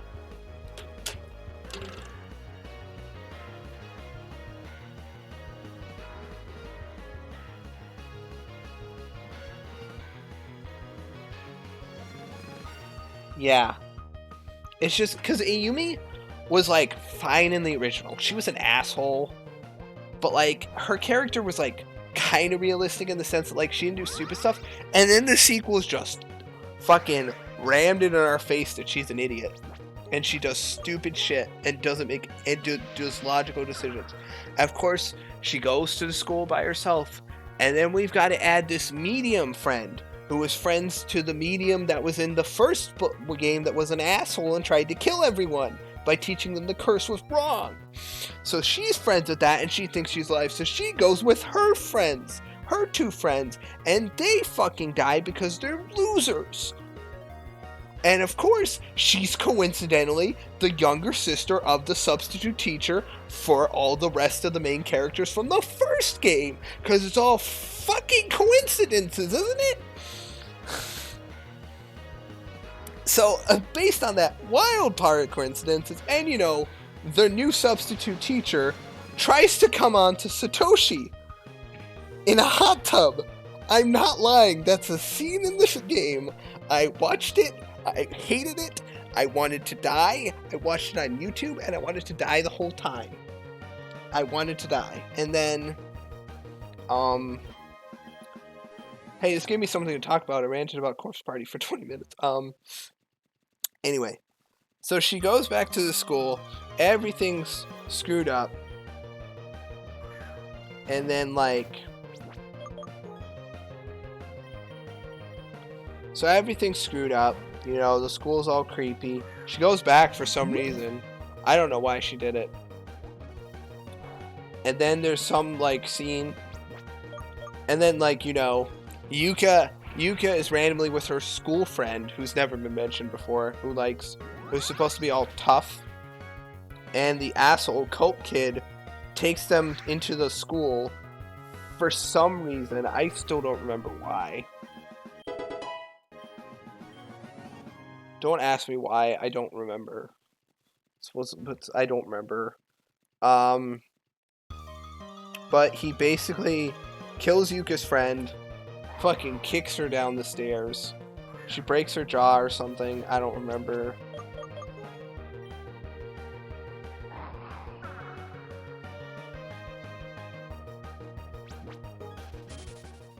I don't remember. She dies. Sorry, I say quote-unquote dies, because spoiler alert, she doesn't. She acts dead. It's not really, it comes out of nowhere and it's stupid. I'll mention it later, but basically, I forget why, one of the psychic chick gets caught on fire for some reason. I don't understand why she's on fire. It doesn't make any sense. She's just on fire. She somehow survives that, by the way. And then all the main characters go back to the school, and they're all on this pillar, and the coat dude takes the book from the witch girl who took the book, because all he wanted was the book, and then he causes the apocalypse, and then everybody dies, and then Ayumi somehow uses the book to rewind time back to before they died. Oh, but before that, the cult kid is walking away with the book, but then Yuka's friend somehow comes back and walks up to him, and he's like, "What the hell are you? You're supposed to be dead. I'll just kill you." And then she gets like some huge mouth and eats him, and then she's turned out to be some like weird witch monster thingy, doll thingy, like servant thingy that works for the blonde-haired cult girl. And then they take the book, but then the apocalypse is happening, since, you know, the book caused the apocalypse. Please don't ask me how, I don't know. And like, all of Ayumi's friends die, and then Ayumi goes like, "I'm gonna go back in time," and then they go back in time, and yes, this is actually what happens in the story. I'm not making this up. I'm not making this up. This is legitimately what happens from, like, a person who, like, isn't remembering the plot exactly, but I'm getting the general beats. So, like, we rewind time, and we save everyone. We get back to the same point. We save everyone.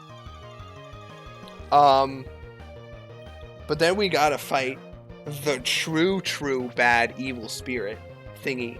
So they go all the way, which is like Sachiko's unborn twin that used to reside within Sachiko's mom and died because it was an evil spirit trying to kill Sachiko. It's a fucking mess, and it somehow turned malevolent and became the whole host of Heavenly Host after Sachiko got purified, which doesn't even make any sense since it shouldn't have existed, because then it would have been seen, you know, at any fucking point in the first 2 games, and they just made it up because they said, oh shit, we don't have a main villain for the fucking school to still exist, because, you know, we didn't make it the one girl who's missing an eye like they did in the manga. So it's like, what the fuck are we supposed to do now? And then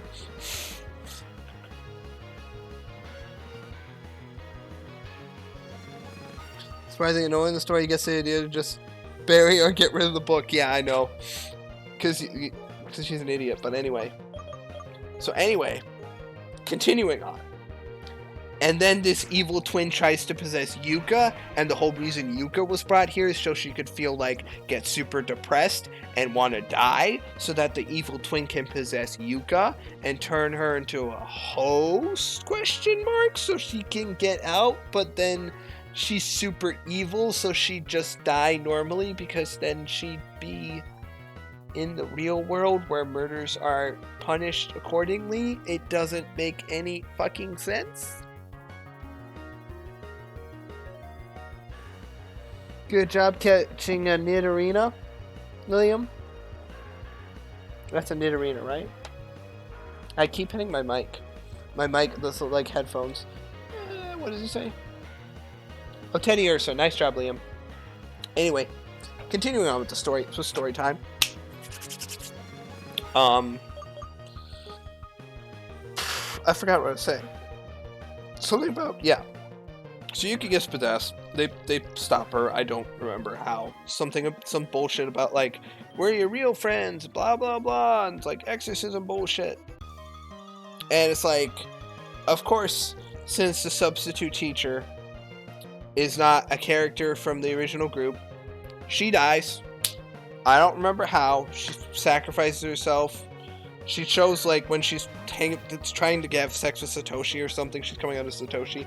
She's super fucking thin for some reason, and I don't understand it. She's like, so she's also some, like, successful businesswoman who, like, at the age of 16 started, like, a multi-million-dollar corporation, which doesn't even make any goddamn sense when you think about it, because it's like, she's supposed to be super rich, but she's also a teacher at a school, but also runs a big corporation and invented a thing that made it super big. And also her younger sister is a successful psychic.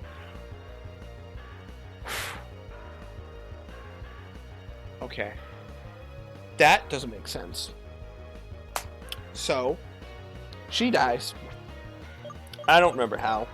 And then Ayumi decides, I'm going to stop the true big bad, which is some original Sachiko family, Shinozaki family ghost thing that eats her fucking eye. I don't fucking know. It eats her eye. She loses an eye. I don't know which eye. She loses an eye though, which is why she wears the stupid eye patch. And then she does something, she does some spell to stop the school forever. But like, she becomes catatonic. And that's the end of the game, and then it ends with Yoshiki taking care of her. And, you know, there was a whole subplot with Naomi looking at a picture of, like, Psycho in her phone that was blocked out. And, like, she got, like, this weird curse in her eye that made her eye, like, hurt a lot. And then that went nowhere because it didn't really do anything. And then Naomi tried to commit suicide again because she's a miserable person and not to be with. And then she didn't because they stopped her. And that was Blood Drive. It was not good. It overcomplicated the plot with all this witch bullshit when all you needed to do was, like, you know, just have the school. Like, why do you need all this witch bullshit? and like Necronomicon BS. When you explained it perfectly well in the first game, that it was just really, really pissed off spirits.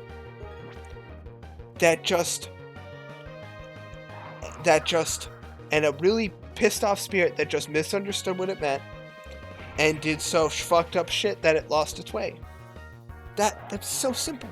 It was so simple. It was so simple. Wow, we got more people from me ranting. Nice. We ranted, we got viewers. Nice. Woo. Rants get the viewers. Got it. No, I'm kidding. But yeah. So that was a thing. I didn't like Blood Drive. Even when I was watching it, I was just like, this looks bad, and this feels stupid.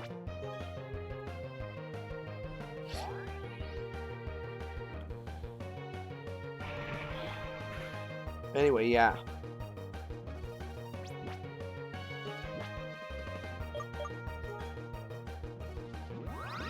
It's fine. I shouldn't die from this.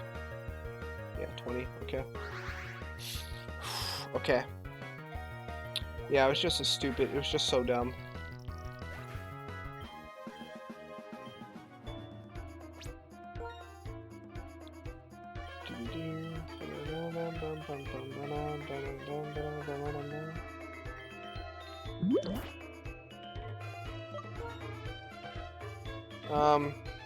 So yeah. Welcome. I thank you for listening to my TED Talk on Corpse Party, and how the series went into a flaming train wreck, turned into a flaming train wreck. Come back for more. Hit Rants. Word.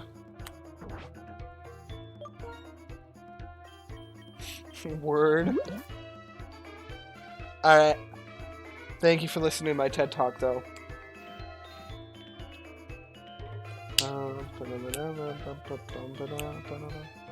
Wow, just defenses.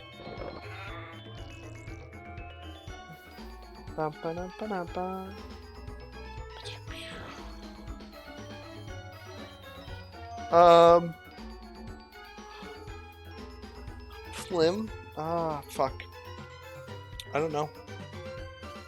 I want a psychic type.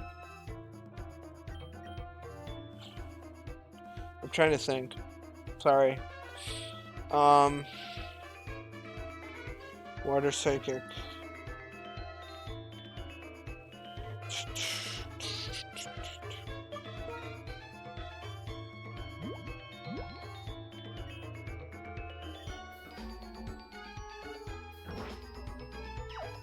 I will say though, apparently I do appreciate the voice acting. The voice acting is pretty good. I will say that's the one redeeming factor of all the Corpse Party games. The voice acting is pretty good. They got some good voice actors.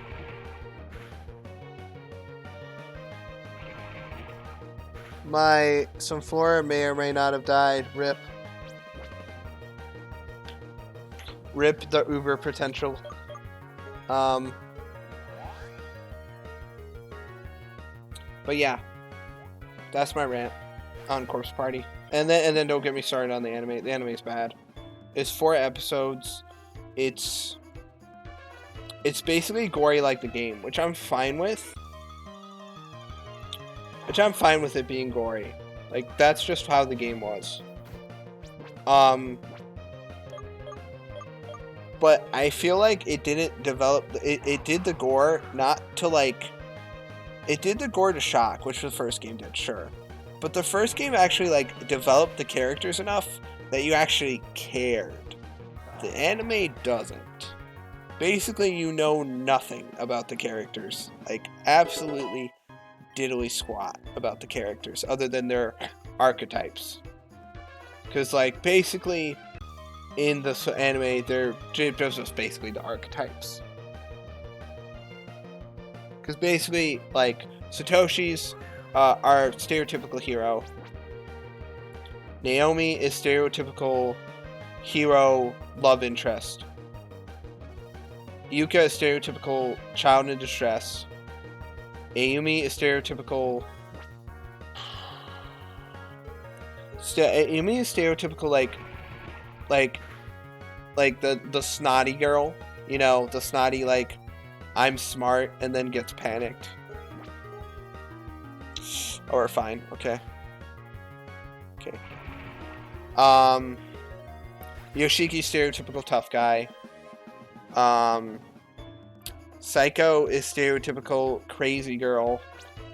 Yuka, you're Moshirige is stereotypical creepy kid. Yuri is stereotypical teacher, or like guidance figure, and then who's the last one?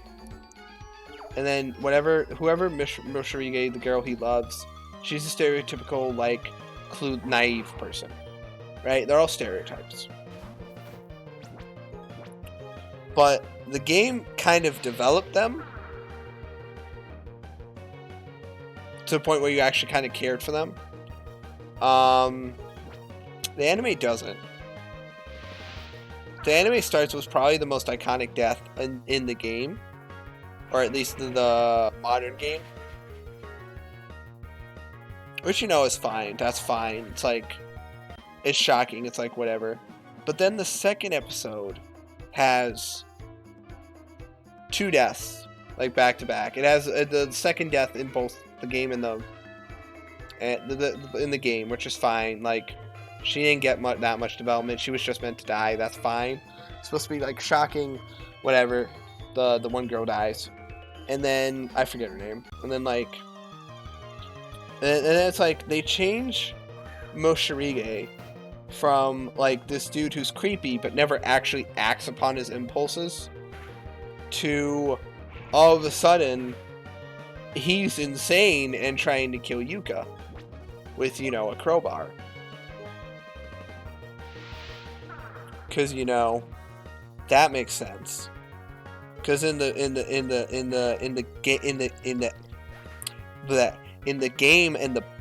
game it's never shown what he did, but in the manga they show like him jumping out the window and like his body on the ground, which makes sense. It's implied he like jumps out a window, so it's like never like, so it's fine. It's fine. It's whatever. So it's whatever. And then Moshirige gets killed by crazy dude, the crazy dude who tries to kill Yuka in the game. I forget what his name is. He says "Run, rabbit, run" in English, in the Japanese English, and it's great. But anyway, he straight destroys Moshirige. Moshirige completely whiffs his crowbar throw. He just stabs him in the neck. It's like, that dude was pathetic. Like, he wasn't even a villain for like, he wasn't even a threat for 5 minutes before he just gets taken out. And of course, like, he dies. And of course, Sachiko finds Yuka and then gives him to the like crazy dude, because of course she does. Well, first off, they knock out the crazy dude like they do in the game, and then they do the weird anatomical model thing to him, which they kind of like show him, and then, you know, because this is the anime, and we have to show it, you know, child torture, yeah. It's so fun. I swear, I'm having such fun. I swear, it's like so much fun watching it. Just, quality. It's just quality entertainment through and through. This thing is using dirt 3 times. I want to die. But yeah, basically, it's some high quality entertainment. I swear. It's totally not just there for fucked up shit and adds nothing to the story. It's definitely there. Definitely adds stuff. So yeah. Basically, she gets stabbed. Shit. It's really screwed up. And basically, Satoshi, because in the manga, it's about to happen. But Satoshi, because Satoshi and his group pass by. But, like, they also realize that, like, hey, her shoes are there. And he recognizes her shoes. So they save her in time. Because, you know, that's how it is. And he's also not, like, cut in half. like half his skin missing because he's not an anatomical model. Bullshit. And then the good news is Yoshiki comes in and fucking takes a golf club and whacks his fucking head off. I don't even know how you can do that physically as a normal human, but he somehow finds a way. And it's like one of the cooler parts of what happens in that shitty anime.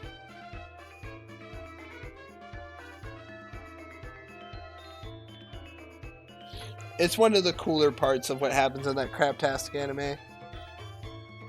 Oh no, I meant to check the video. So anyway, continue on. So, you know, after, you know, that scene, it's me, Brandon. Let's have a battle. I'm honestly a bunch of grown. Still hanging around with Run for a talk. So anyway, after that masterpiece of television, you watch that. You get to see, you know, Yuka die and her brothers aren't. No. Then, just to top it all off, while they're trying to get Yuka out, big Hammer Man comes through. And he's like super strong. So of course Yoshiki has to distract him. And then he gets like cut with the criticism in the forehead. And he tries to close the door behind them. And you know, he's like, you guys should run. And of course, since it's the anime, and it can't be like the game where Yoshiki, like, you know, is one of the main characters in the original game, and you know, like, is one of the main, is one, like, the dude who survives pretty much every single ending in both versions of the game, the 90s version, the actual like modern version, and the what is it?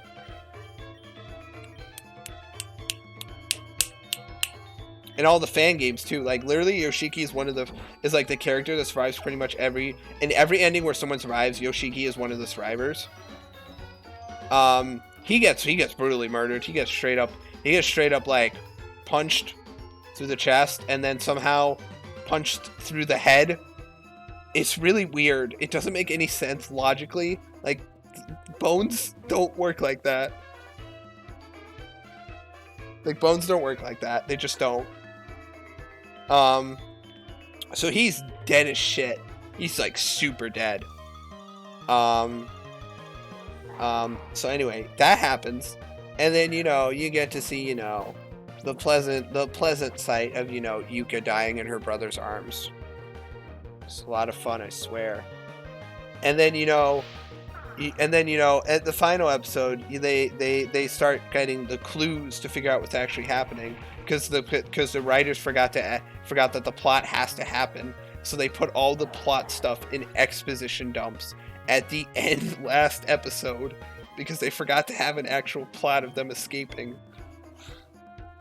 So we have that, but first off, they also forgot the teacher, so they randomly had the teacher show up again. Just for an random earthquake, which happens in the games, which changes the school layout, to happen, and a tile from the roof to come in and decapitate her. I'm not joking. A random tile from the roof falls down and decapitates her all of a sudden. It's complete bullshit and out of nowhere, and it's not even earned or feels good. It just feels like a stupid way to kill off a character the writers forgot about. The writers and animators forgot about and just went like, shit, we've got to put her back in, but we don't want her to be an actual, like, you know, character, so we got to kill her. So yeah, she dies. And then it goes through the whole purification process. Satoshi gets stabbed, because of course he does, because he's the hero. They make it to the end, and then, like, they get out, and then at the end, it's just, you know, Naomi and Ayumi there, holding, you know, Satoshi's arms, because he's just dead. It's just his arms.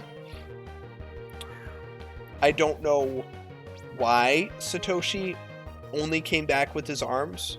Like, only Satoshi's arms came back. It might be because you used the wrong piece of paper.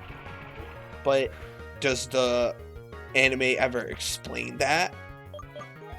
No. So it's like, what?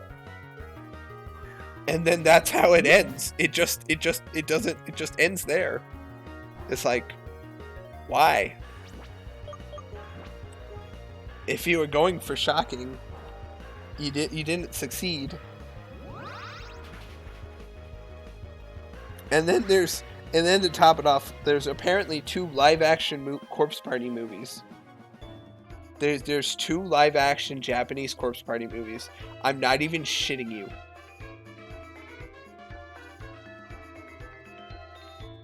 I don't know why. It was apparently popular enough in Japan to make a movie series.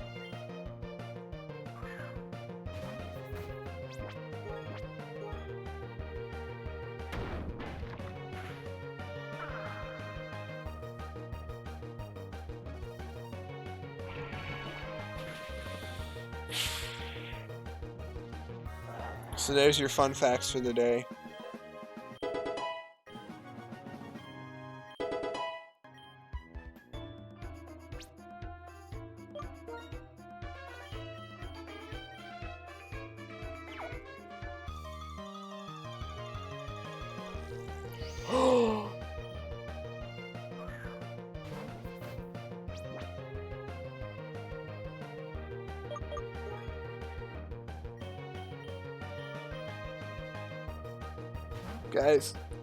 Guys, it's a shiny.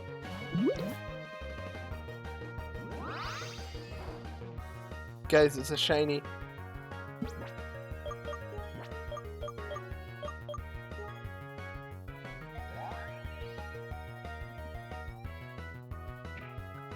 Shiny crab.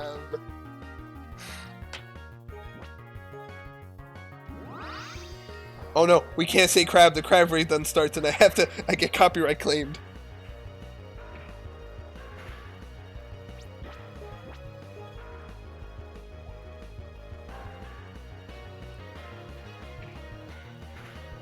You know, I kind of want to add it to the team, but you know, also the fact it's going to add another hour to the grinding, so I kind of don't want to add it to the team. You feel me? Like, I want to add it because it's a shiny, but I also don't want to spend another hour grinding tonight, if that makes sense. Does that make sense?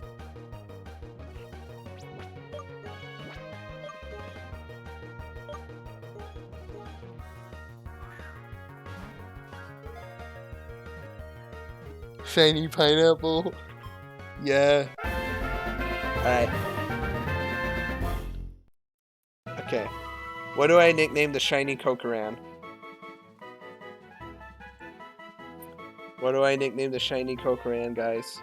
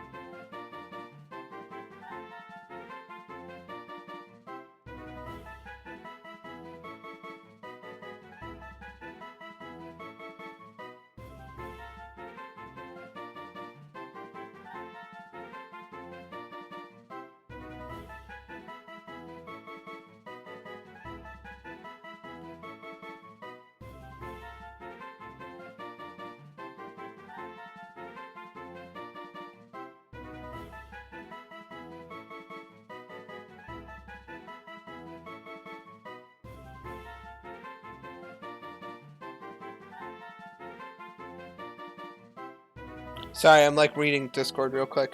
Sorry if I wasn't talking. Blah, blah, blah.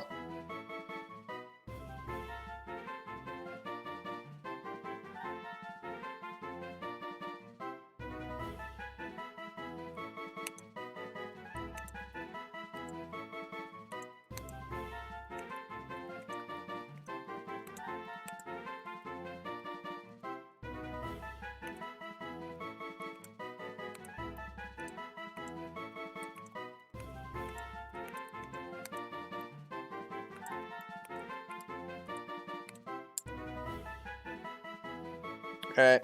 Sorry.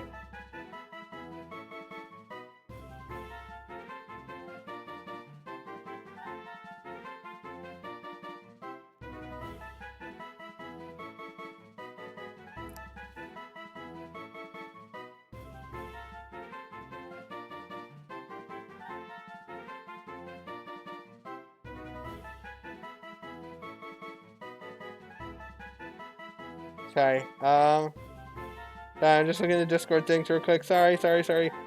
I apologize profusely.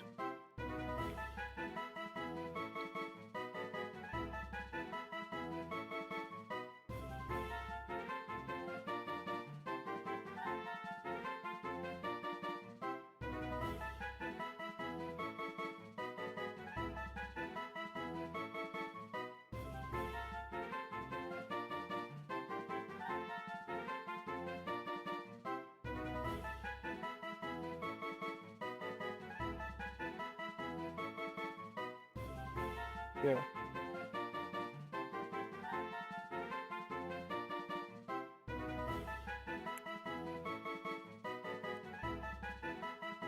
Sorry.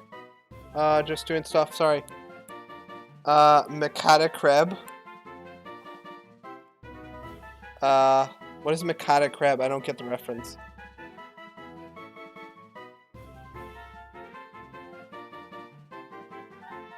I don't get the reference. I don't get the reference.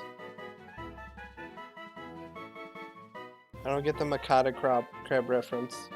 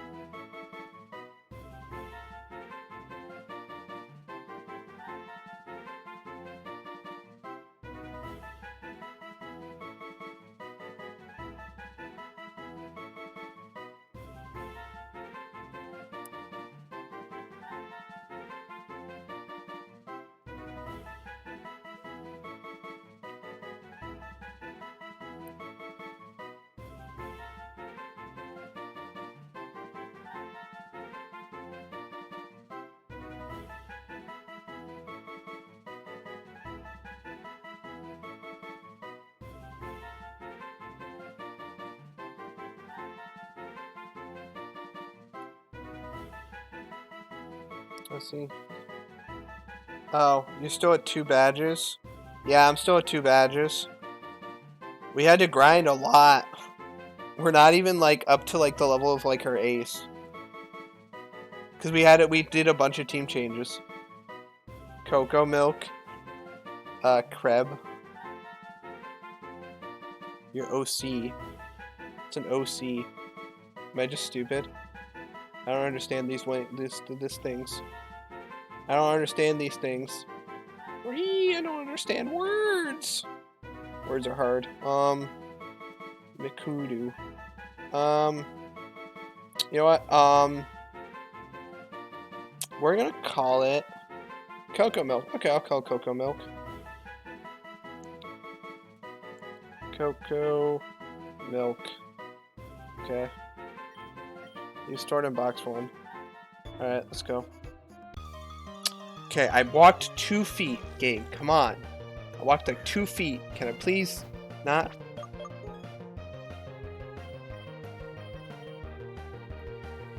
That was nice though, getting a shiny.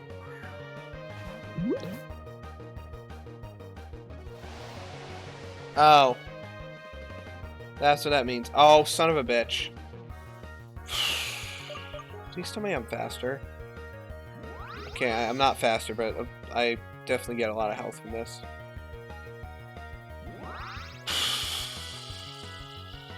Okay, there we go. Alright. Alright. Getting a drain.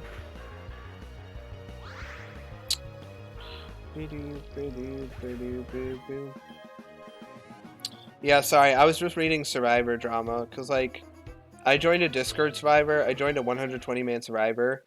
I didn't realize that all the people who were running it were, like, children. So, like, it hasn't been run well at all.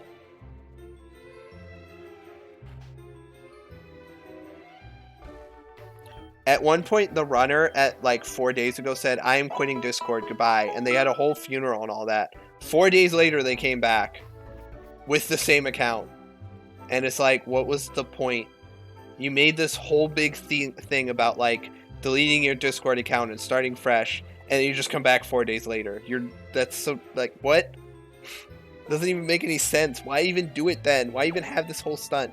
And it doesn't even help that the whole thing was run like shit. It didn't help that, one, the whole thing was run like shit, and two, I got out in the worst way possible. I got out in the shittiest way possible.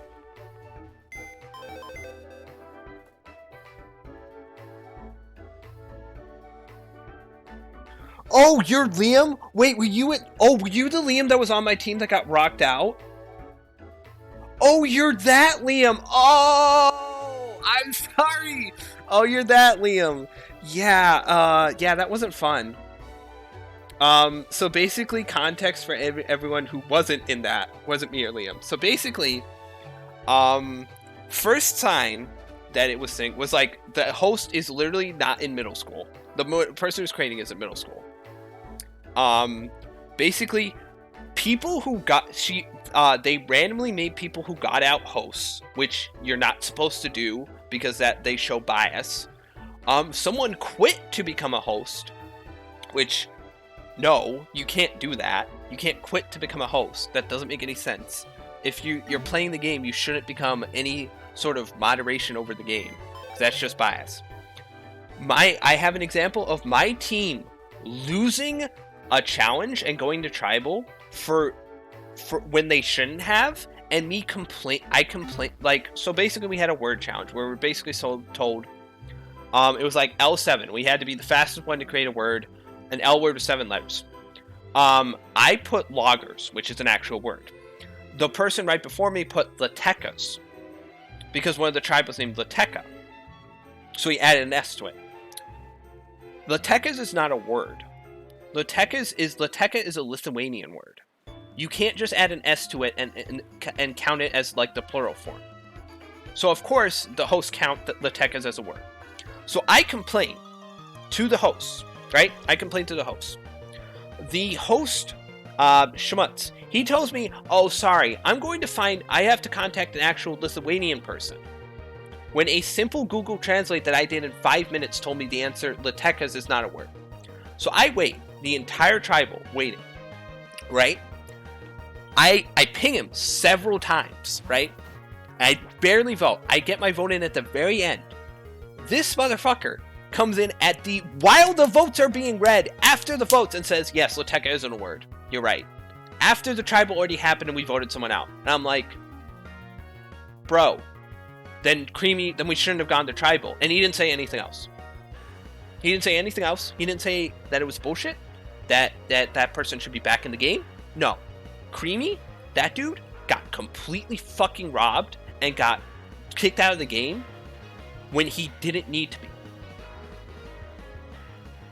So that sucked.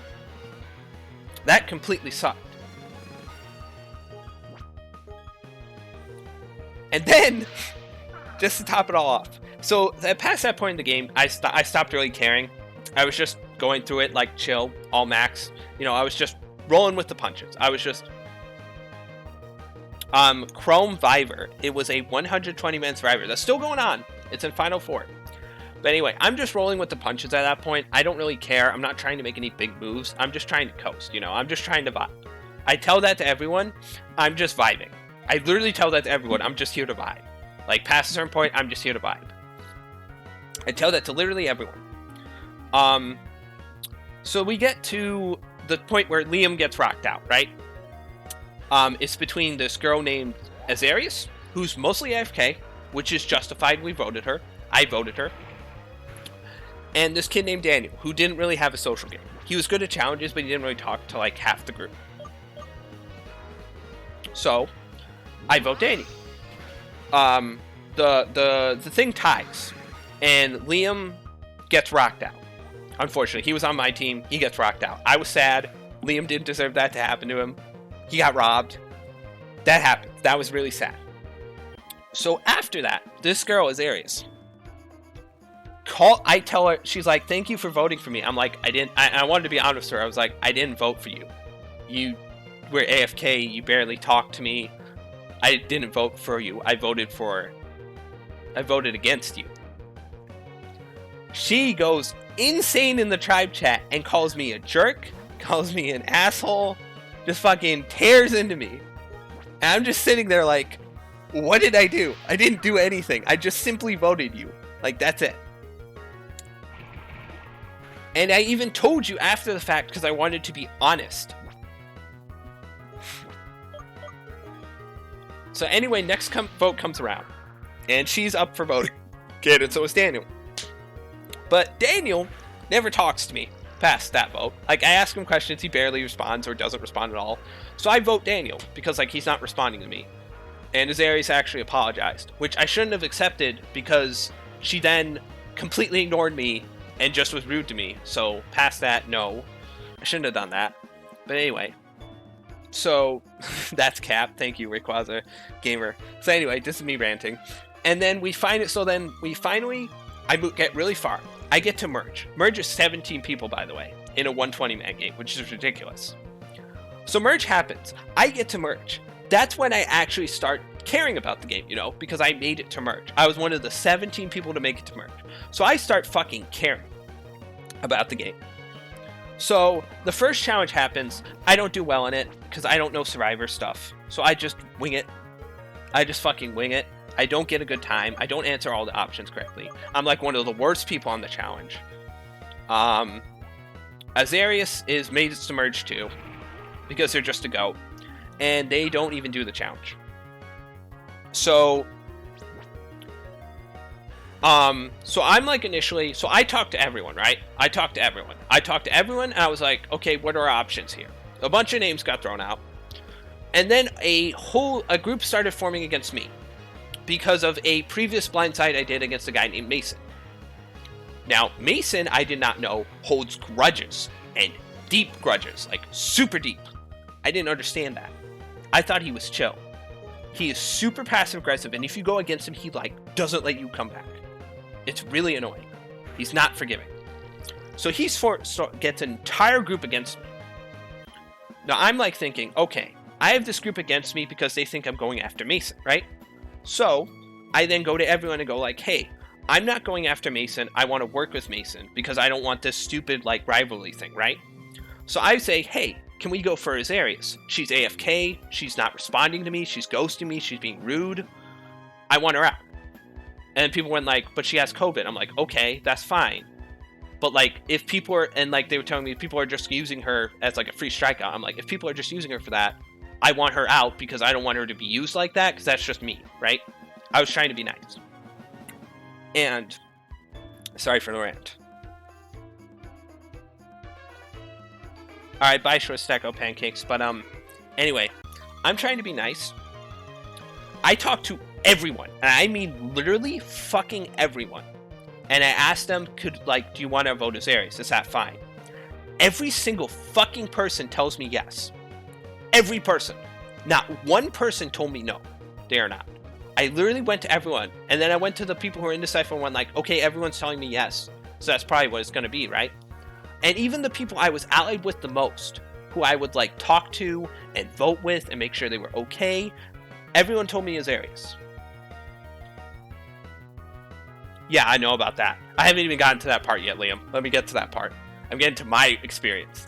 So everyone says yes. So I'm just content. I'm okay, I'll vote Azarius. It'll just be an AFK person going home. And it'll be if I can get this to work, then great. I mended the bridge with Mason. I just wanted to be on good terms with everyone. I didn't want on this hostility. So we get to the vote. My vote shows up first. I'm okay. I said I put in the Mason. I'm sorry you're sick. I hope you get better soon, right? I was being nice. Not only was I the only person to vote Azarius, I was voted by literally every other single fucking person in Merge. I talked to everyone, and every single person voted me. Not one person had my back. So of course, I was pissed off, and I felt like shit. Absolute shit. And of course, when I get down there, the hosts are like, it's all your fault. I'm like, the fuck? Because of course, I get blamed for this girl named Anne getting voted out, which I didn't hate Anne. I voted Anne last minute because everyone else was voting them, and there was nothing I could do.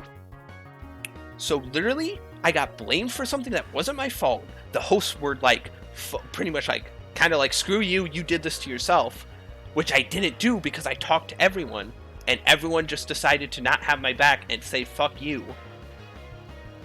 And like, it was apparently because I was flipping sides, even though I only flipped the vote one time and voted consistently pretty much every other time. So it's like fucking stupid. And then, so I was pissed. So basically my whole enthusiasm for like being a jury, and then when I get back to jury, and then when jury gets introduced, right? I get introduced along with all the other jury members. Everyone else says like, rip this dude. I get no fucking mentions. So honestly, fuck the other. So I was basically at that point, I was like, fuck those 16 people. Because nobody had my back and everyone was an asshole. If no one had my back and everyone was just lying to my face, right? Like acting nice and just lying to my face. So I felt like shit for getting voted out, like being social and voted out 16, like unanimously. I felt like shit. And no one like made me feel better about it. Like no one, the hosts weren't helpful and nothing like that. So then, as it goes on, the Azaria still stays in. She's in the final four for some fucking reason. She's a GOAT. And people still want to vote her for some reason. It's like, why? And then like, and then at this point, the 6th place person quits. Because she's sick and tired of the bullshit as well. Because apparently one of the hosts, a person who quit and became host, like Liam said in 2 other players that this person who came back from Redemption Island after I got voted out unanimously doesn't deserve to win. They don't deserve to win because they returned. They don't deserve it. And everyone learned that.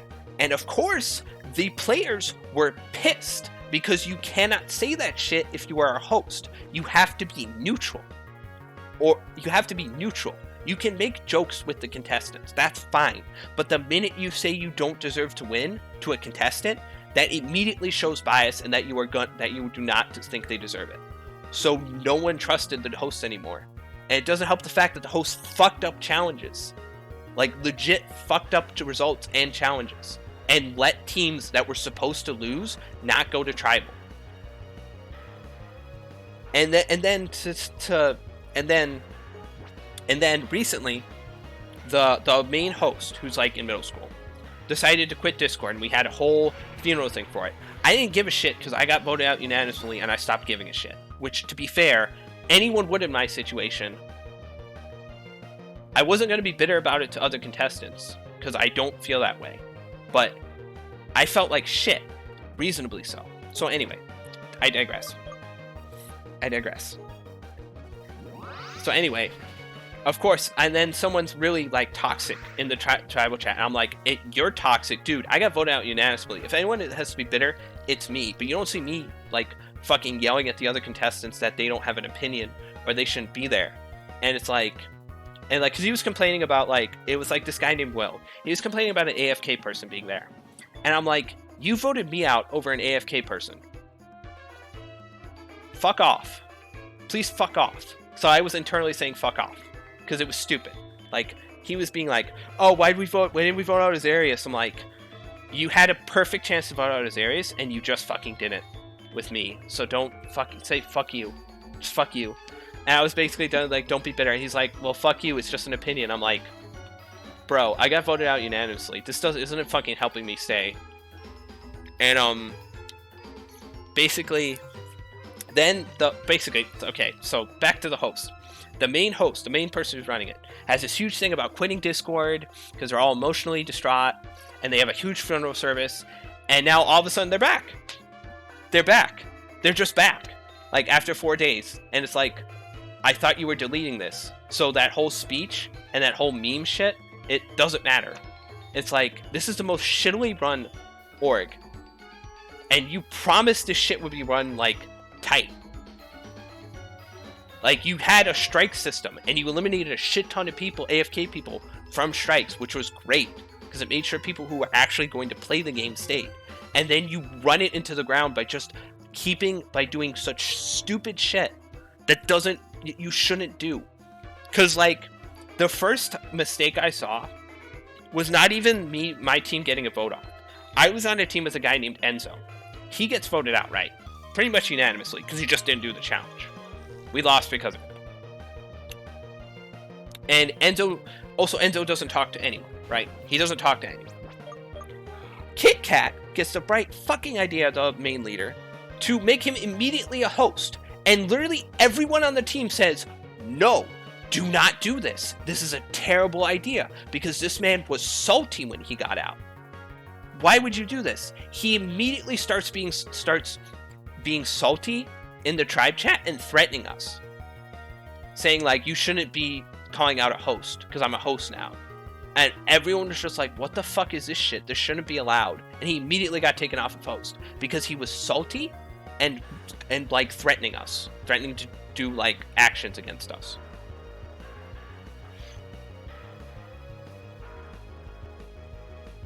Yeah, Takao, yeah. Literally, there were people who were like, I don't understand why the AFK person is still there. I'm like, you all unanimously voted me over someone who was AFK, and you've all complained has been ghosting you and not doing anything. What? I hate people like that.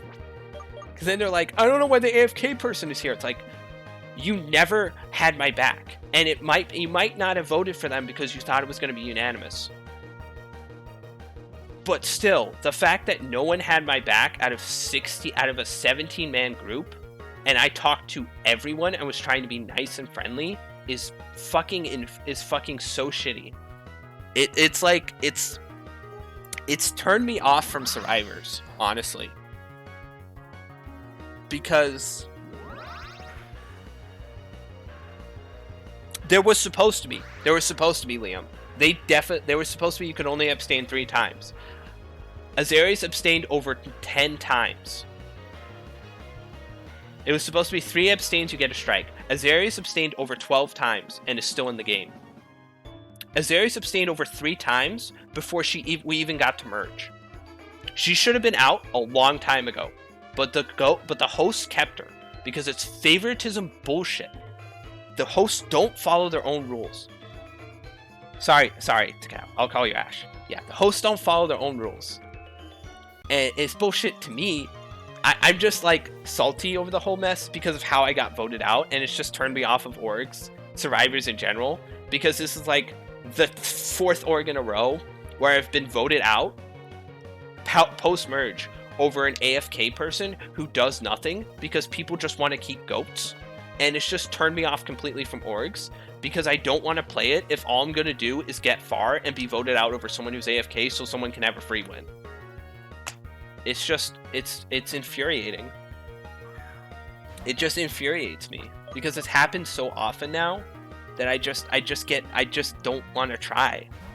Like, I'm in this genius org and I'm like barely trying. I'm like not even really, I'm just doing the challenges and not really talking to anyone because I don't want to play the social game, because every time I do it just turns into, hey, let's vote him over the AFK person.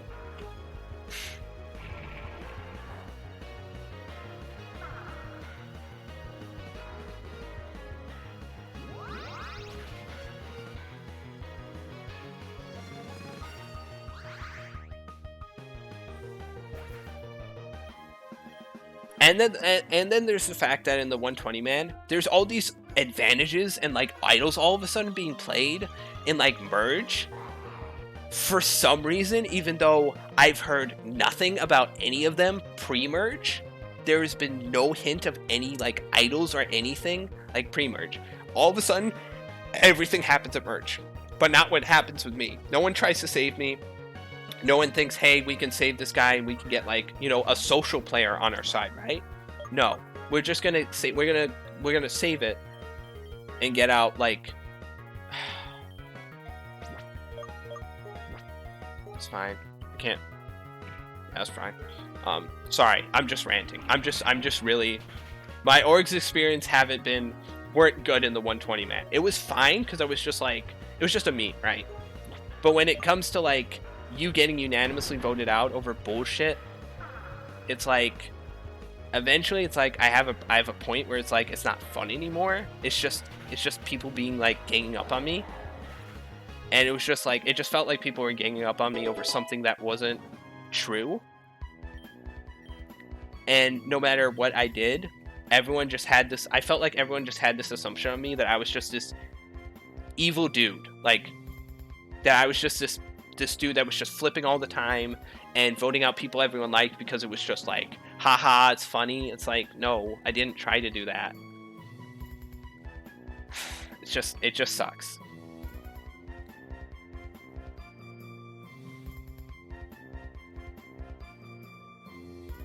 And then it didn't help. Sorry, I'm like bringing like org stuff into this. It didn't help that like the other survivor I was in, a Pokemon Mystery Dungeon survivor, that I was like ignored by half the group.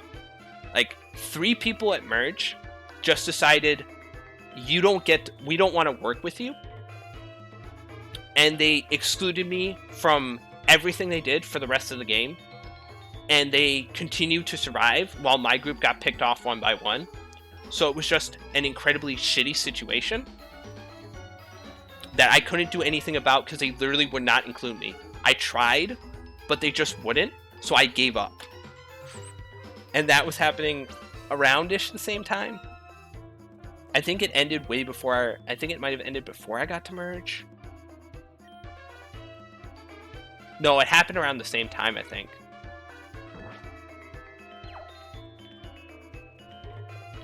So like, and I'm like just trying, and like everyone like, and like I read the specs afterwards, and everyone like hated me because everyone thought I did nothing, and I was just like, how? I like won 3 challenges, I fucking led the votes on everything on my side, and I tried my fucking hardest. I just had 3 people who decided that I wasn't worth working with, and they were refusing to work with me, period. So it was just like, what am I supposed to do? The best I can do is rely on someone who could like turn on me at any moment. But I can't change that because the other 2 won't vote him at all because they won't work with me. So it's like, what do I do? And then I got to Final 4. I got to Final 4 because I won immunities. Which I was so proud. I was proud of myself for getting the Final 4. I was proud of myself because I was like, I took the game into my own hands. And I decided to take away their chances of trying to kick me out over bullshit, over social bullshit that I was not the cause of.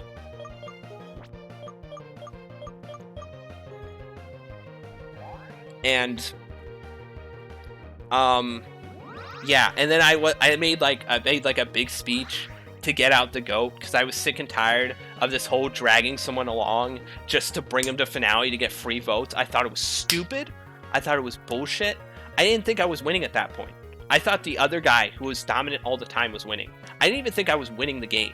I just wanted it to be fair and like no goats, just to like show like respect to everyone, right? But then I get turned on and I get treated like this big villain because apparently the goat was doing all this stuff even though he never showed it to anyone except like 2 people. And he was never there.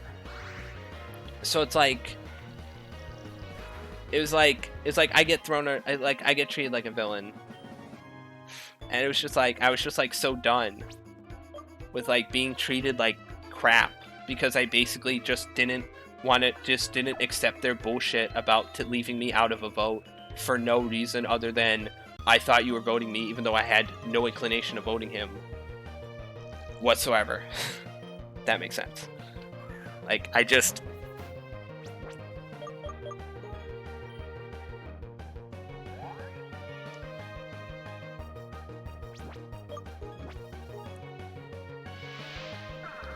And I know Brecker fucking hated my guts.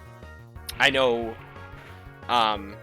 whatever the dude is, the Ralts dude, he didn't like me either. I know half the specs fucking hated my game because they thought I did nothing.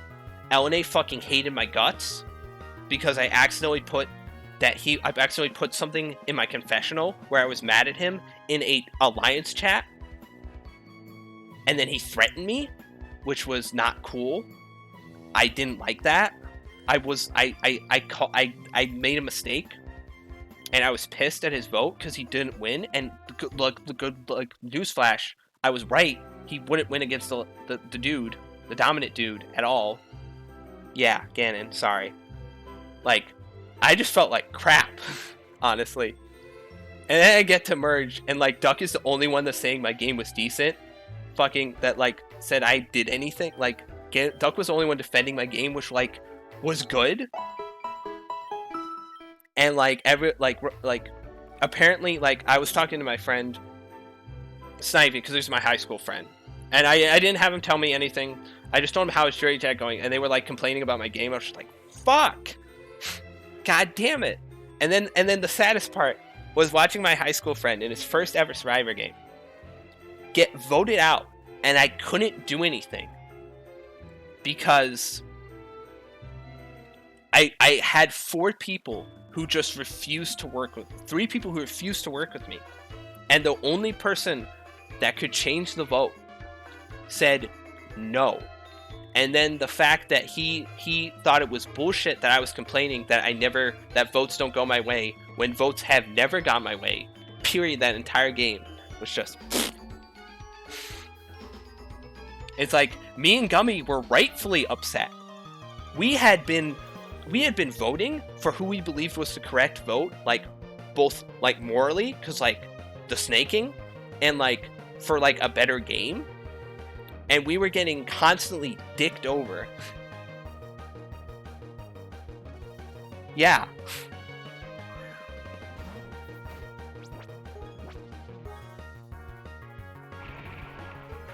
Like, we had every right to bitch, okay? We had every right to complain. We were getting cucked hard that game. We had numbers for the majority of the game, and we lost because of stupid idols and advantages and people being snakes. It was just fucking annoying.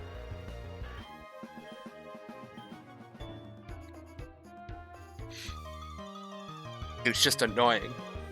And I know if anyone like from that Survivor is watching it, and they probably like hate me even more now, but like seriously, that was bullshit. Although Aleki, that dude, he deserved to win at the point he was. He completely deserved to win because he got to Final 4 and LNA did not vote him out. That is why. That is what infuriated me so much. Because at Final 5, he had a chance to vote the one person who was guaranteed to win, and he didn't. Which infuriated me, because I was like, Gummy might get tribal votes, yes. It was between me, it was probably between me and Gummy at that point, or LNA. LNA could have made a good case that he flipped sides enough to play both sides. And I thought he was going to win if he had a good chance. But apparently it wasn't. Yeah, Aleki just deserved to win because he got so many people to just goat for him.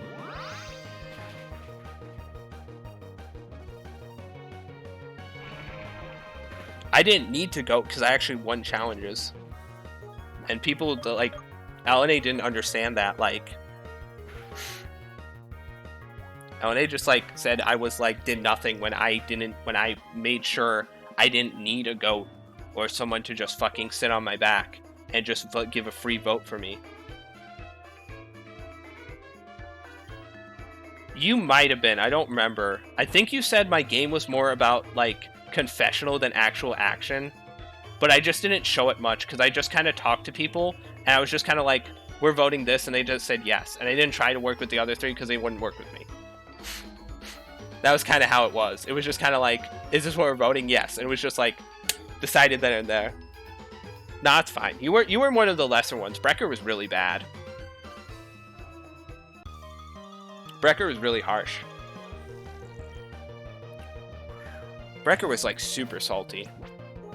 I mean, to be fair, Brecker didn't have, when Brecker comes to me and says he doesn't have a plan for what to say to the 2 people to the other side when he is voting one of them out, that shoots red flags.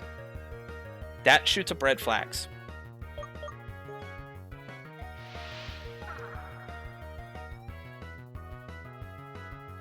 Also, I don't appreciate throwing challenges. I don't appreciate that. I don't like when people throw challenges, which is why I turned on Panos, because I knew that shit was stupid. But I had to work with Panos then because everybody then just protected a goat. So I had to work with Panos, which I didn't quite like because I was pretty sure he still threw the challenge. But I was like, at that point, I was like, I gotta work with him because otherwise I'm fucked. There's no reason to go against him.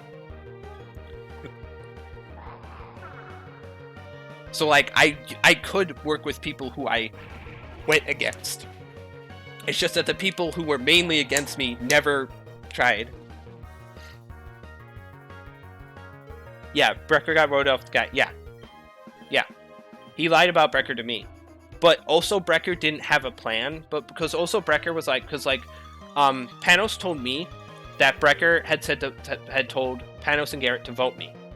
Because then the new Zerkoa member would come in and the status quo would be kept, right? So I was pissed.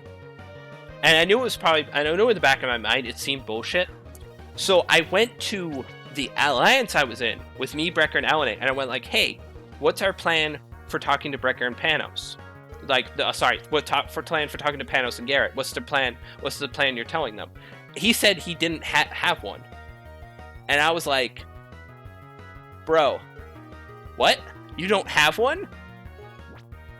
And like, from how good Brecker had seemed socially, I was like, what? You don't have a plan? You seem like this guy that has like everything planned out, and you didn't plan this out? That seems bullshit. So like in my mind, I was like, this is bullshit. I need to vote this dude out. He's planning to like go after me. So like Brecker not doing something so simple as telling me a plan that he should have had led credence to Panos' thing. So of course I voted Brecker. And like, realistically, I needed to vote out Badgers because like the Badgers thing. And also it didn't help that like, so also the Badgers thing. It also didn't help that a lot of them knew each other beforehand, and the only person I knew beforehand was my friend Snivy. And I was at a disadvantage the whole time because I was on the worst tribe. The worst initial tribe. We got fucking hammered. We got fucking destroyed, our tribe.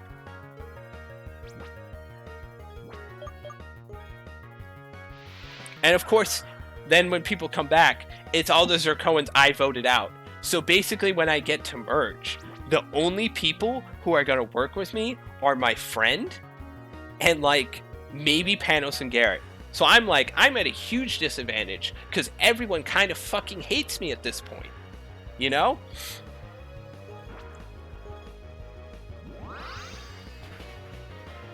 So that's why I said I was like at a disadvantage, because I thought everyone hated me because I was on the worst tribe and I had like no relationships except like one good one.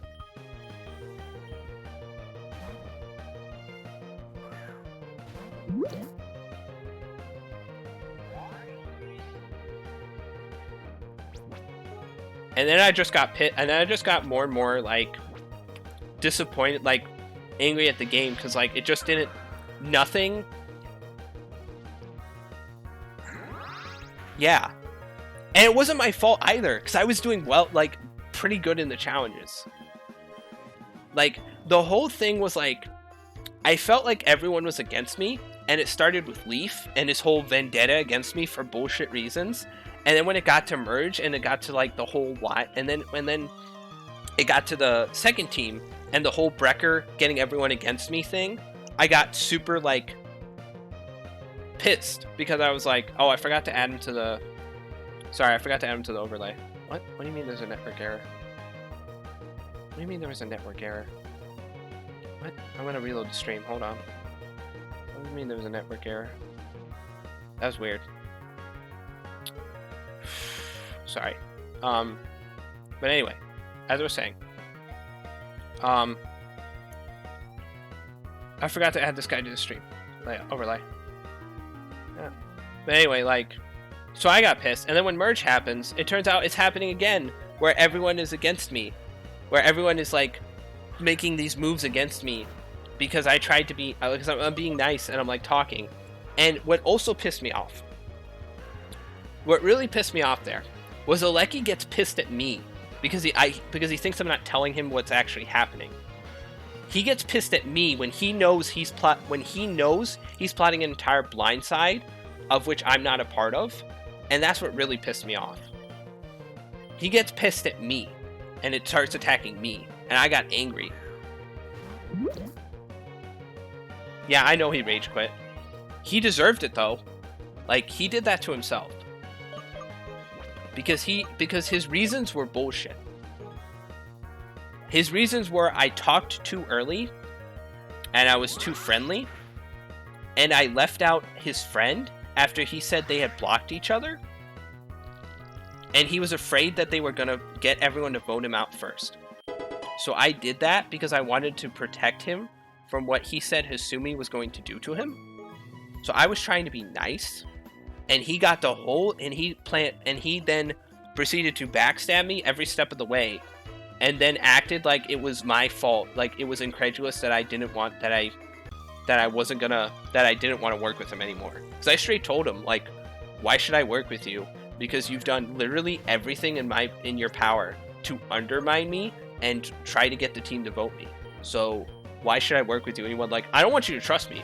I just want you to forgive me and maybe trust me later. I'm like, no, I can't trust you now. Why would I be able to trust you later when you've clearly shown you don't want to work with me and you're just doing this desperate bullshit to get through?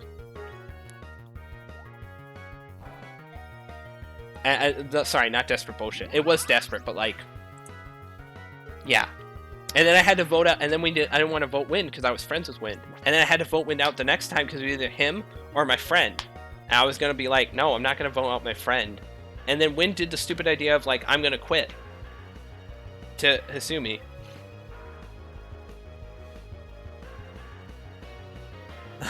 Ah, that sounds so, I'm sorry, Liam. That sounds awful. So yeah, basically Survivor ranting. So yeah, Pokemon Mystery Dungeon I had fun with. I thought the challenges were fun. The people, though, made it not fun. Just because because it felt like everyone was like a group was just ostracizing me from like the final 10 vote for no reason other than you're trying to vote out a person who's AFK. So we're just gonna blindside you and like, and we're then like act like it's all normal. It's like, no.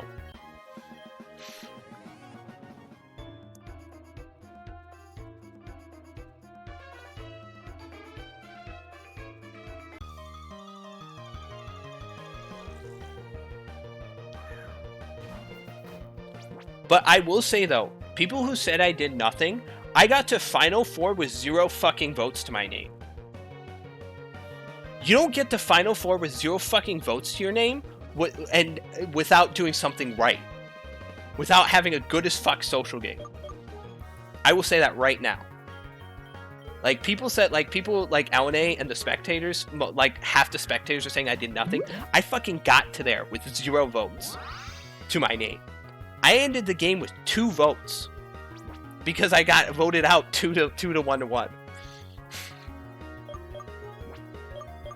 Because Aleki and his goat always voted together. But anyway, whatever. But like, you don't say I did nothing when I got to Final 4 with tied for the most challenge immunity wins. Starting on the worst team and having 0 votes on the worst team. On the worst team and being on the complete wrong side of the vote every time in merge. Again, okay. I'm done with my ranting about survivors. I ranted for it filled a good half hour of grinding. So again, I apologize for ranting. I'm done. I'm done ranting about my plight in Survivor of, yeah. I'm sorry for the ranting. I just needed to get that off my chest, because, like,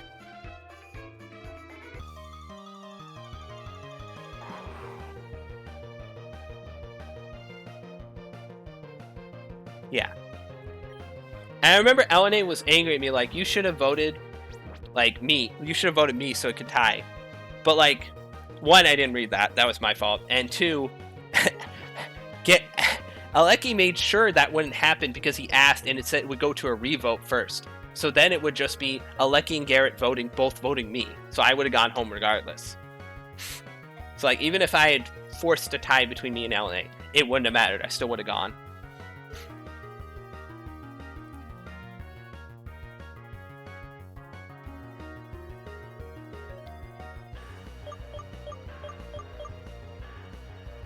Dude, I just want to see the power matching and see me get up high and then everyone get pissed.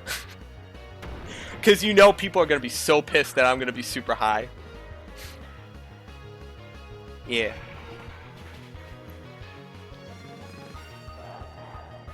Because I know people are going to be pissed that I get, whenever the rankings come out and I go like super high because I legitimately played well.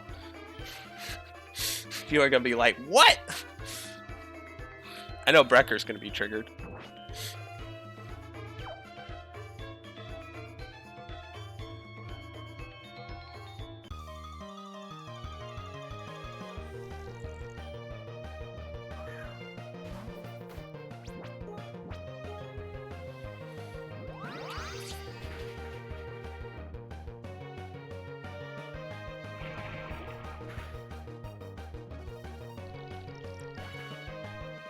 Oh yeah, what's funny is my sister, so what's funny is, funny story about that.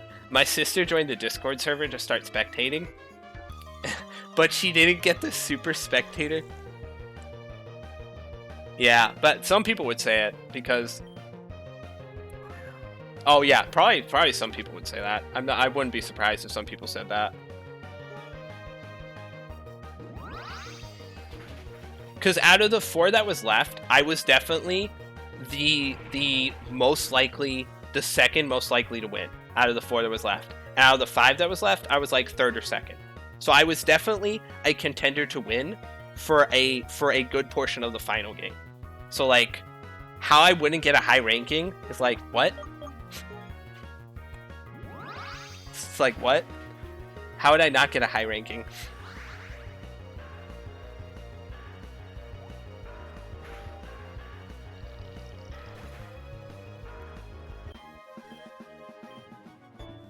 Anyway.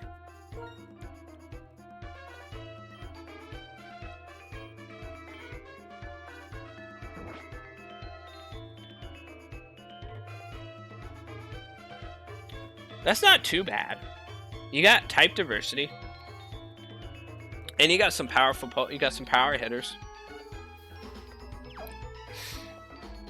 But yeah.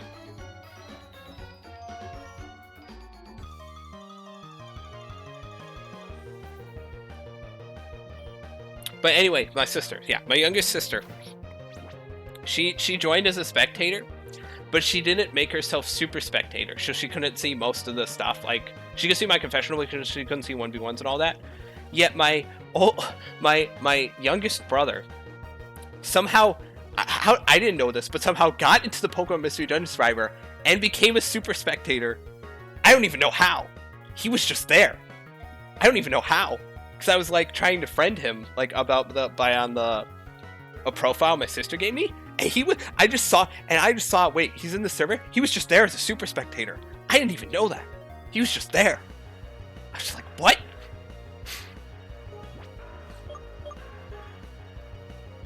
Unless it's not the right person, but he was there. It's like, pew.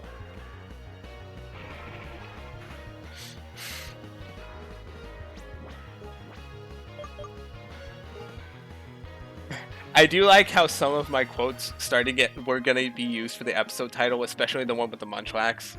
I love that quote I did for the Munchlax.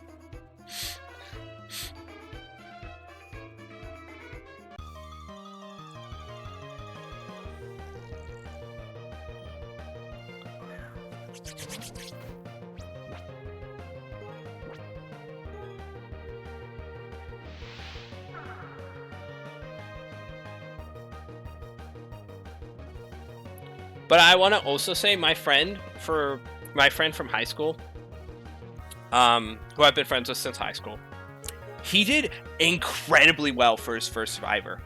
I was surprised he made it to top 7 with being while being a challenge and a social threat. That almost never fucking happens.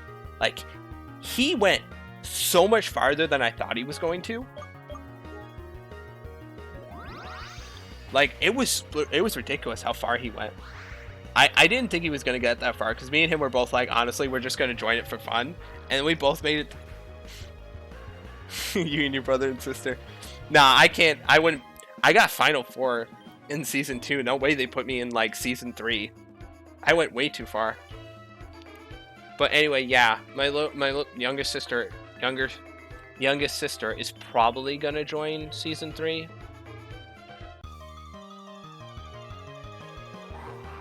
Because she asked me when the applications were, and I was like, I don't know. She was just like, I'm gonna be friendly and be like the first one voted out. I'm like, as long as you do the challenges, you don't get voted out early.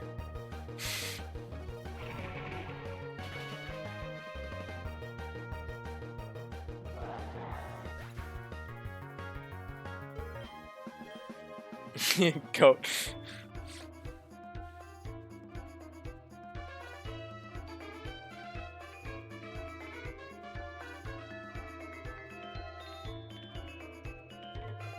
But yeah, the only thing that I got to learn before the jury was like all I heard about the jury.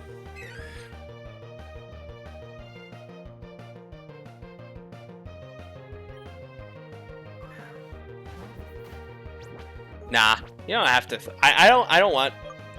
That'd be funny, but nah. What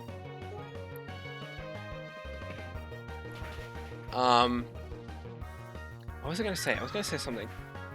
But I just think it's what was I gonna say? I was gonna say something and I completely forgot. Yeah, so my sister, so the only thing I got to learn before jury chat was like, from my sister, was that the jury chat was salty as all hell. No, not the Cresselia. So I got to learn about that beforehand. So that was interesting to hear from people. Because apparently Panos and, like, Duck hated each other. And that because Panos was constantly complaining about mine and Gummy's game and saying we didn't do anything. It's rip. Can I get some F's in the chat for Liam's Cresselia?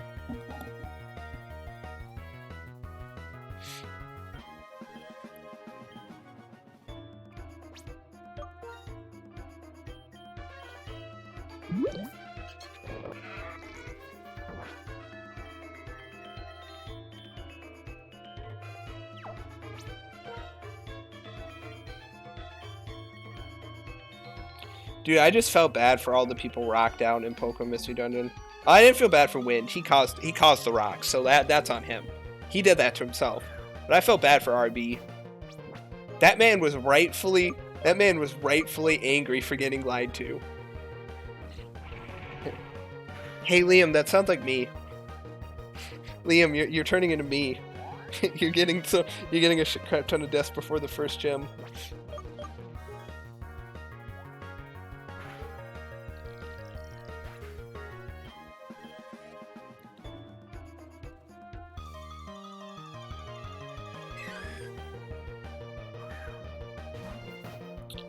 I will say, one of the weirder survivors I was in was Trial By.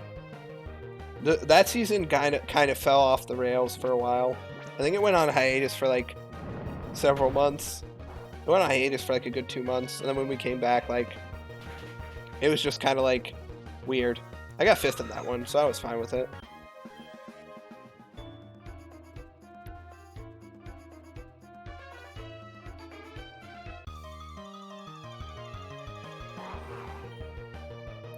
And then what happened in Trial By was 3rd place.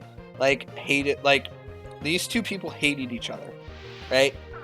In Trial By. We were in the top, I think we were in the final 8. Like, they decided to hate each other for some reason. The student named Akhenon and the student named Cooper. They, like, hated each other, right? Their hatred...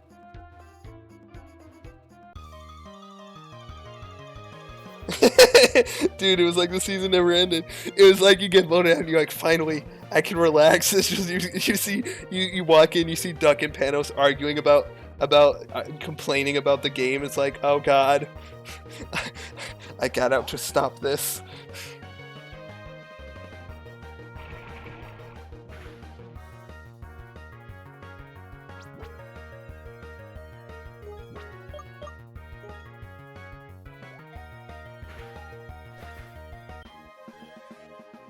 Oh. I mean, I tried to get in a position where I could like, because like in the Survivor previously, I got 4th because I played both sides socially. So I kind of tried to do that by being like, hey, what are you voting to Aleki, right? Afterwards, he just wouldn't tell me. He just kind of ghosted me and didn't tell me anything about what the vote was. He just went like, hey, what are you voting? I'm like, I guess I'm voting Garrett because no one's telling me anything. And he's like, okay. I'm like, yeah, I'm gonna vote Garrett because you're not telling me anything. Like, bro. I tried to work with Lucky. I was like, hey, what are you thinking about this vote? And then he wouldn't respond. And then the next day, like the first day, and the next day I'm like, hey, what are you doing? And he's like, hey, what? And then he goes like to me, hey, what are you voting? I'm like, I guess I'm voting Garrett since you never told me anything. And it's like 3 hours before the vote. And he's like, okay. And I'm like, and I gave a reason, like, I don't want to go. And he's like, okay. And I'm like, and he never told me what he was voting for, like, final 9 vote. And I was like, all right, you gonna, like, try and work with me here? Like, reciprocate? Like, to work with someone, you have to be willing to, like, state what you want, right? And he didn't. And Garrett, I tried to talk to, like, socially. He just never really responded. And I just kind of gave up. And then, yeah. But I was like, yeah. But I knew, like, but, like, I'd heard from everyone else that, like, but, like, he didn't tell me the vote. But I literally heard from everyone else that they were voting RB. That they were voting, like, either Snivy or RB. Yeah. But, like, it was basically, Snivy had heard his name, and RB, and we had heard RB's name. So we were basically stuck between those two. And my friend thought he was basically getting voted out. So basically we were sitting there. And I was just like, okay, I don't hear my name. So I'm just going to see if he's going to, like, be honest with me and try, like, work with me. And he just refused to. And then Miazis was like, and then we were trying, me and Snivy were trying to work with Miazis because we were on the original team. And, like, he would just straight lie to our faces. Like, he would straight lie to our faces about what he was voting and what he was doing. And then he expected us to, like, still work with him and, like, act like nothing happened. And we were doing that for, like, the final 9 and final 8 votes. But then, me and Alec, my friend, Snivy, just got sick and tired of his bullshit. We got sick, I got sick and tired of his bullshit. Because it was such bullshit. Because he was just constantly saying shit that he wasn't actually doing. And expecting us to just go along with it and never figure it out. And then like, oh, and it was like, yeah, he doesn't think you're onto him. And like, we're definitely onto him. We figured this out a while ago. We were just hoping he would like wise up and like get the picture that we know he's lying. So we were like, Miazis was not subtle about his lying. He was very much open. He was very much like lying to our faces and not doing anything about it to mediate that or like try and get us to do stuff. And like at final 7, we were like, yeah, we'll vote Gummy. So we were like, yeah, we'll totally vote Gummy for you. Yeah, whatever. Because he was like trying to get us to vote Gummy. And we're just like, me and Alec are just sick and tired of this bullshit. So then it turns into me voting Alec, which is super sad. And then next vote, and then past that point, after that vote, Miazza stops talking to me. Just stops trying to communicate. Like, period. So I'm like, okay, you figured out that we caught you lying and caught you being a bullshitter because we voted you. Because we were sick and tired of the bullshit for them. So, final 6 rolls around. Right? I win immunity. I spend 3 hours on that mystery dungeon design, and I fucking crushed it. Like, I spent, like, actual time and effort in that. Like, a lot of time and effort. So, it goes down to final 6. Miaz is panicking because me, LNA, and Gummy are all like, fuck you with the lying. Like, me and Gummy are like, dude, you're such a fucking liar. You've been not being honest with us once. So we vote him, right? He starts panicking and trying to get all these, like, votes off. He tells Gummy that, like, because Gummy made a deal with him in Final 7, which was a stupid deal. I like Gummy, but that was a stupid deal. To not get voted instead of Snivy. So, but, like, in Final 6, Gummy can't vote Miazis, which is a stupid fucking deal. Because it doesn't, Miazis can just neg on it whenever he wants to. And if Gummy had asked, I would have told him Miazis was a straight liar and not a good one. So anyway, we do that. We start voting him. He goes to Gummy, right? And he tries to make a deal. Hey, me, you, and Combi, we vote out Aleki. I was like, okay, cool. Miazis never tells me this plan. Like, once. He never comes to me at all during that entire tribal. And then Gummy's like, yeah, he came to me with this plan. I'm like, alright. So, if he wants you to do this plan that supposedly involves me, why aren't I learning about it from him? I'm only learning about it from you. So, like, I just voted Miazis because I was like, I'm sick and tired of the lying, the constant lying, and not, like, just doing it just to anger me.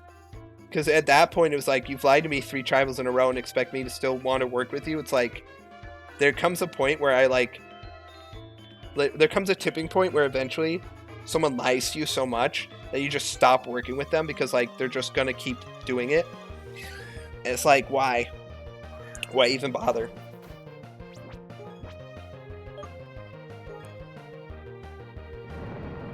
So that's why, although Miazis came back and he got Final 6, I don't really think his game was super great past a certain point. Because while he was working with the group that was dominating, yes, I will admit, he did. It was more like he joined a losing group and then decided to not, like, it was weird. I'm probably just being, like, biased because of the lying to me multiple times, but, like, it just felt like his moves were, like, I don't know. That's just me being biased. If he gets rated high, he definitely, I think he should be rated high, honestly, because he went from first vote out to 6th, and it does require some talent. But out of the 6 left, do I think he was top 4? No, I think he was definitely 5th out of the top 6 left in rankings. Because Gummy had social, I had social and challenges, Aleki had challenges and actually winning the fucking game, and LNA played both sides. Garrett's a goat, so he doesn't really do much. Sorry, I know the whole ragging against Garrett, but, like, man was a goat. Let's be real. He was a goat. He was a goat. Even he admitted to it in his FTC speech and straight up said Aleki should win in his speech.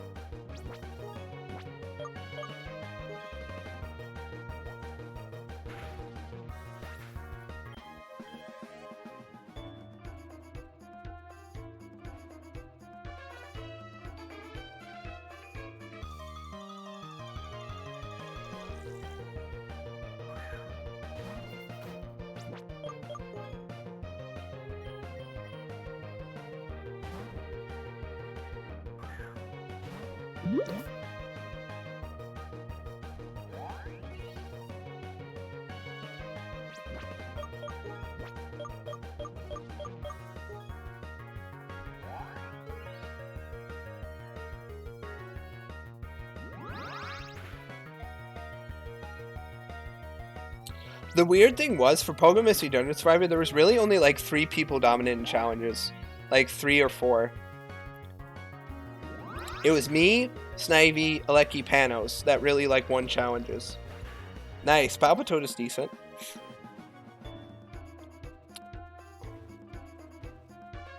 It was just weird. Pokemon Mystery Dungeon Survivor Season 2 was weird.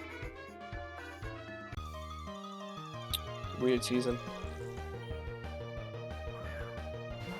It was fun though. I had fun with the challenges, especially that mystery dungeon. The mystery dungeon where we had to create our own mystery dungeon. I spent 3 hours on mine going through like Excel sheet, doing a whole Excel sheet with like a story, and then doing a Word document with like the boss move sets and details, and trying to make it like its own story, like deep story with like lore. I spent so much effort on that, and the problem is none of the specs who were voting could see any of the story and lore I put into this thing. They just saw the bosses and all that. It was so sad. I put all that effort into the bosses and the lore and all that, and it didn't get seen. It was the castle. It was the like Castlevania castle. It was the one. It had like I had like a kitchen, then a dining hall, then like a dance hall, then a graveyard, then like an armory. I had a clock tower with like, and then I had a reference to Castlevania because I had like the god of the person who controls time, like Dialga at the top of the clock tower, like Castlevania, Dawn of Sorrow had with the Dio enemy. So like I had a bunch of references.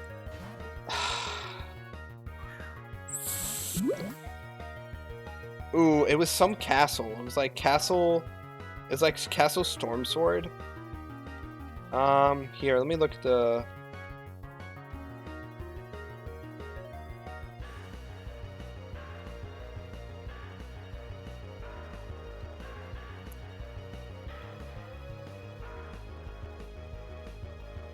Dungeon design. What was the name? I can't see where they voted. Where did the specs vote for it? Reward challenge voting?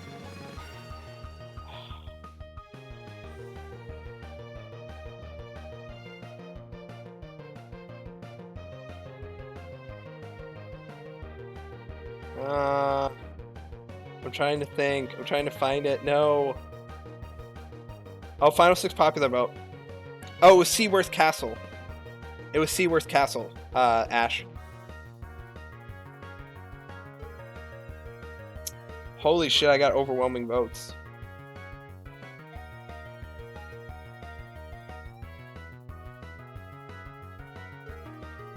Yeah, I was Seaworth Castle, where I was the only one that made like 3 documents. I made a dungeon lore, I made the Excel sheet with the Pokemon, and then I made bosses. I went all out. It took me over 3 hours to do it. Well, actually longer, because it took me like an hour to think of the main idea, and then I tried to like, and I spent another 3 hours like writing it all out. It was fun though. I had fun writing it. I thought I wasn't gonna finish for a second. And I was like, if I don't win this, then someone put in a lot more effort.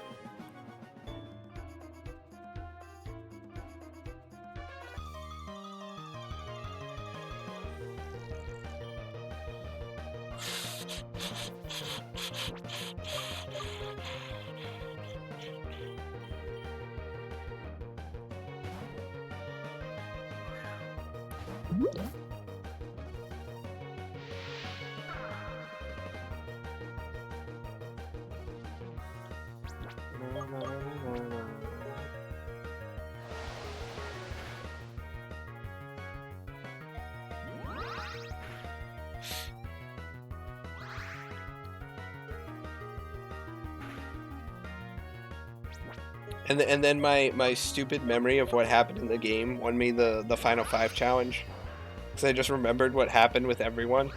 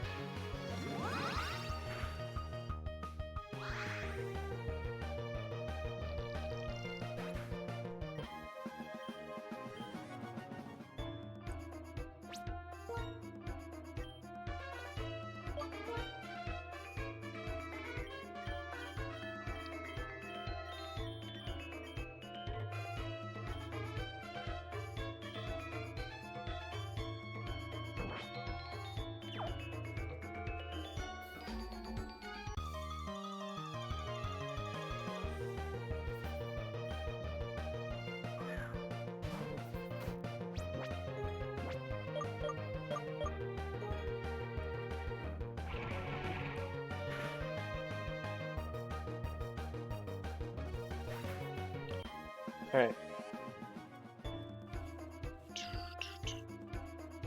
But yeah. Well, thank you for coming to my TED Talk on Survivors. I hope you enjoyed. My throat is killing me, but it's fine. Because I did it. I ranted. I managed to fill time.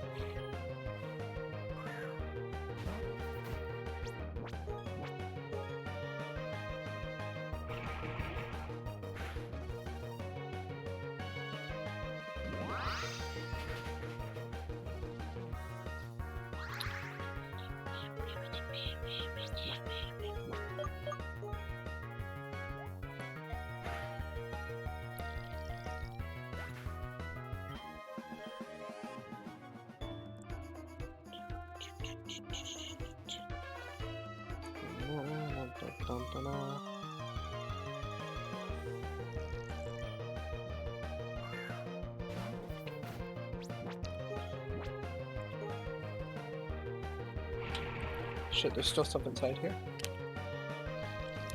Yeah. Yeah. That was probably my favorite challenge though, the final 6-1.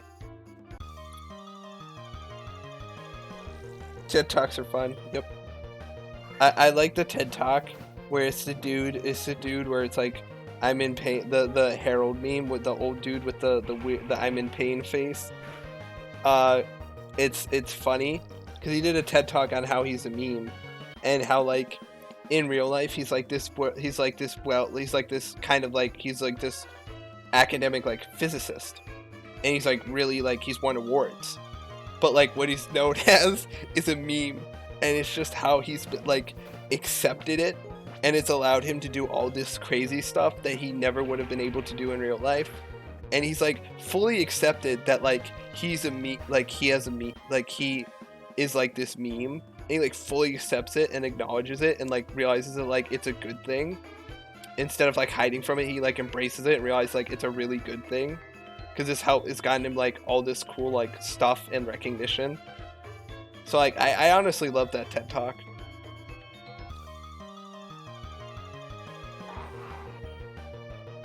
Because he like took something that most people would have thought like was embarrassing and would have like shrunk, and he like took it and like made it his own, if that makes sense. It was great. I also saw, since I'm in pharmacy school, I saw a TED Talk on a woman who had Tourette's, and it was interesting because I never seen like Tourette's like in actual like action, and it was like, it was weird to me because I didn't know that like Tourette's was hand motions as well, like physical motions. I thought it was just words.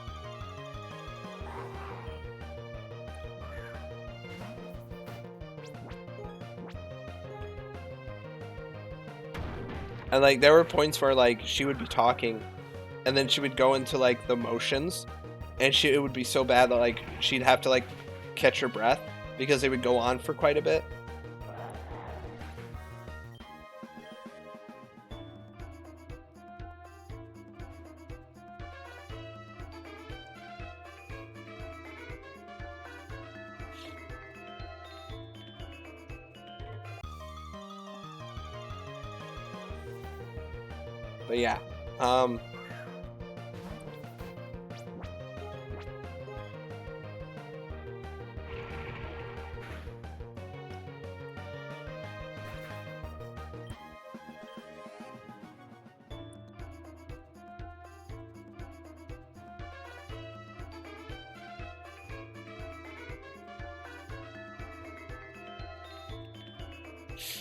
But yeah, anyway, that was it. I'm trying to think of anything else that, like,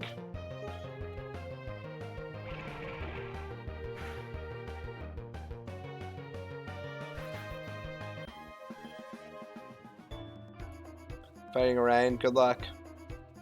Orion can be a tough fight if you get unlucky.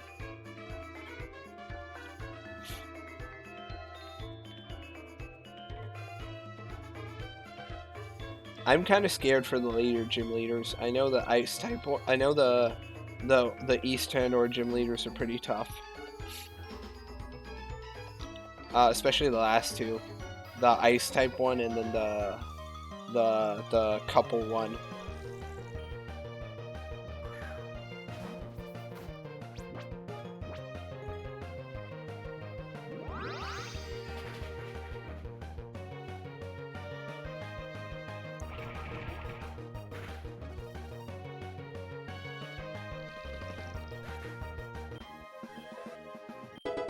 Nice.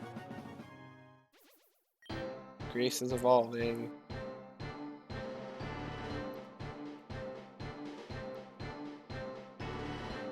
Oh no, not your Hitmontop. No, I'm sorry. That's sad, Liam. That's super sad. Sad thoughts. Oh, I can't be crit on Grace. Right, that makes sense.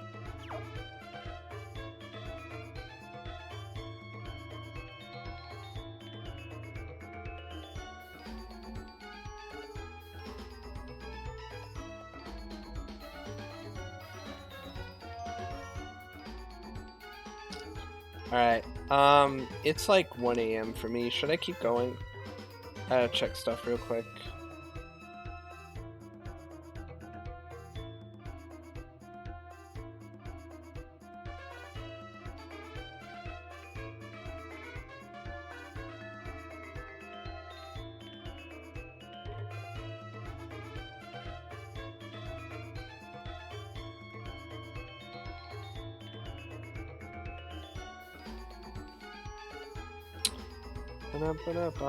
Sorry, I'm trying to think of what I want to do.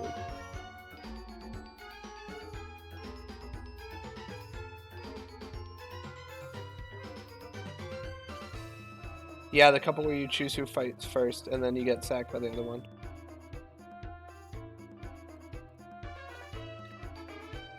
Sorry, I'm like thinking right now. So I got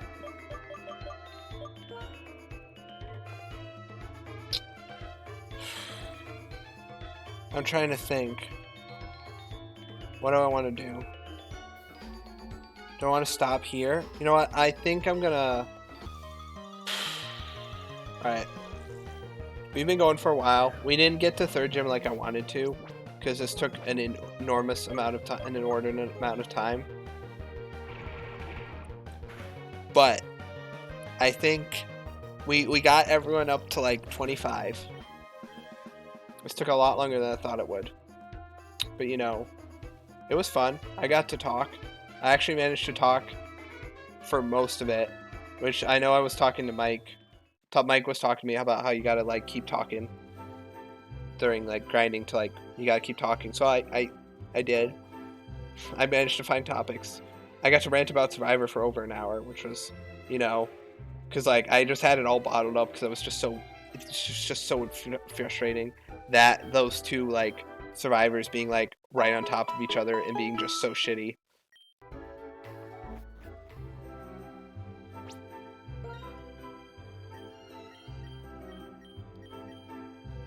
But anyway, I think we're gonna end the stream here.